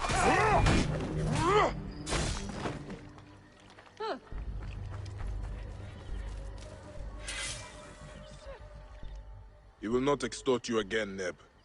Halakuf, please. You struck them down for their cruelty. Why does the Pharaoh not punish them? They pick over our bones like vultures. You cannot pay your taxes. We cannot pay because we cannot work. And now Sobek is angry with us. He sent the Pharaoh to flood the fields closest to the Great River. You have seen the one who walks. A waking nightmare. An abomination. My brother fell at the king's deathless gaze. I ran, was a coward. Your brother would not want you dead. Show me the fields. We will find the source of your suffering in honor of your kin. I have always paid my due, but with the curse many have left, their fields lie fallow. These charms, have they not protected you? Symbols mean little daubed on the walls of empty houses and hearths. But we do what we can or we starve. And now Sobek is angry with you. I walk the fields every day, pray for a bounty. Instead, he sends the deathless king. Where he walks, a flood gushes forth. A flood that washed my tools away. Into the great Silt River. And any who venture in, feed his gnashing children. A tragedy we cannot weather. And without pickaxes, we cannot bring water to the fields. The Pharaoh may as well have taken me with my brother. Wheat ready to be harvested, but without our sickles it will wither and die. I will recover your tools, Halakuf. I do not fear Sobek's wrath. I believe it. You would scare the bull off his cow. Thank you, Sunny. Sobek's children are frenzied. The god is angry. Sobek's children are frenzied.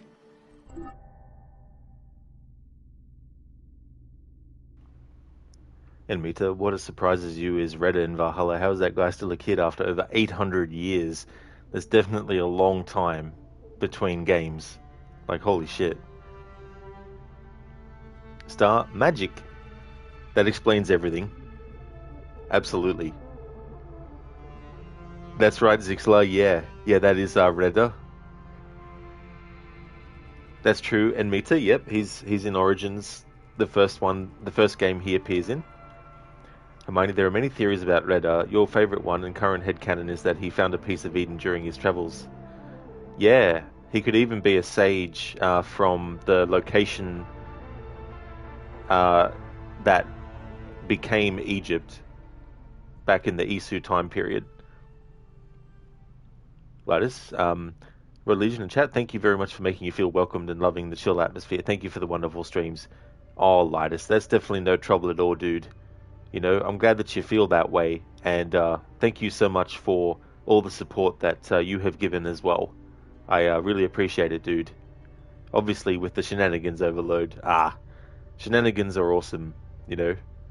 But yeah, thank you so much, Lightus, for those kind words. I really appreciate it.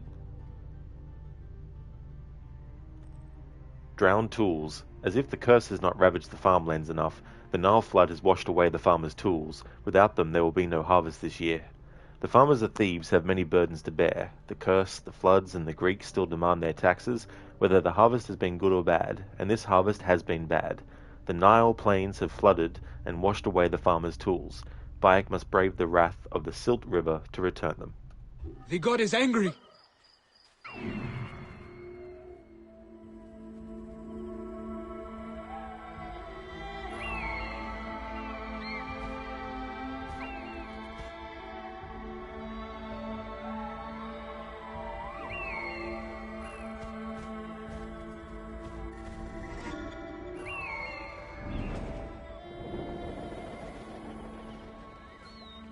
Ladders, Trial of Sekhmet Anubis, wasn't it part of the story DLC, or is it one of these challenges in the game, you mean? Oh yeah, in the base game, it's one of the challenges. There's 3, but only 2 are spawned at one time, and after a certain amount of time, IRL, they swap one of them out for the other one. So if you miss it, you have to wait till the next cycle to come along. Raid, what is Forrest Gump's email password? 1, Forrest, 1. That's a classic one. I've heard that before, but it is still very funny. I like that one.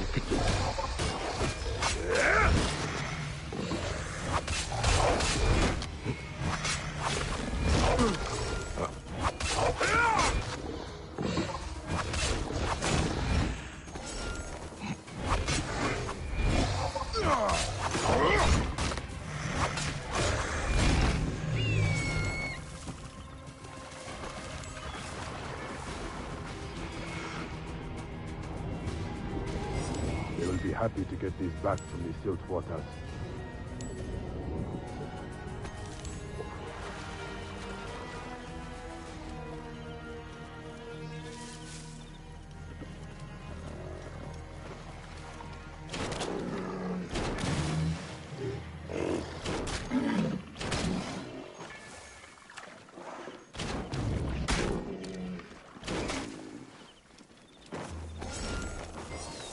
The tools of an honest farmer.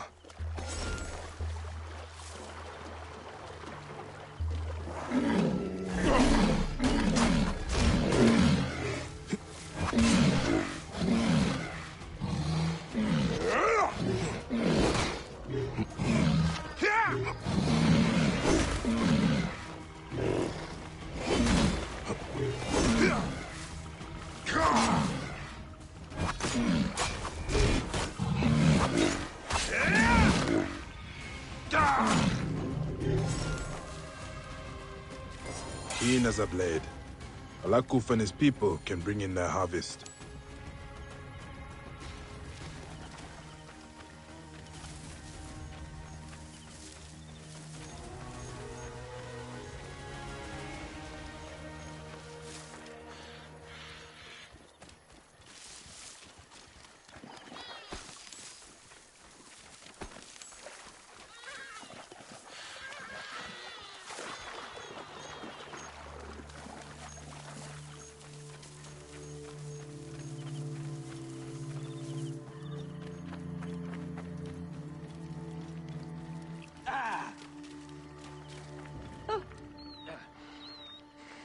Your tools.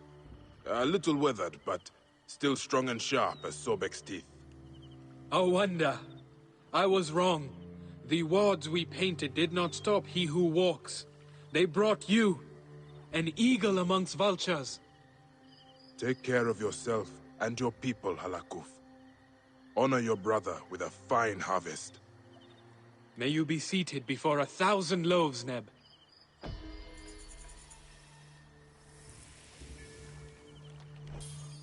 You saved our livelihood, gave us real hope. The curse has a foothold here no longer. Your brother would be proud. You saved our livelihood, gave us real hope. The curse has a foothold here no longer. Your brother would be proud.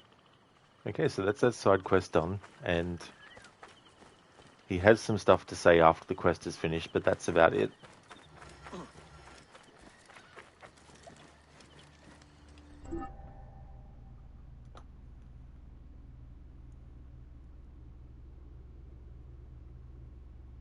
Dr. Darling, you have redeemed that one as an Arnie impression. Oh, what was that? Which one? Lattice, you thought it was part of the story DLC. No, it's more like an Animus thing. There's no actual, like, Bayek time period logic or reason for why they're there. It's just a complete Animus related thing. Hermione, you believe the trials of the gods swap every week? Yeah, it probably works out to be every week. It's been a long time since I did that content. Lattice, you feel silly for asking that. Oh, don't be, dude. I mean, you're not to know. There's definitely no worries in asking. Rage, your new thesaurus is terrible. Not only that, but it's also terrible. It's...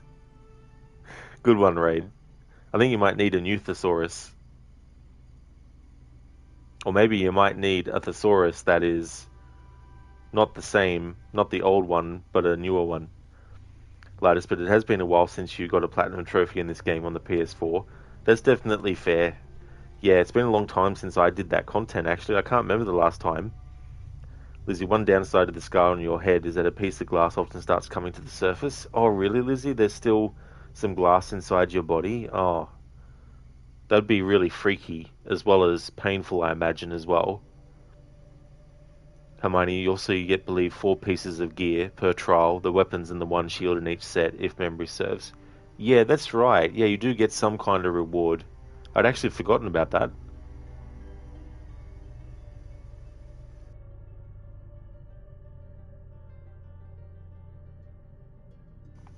Did you hear about the mathematician who's afraid of negative numbers? He will stop at nothing to avoid them.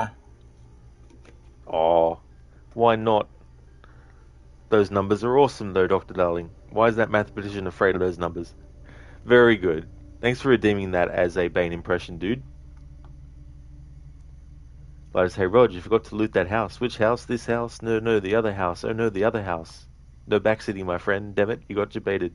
But not that house, but the house behind the house that's the house that you want.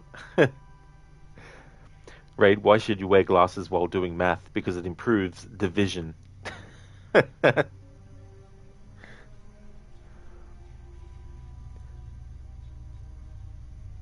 Yeah, that was really cool, and Mita. It was so cool. It's a shame that they didn't get Armanette to voice the narration for the Bureau Codex pages that you find. Dr. Darling, the previous dad joke, the one by Royal. Oh, okay, that one was what you redeemed as an Arnie impression one time. Rage, you used butt shot on your channel and edited that joke wants to be like this. Why should you wear glasses while doing butts? Because it improves butt vision? I've seen that butt bot be used in other streams before, actually. It's quite funny when it decides to actually, kick in. Lotus, hey, is it me? Or we haven't seen Dr. Ronnie in a while. I hope he's okay. Yeah, dude. The last time I saw him, it's been a while since he last streamed, but I think he's been doing some things related to his work and also his story writing as well. I think he had an agent that was, looking out for him for his writing and stuff. So yeah, I think he's okay. It has been a while since I saw him in a stream though.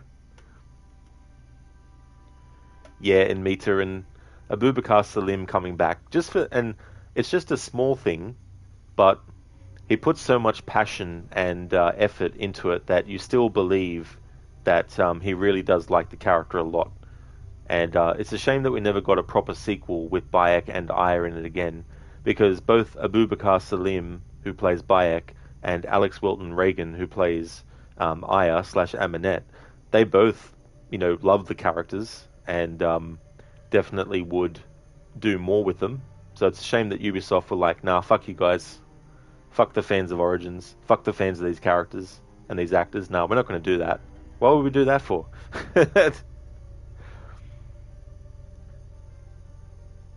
That's true, and Mita, yeah, that's it.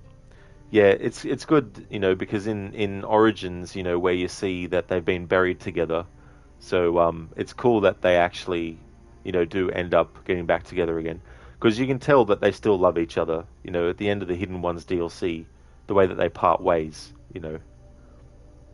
it's just that, yeah, for a long time they put their love secondary to the Hidden Ones and the Creed. They really did. Yeah, I think they still could, but there's definitely a lot more story that they could tell.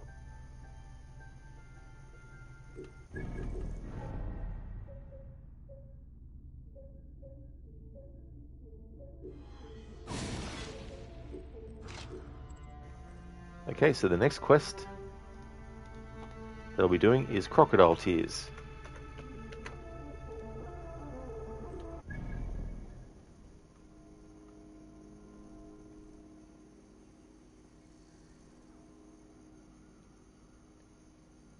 Now, where did I see that before? I think it was over this way. There we go.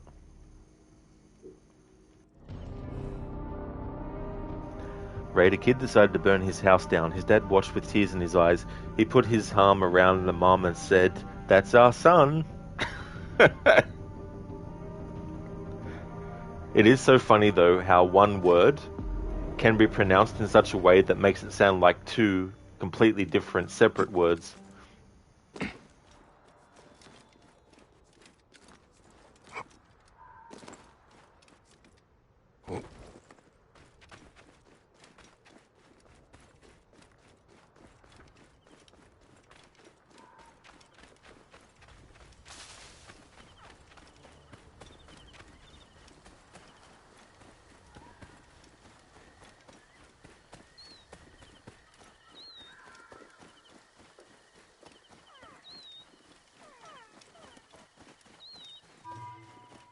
God of the waters, the Raja, the Lord of Fayum, you whose seed is potent, whose appetite is voracious. You come from the eternal chaos, the churning waters to avenge us, to punish those who take the flesh of your children. And so we honor you. Help us restore the balance of this land.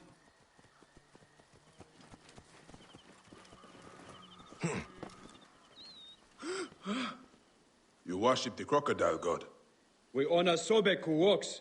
He is risen from the raging waters to punish our enemies. You have seen him? Yes, fighting 100 soldiers, the tyrants who kill and skin his children for their own profit. We who live off the land are left with nothing. I should see his prowess for myself. Do not fear him. He will not tear the flesh of those who honor him. Another god walking. Is this the orb's doing?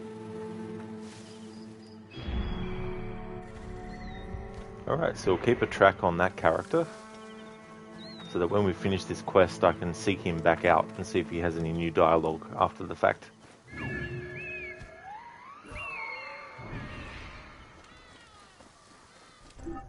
Crocodile Tears. Sobek, the great rager, walks, punishing those who murder his children.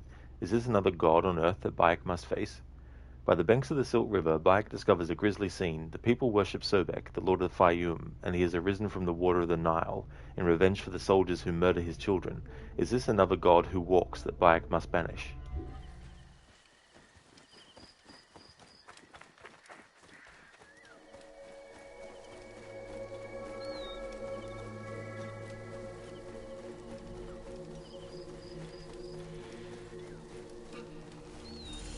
That is no god. You are a little broken for a god. Did that damnable captain at the wharf send you to mock me? I heard you stand against the soldiers who killed the crocodiles. I am just trying to protect my family. Sobek allows us to take what we need to survive, nothing more. It is one of the commandments. You thought to frighten them away? Make them believe Sobek strides from the reeds? Why should the Pharaoh's curse not do some good? Your last performance nearly got you killed. I will deal with your poachers. Tread carefully through the reeds, Neb. This captain does not respect the natural balance, so he will pay the price. Bring the fight to him, Seni.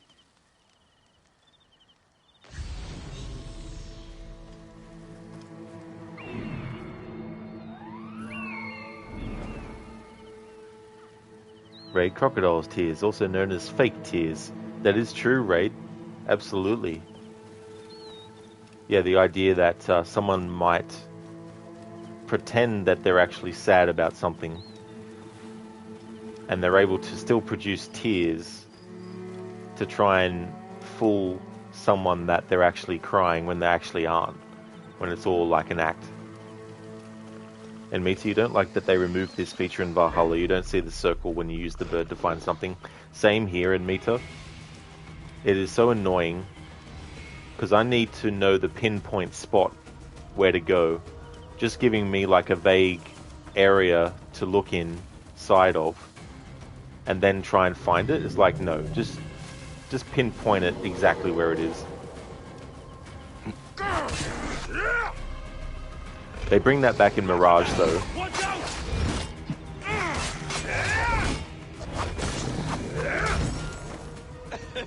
You fight like a Parthian goat header!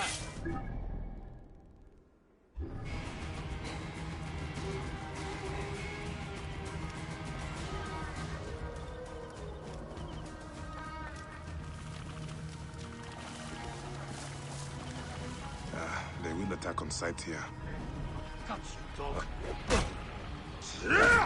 Maintain protective formation. Keep the threat on the outside. You should have run when you had the chance. A shining example. Tough horse and run!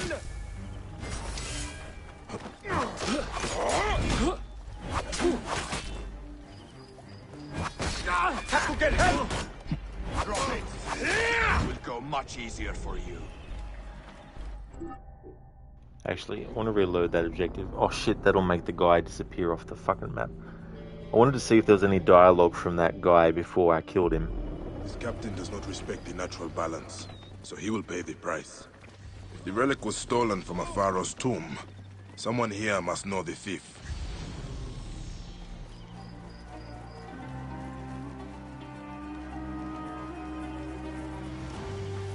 But yeah, now I've lost track of where the quest giver actually is. Damn it.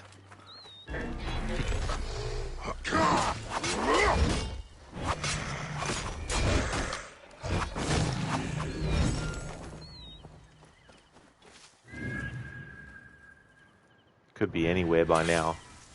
Damn it. I really wish they had mission replays in this game.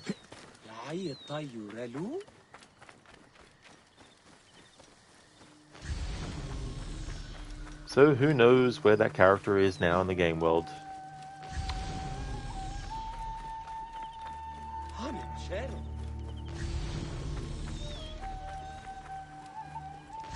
Clear the way, hurry!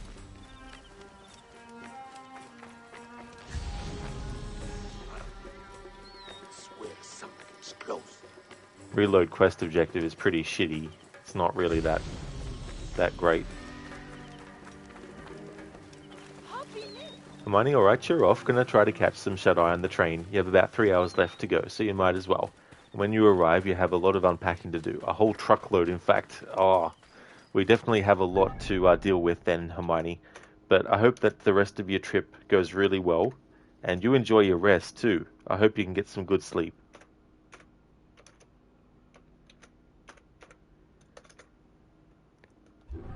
Would like to highly recommend people check out Hermione's channel. He's been taking a little bit of a break from streaming, but he's gone through the Tomb Raider remasters for 1, 2, and 3. Where he's up to in that trilogy is the 3rd game. He finished the first 2 and did the DLC for both. And he's up to the 3rd game and will also do the DLC for that as well. And as he's going through the game, he's showcasing the differences between the new graphics and the old. A great streamer with a great channel, and it's also a great channel to just, chill out to and lurk in as well if you're wanting to just find a channel to lurk in and chill.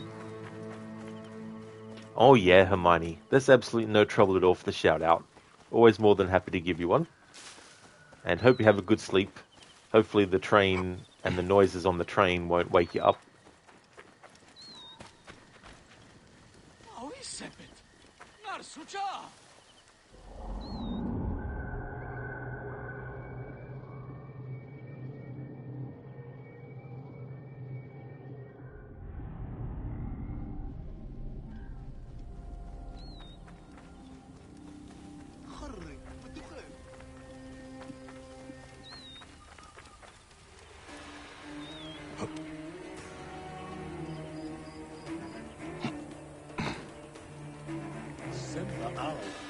What?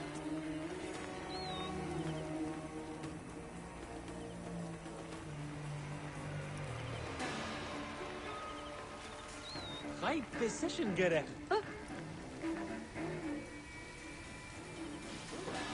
Walk with me.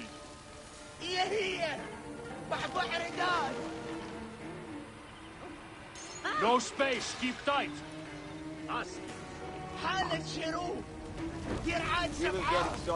Alright, I guess he has no dialogue after all. Hurry! Something's not right. You! Stop!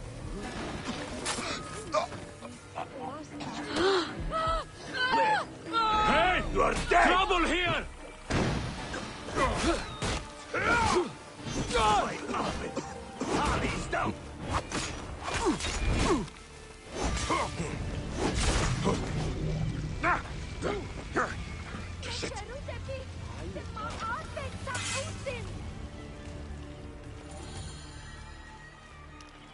Arceus, you are wrong. Your Sobek is nothing but a hunter dressed in a brute he skinned. He thinks to frighten us off from killing the river beasts. I saw him myself, so make sure he is dead by nightfall. Demasid is. They thought the hunter was truly Sobek.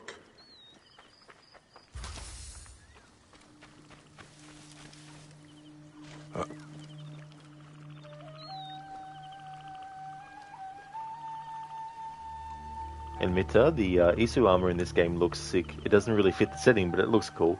Yeah, that can definitely be the thing with these games when you see like the outfits that are very, you know, like high tech as well. But yeah, the design of it is pretty cool in Origins. I like some of the ones in Odyssey that you can get too. What is this now? The hunter struck a flame.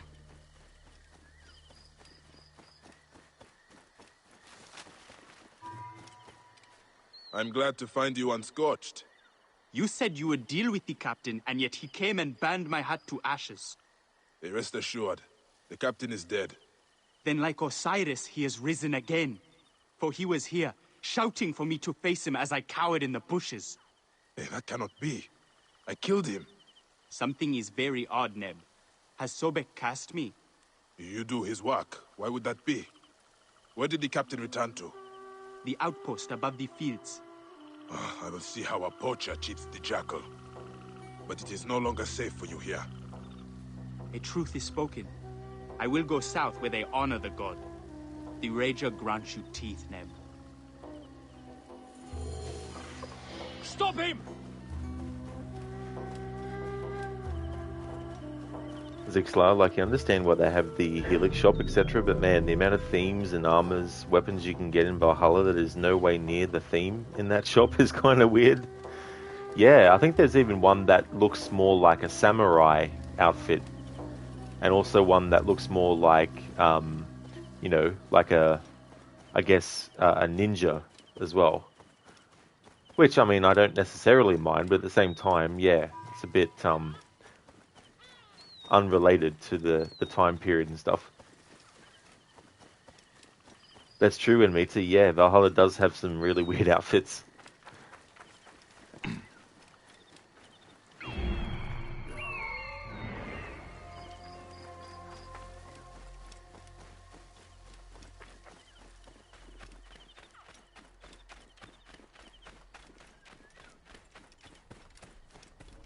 Hey there, Hugo. Hope it's going well. Zixlar, yeah, you can even get like futuristic space armor and stuff. Yeah, could you imagine like an astronaut's outfit? Eivor just running around wearing that. Shooting lasers. Hugo, you never finished this game, but you regret it a lot for some reason. Ah, well, if you ever do go back to it, I hope that you can enjoy the rest of the experience because it is a really good game. Like, I really do like it a lot.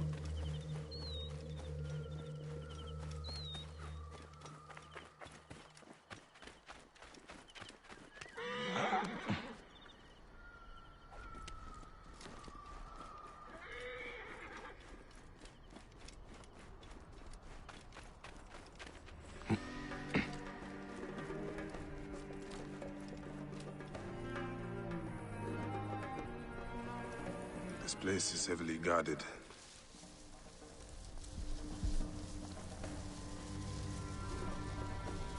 Hey! The end has come for you. Kirio's in trouble. The mist clears. Twin brothers, each one as brutal as the other.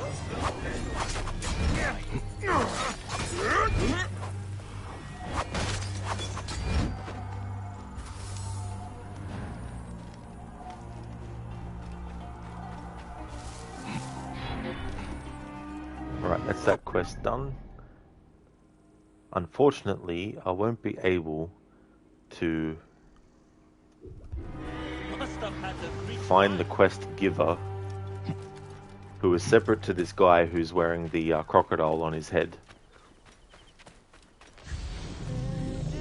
I mean, I could try to look for him, but if he doesn't have any more dialogue, he won't turn up in Animus Pulse.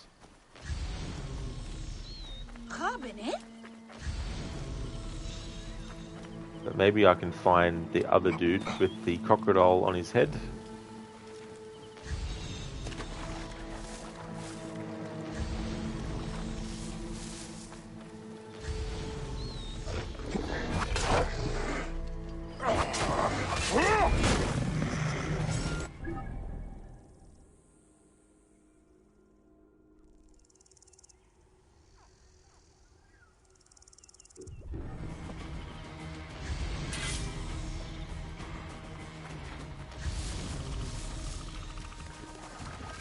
And Mita, this game has a certain aura to it that makes it very captivating. Oh yeah. It's also one of those games too where if you just roam around and explore, you can get really immersed in the location, and the music that plays when you're exploring can add to that too. There's also something that's cool about some games when it's nighttime. That's why for this playthrough I've been changing it to nighttime for as many missions as I can, because I just really like the aesthetic and the atmosphere of it.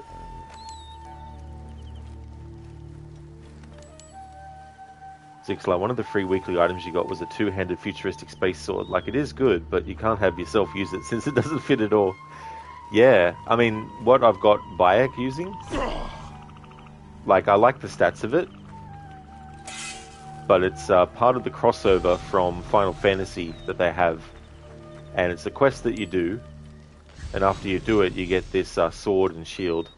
I'm not a fan of Final Fantasy, so the only reason I use the sword and shield that you get from that crossover quest is because I like the stats for it. And you didn't leave any chests without looting in this game, you even platinumed it. Oh, very good. Yeah, because there's a lot of loot items in this game. That a lot of locations to do. So if you really want to do 100%, the game definitely has a lot of things that you need to cover.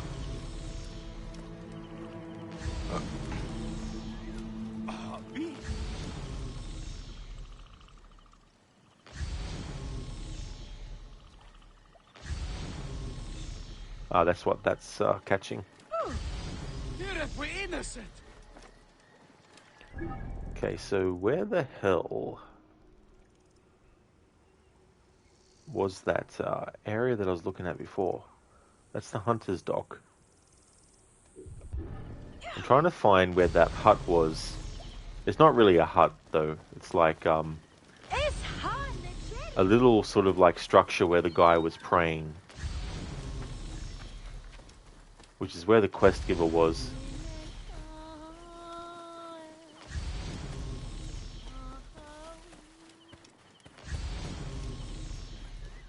Probably back this way.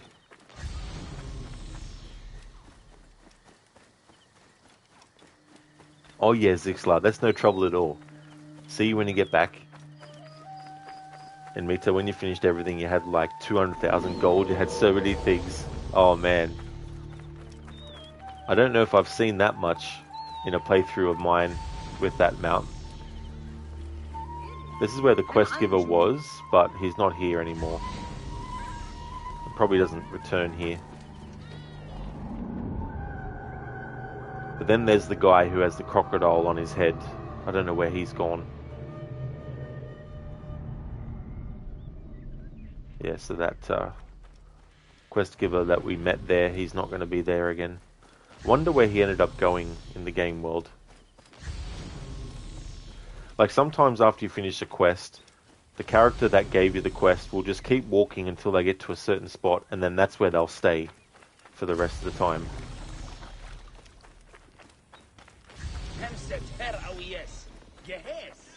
Clear off! I must be careful now.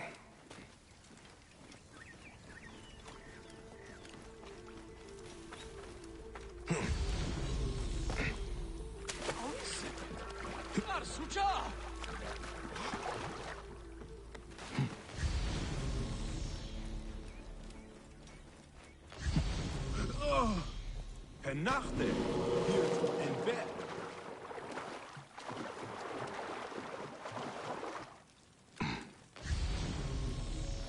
Bean.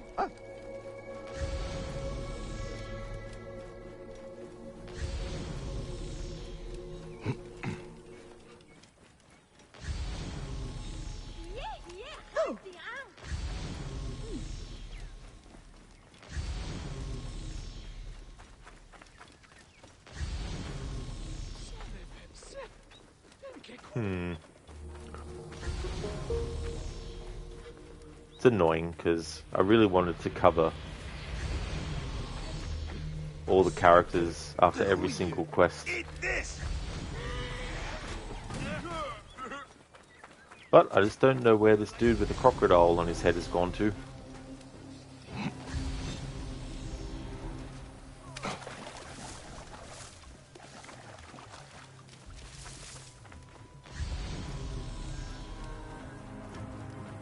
Enmita, you've platinumed only 3 AC games.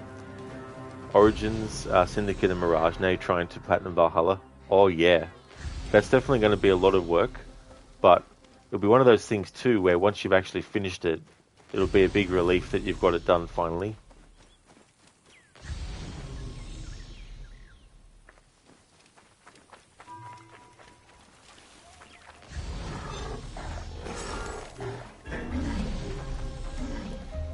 Shilla, rule 1, you only find an NPC if you don't go looking for them. Oh yeah. I've had that experience with a lot of things where you search for hours and hours, and then when you're not searching for it, you'll find it.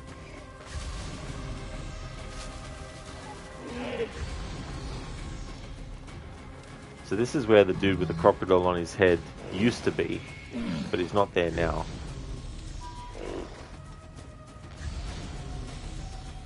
Something else was being picked up in with the Animus Pulse. Just need to see what it was.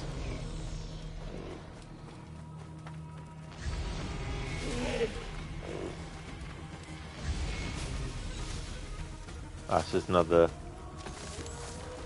thing. And Mita, you have in a way Platinum Black Flag as well, but you don't have those multiplayer achievements, so you're 80% through with the achievements. Oh yeah, that's the annoying thing, especially too if you're not really into multiplayer stuff.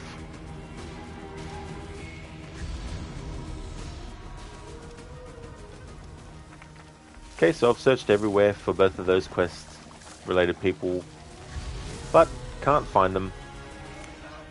There's another quest that when I play this DLC next time, I'll have to try and remember to keep an eye out.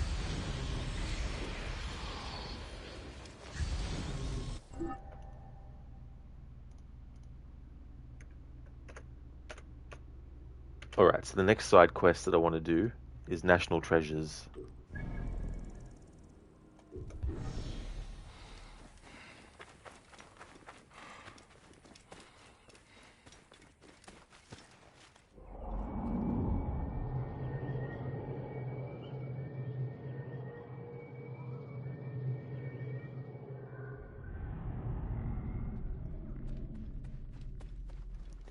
Once I've done this side quest, because of the out of syncness of the audio, I might actually end the stream, because the game, the only way to prevent that sync issue from happening is to close the game down and reload the game.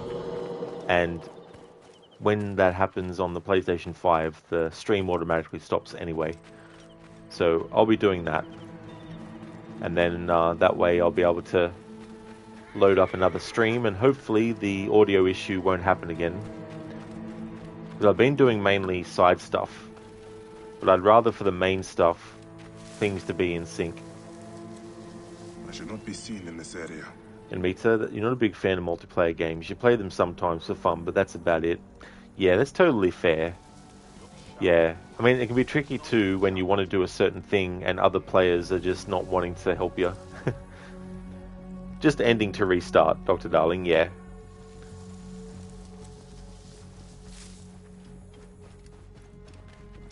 Let me out, you cockless hyenas! I must find it! What must you find? Who are you that asks me this? We can stand here, Trick.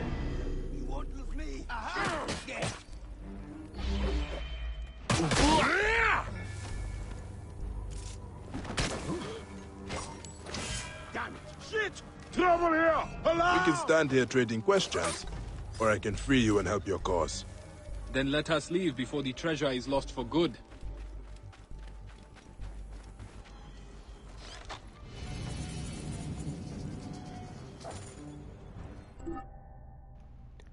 National Treasures. Bayek meets the relic hunter Kanaka and must help him recover one of Egypt's most ancient treasures before it falls into the hands of the Greek soldiers. Bayek meets a kindred soul in the shape of Kanika, a relic hunter on the trail of an ancient artifact, but the Greek soldiers are also looking for it, and while their only interest is in melting it down for profit, Kanika wants to save it for posterity. A mysterious papyrus, a race for treasure, and Bayek discovers there is none more zealous than a reformed thief. You are too kind. Thank you so much.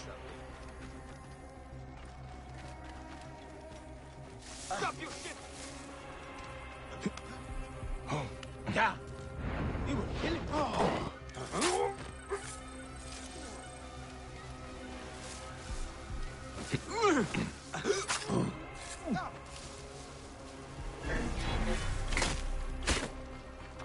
You will pay, corpse!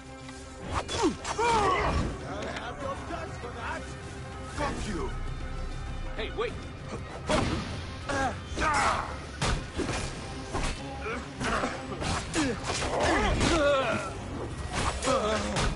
You will suffer that!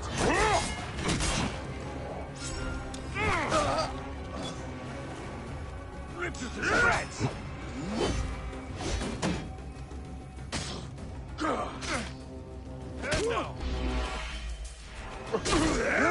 You'll pay for that! I have the range! I will nail him! Got you! Hey, got you now!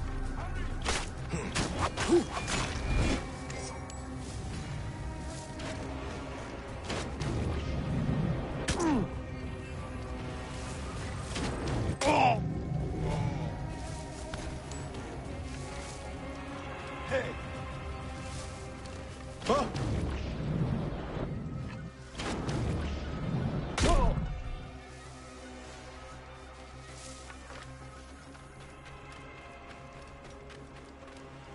Raid, you'd love to play more multiplayer games. Unfortunately, someone will barge into your room and ask you who you're talking to, and it's very annoying.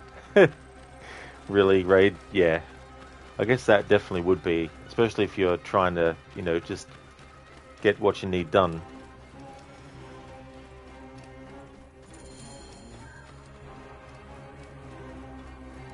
Do you care about our history, Seni? Bayek, I fight to defend it. I am Kanika, seeking a relic of great significance. It belongs in a temple.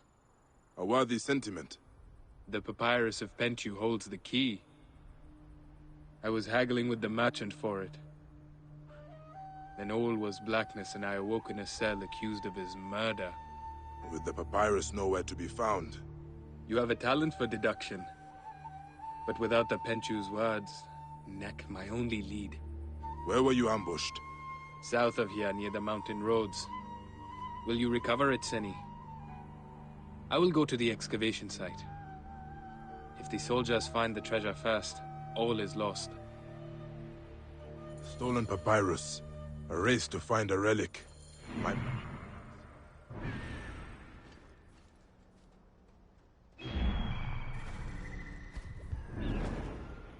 Alright, let's track him and see where he goes.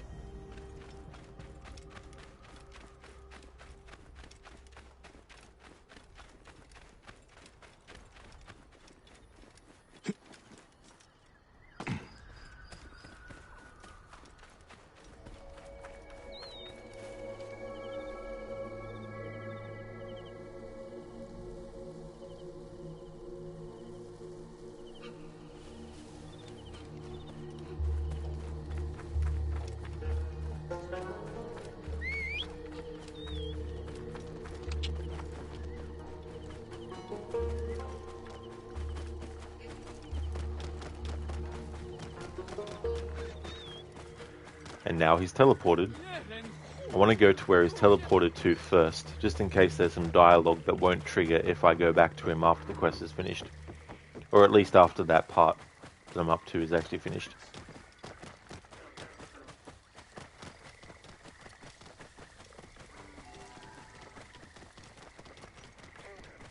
Hanachero.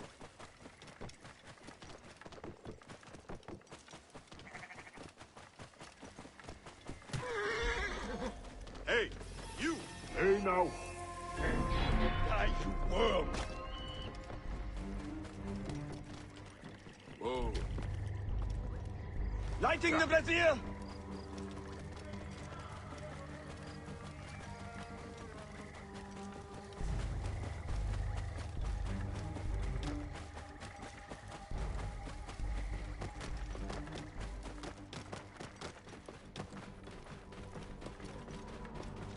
Whoa.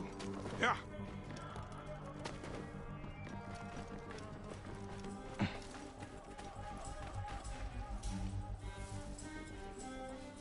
Nope. Okay, so he doesn't say anything if you... Doesn't say anything if you find out where he goes to before doing the next part of the quest.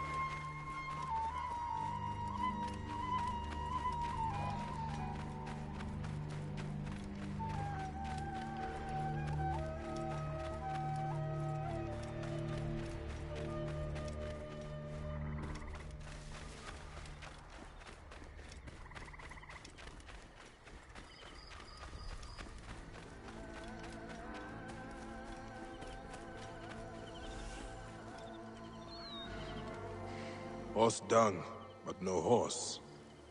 Now we know how our thief got away. Stabbed in the chest.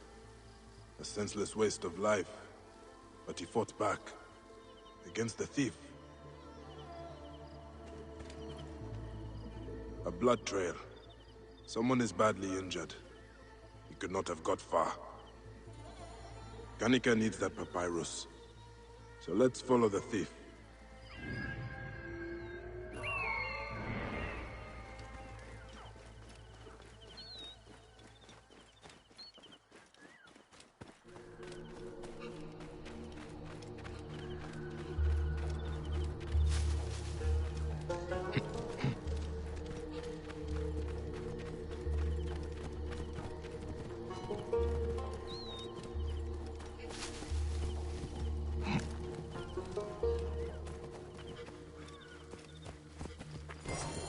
Ganika will need to interpret this at the excavation site.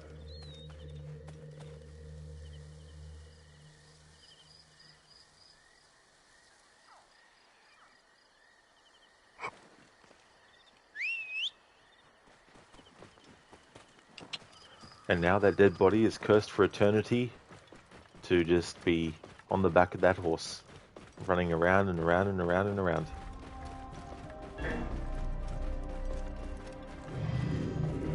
Hey, wait!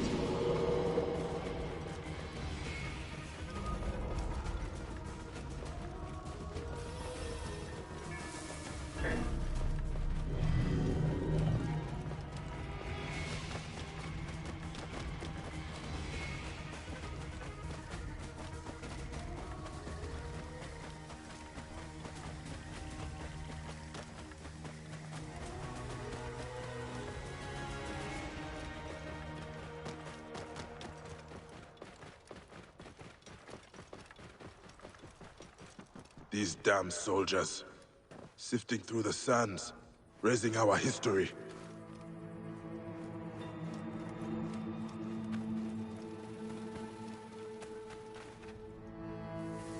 You found the papyrus? Who took it? No, I don't care. The relic is all that matters. Hurry, they have doubled their efforts to secure it. No, it can't be. I hoped, but this is incredible. We must go, now, to the Cave of Endless Sorrows. Lead on, Kanika. I will deal with anyone that dares to defy us. Good job they are digging in the wrong place. You will know the relic when you see it? I will know. How much of a living can you make saving relics? For my shame, I made my money as a smuggler. I am paying off a great debt to Egypt. You destroy our heritage, our past! We reclaim history a relic at a time! The Pharaoh's treasures will not be plundered!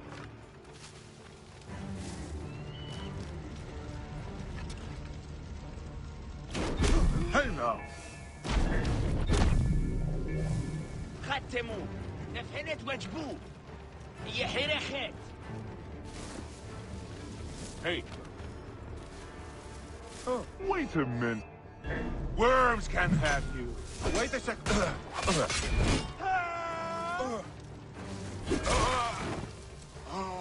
Hey! You will pay, corpse!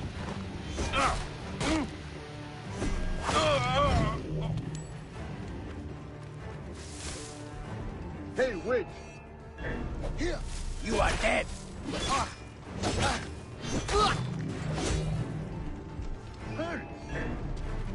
Die, idiot! It really is in meter. Yeah, I love using it. It's not, entirely realistic, of course, but still, it's fun. Hey! Hey!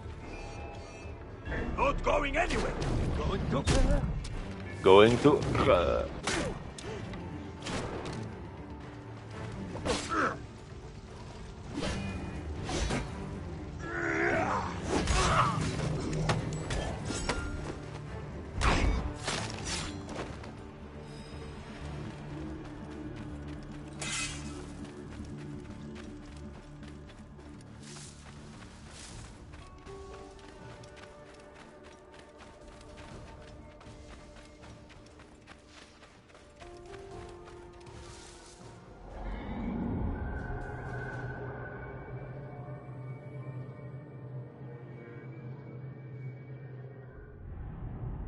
You destroy our heritage, our past! We reclaim history a relic at a time! The Pharaoh's treasures will not be plundered!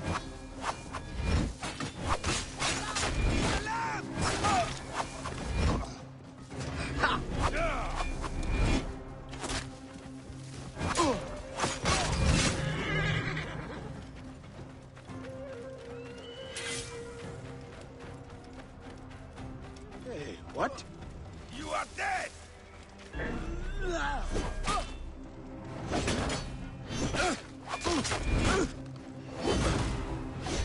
You're going to pay! Thank you, Serapis. This is the place. The Cave of Endless Sorrows. Such beauties! Come see for yourself, babe!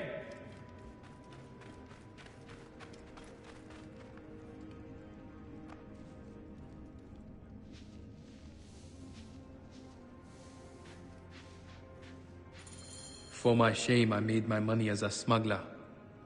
I am paying off a great debt to Egypt. There is no one more righteous than a reformed thief. It cannot be. You found it? Not it, Bayek. Them. And beautiful they are. The gold hilts, the Ba and Pet blade, the lily and jackal adorned sheaths. Daggers? More than daggers. The blades of the son of the Aten. Tutankhamun. A pharaoh's weapons? The whereabouts of his tomb has been lost to the desert for centuries. Here, you must take them. I am no thief, Kanika. Perhaps someday they can lie with the pharaoh again. Until then, they must be in the hands of one who truly serves Egypt. I will use them to exact punishment on the men who rape our history. That's the spirit. May the hills never tarnish in your service, Bayek. I will head to the Mooncasser's village. There are many smugglers there who need a history lesson.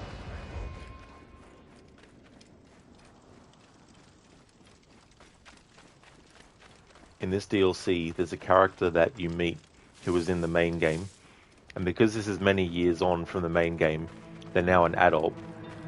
The character of Esiocles in the main game, he had a gang in Cyrene, and he gave Bayek the title The Flea of Cyrene. And in this DLC, at the Moon Cursor village, where we're going to go to now with this guy, you actually find him all these years later to find out what's actually become of him.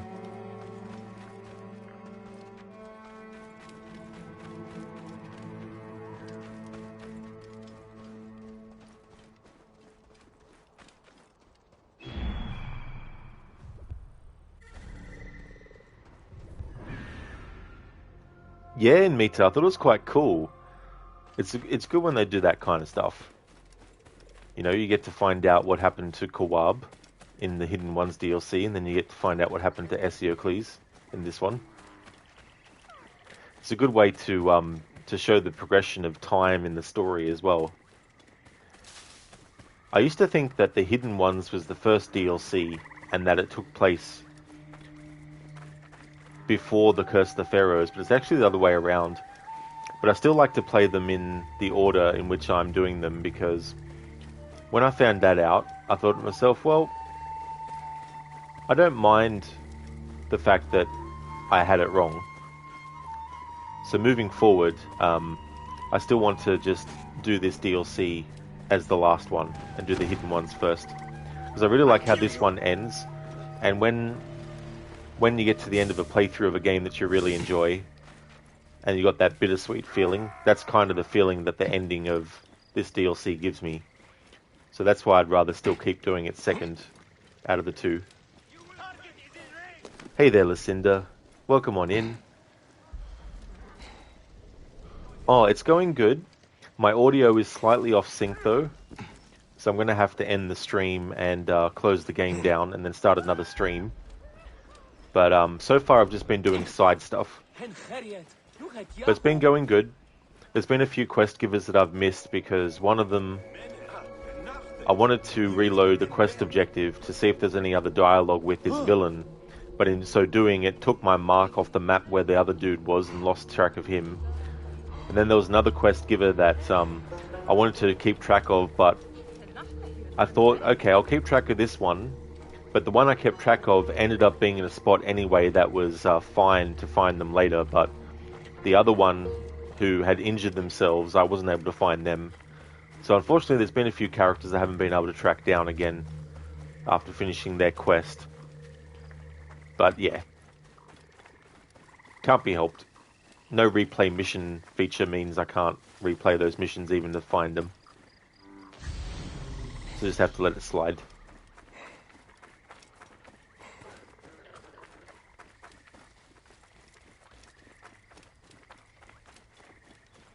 So right now we're just following this guy we did a quest with. He's going to a village where we'll also find a character, Esiocles. In the main game, he was the child who saw Bayek do a leap of faith from the top of the building in Cyrene. And you go around to the other places and jump off the buildings. We actually find him in this DLC, and he's grown up now. You're doing alright. You had to do multiple different jobs last night, so things were a little stressful. Decided to swap your Monday and Wednesday streams this week. Oh yeah. Well, that's definitely understandable to have to do that. It's good to have that flexibility as well, to make those changes when you need to. But that really sucks that you had to do multiple different jobs, and I'm assuming there's a lot of those that you hadn't had to do before.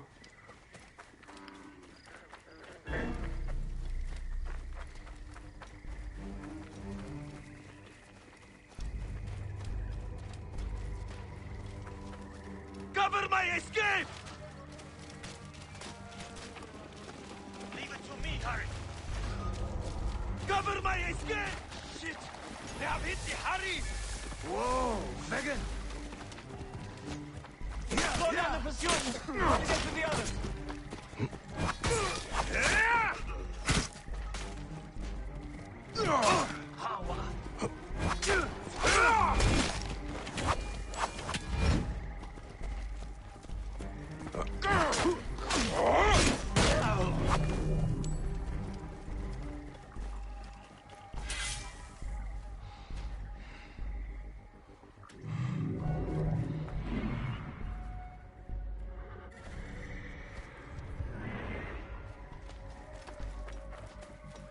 Listen, the work itself isn't too bad, but it was a slow night for your usual night, and you would have preferred to just chill for the last 2 hours, but you had multiple call-offs. Yeah, that is annoying when things don't go the way that you'd like, as well. Especially, that's like a long time.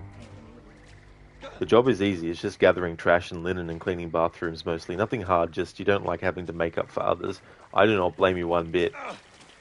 Especially if those people are like, being slack. And that's the reason, It's understandable if someone is like genuinely sick and can't come in, and so things that they might normally do have to be done by someone else. Hey there, Seedlefix, welcome on in. Hope it's going well. What you hate in that DLC was fighting against gods. They're cheating, you believe. Yeah, it's funny how you're just about to kill one of them, and then they just disappear.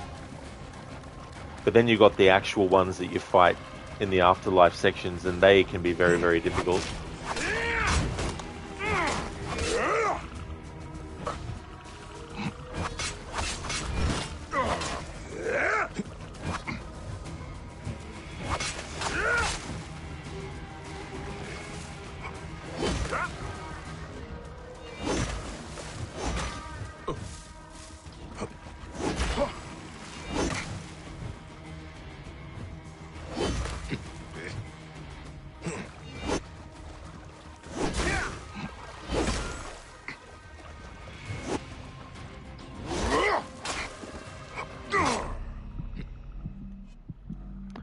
Jeez, I hate these fucking hippos because they can interrupt your attacks by biting you.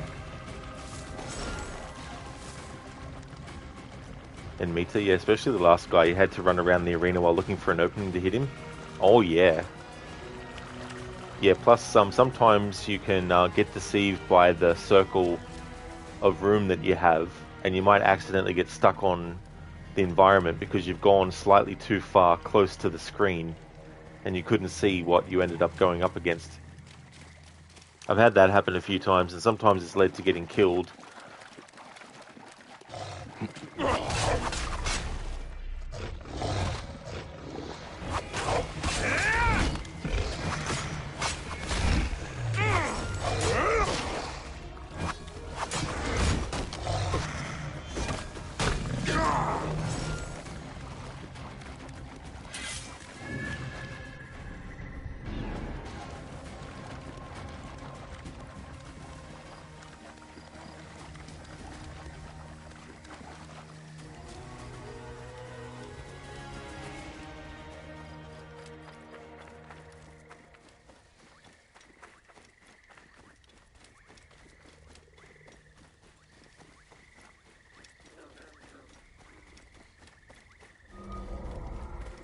Here we go, the Moon Cursor Village.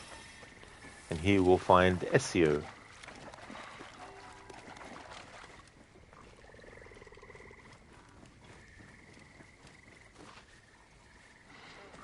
Here, hello, tot. Aha, Gertie, Ang.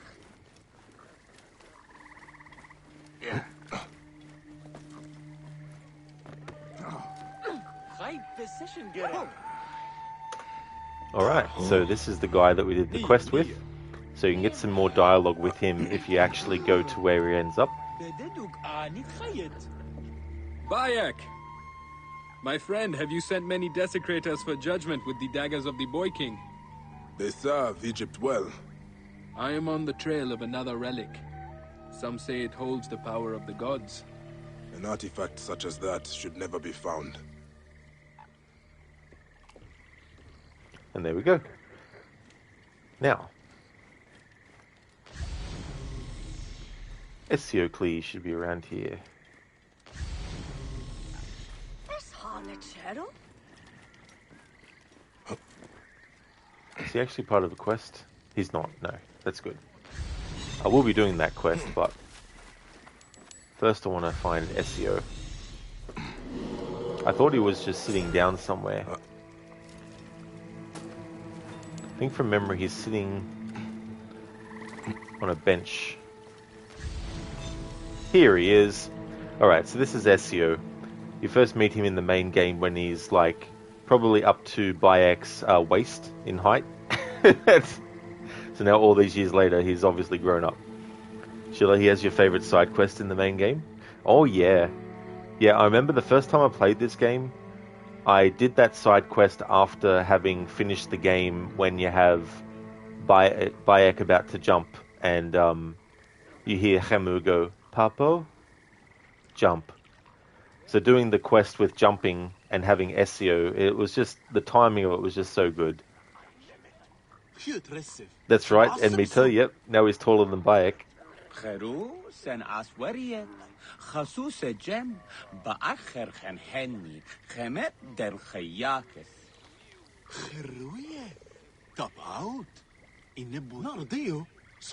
Bayek, can it really be you? I can't believe it. The flea of Cyrene here in Yebu? No. Little Ezio? Not so little anymore. What are you doing here? Is Mintos with you? I haven't seen him since he left Cyrene, but he sent me a small fortune to set myself up. And what did you set yourself up as? Well, this is a smuggler's village, so... You are a smuggler? I am hoping to be. I heard that there is a merchant woman. She transports lotus wine from here to Rome and... Esiocles, if I was your father, I would be ashamed. You waste your talents on criminal schemes. I would send you back to Cyrene, but I fear the mischief you would cause there. I do not want to have to explain to Diocles why. All right, Flea, all right. You have made your point. A life of crime is no life. Ah. Go to Rome. Find a friend of mine, Amunet. Tell her I sent you and she will keep your idle hands busy.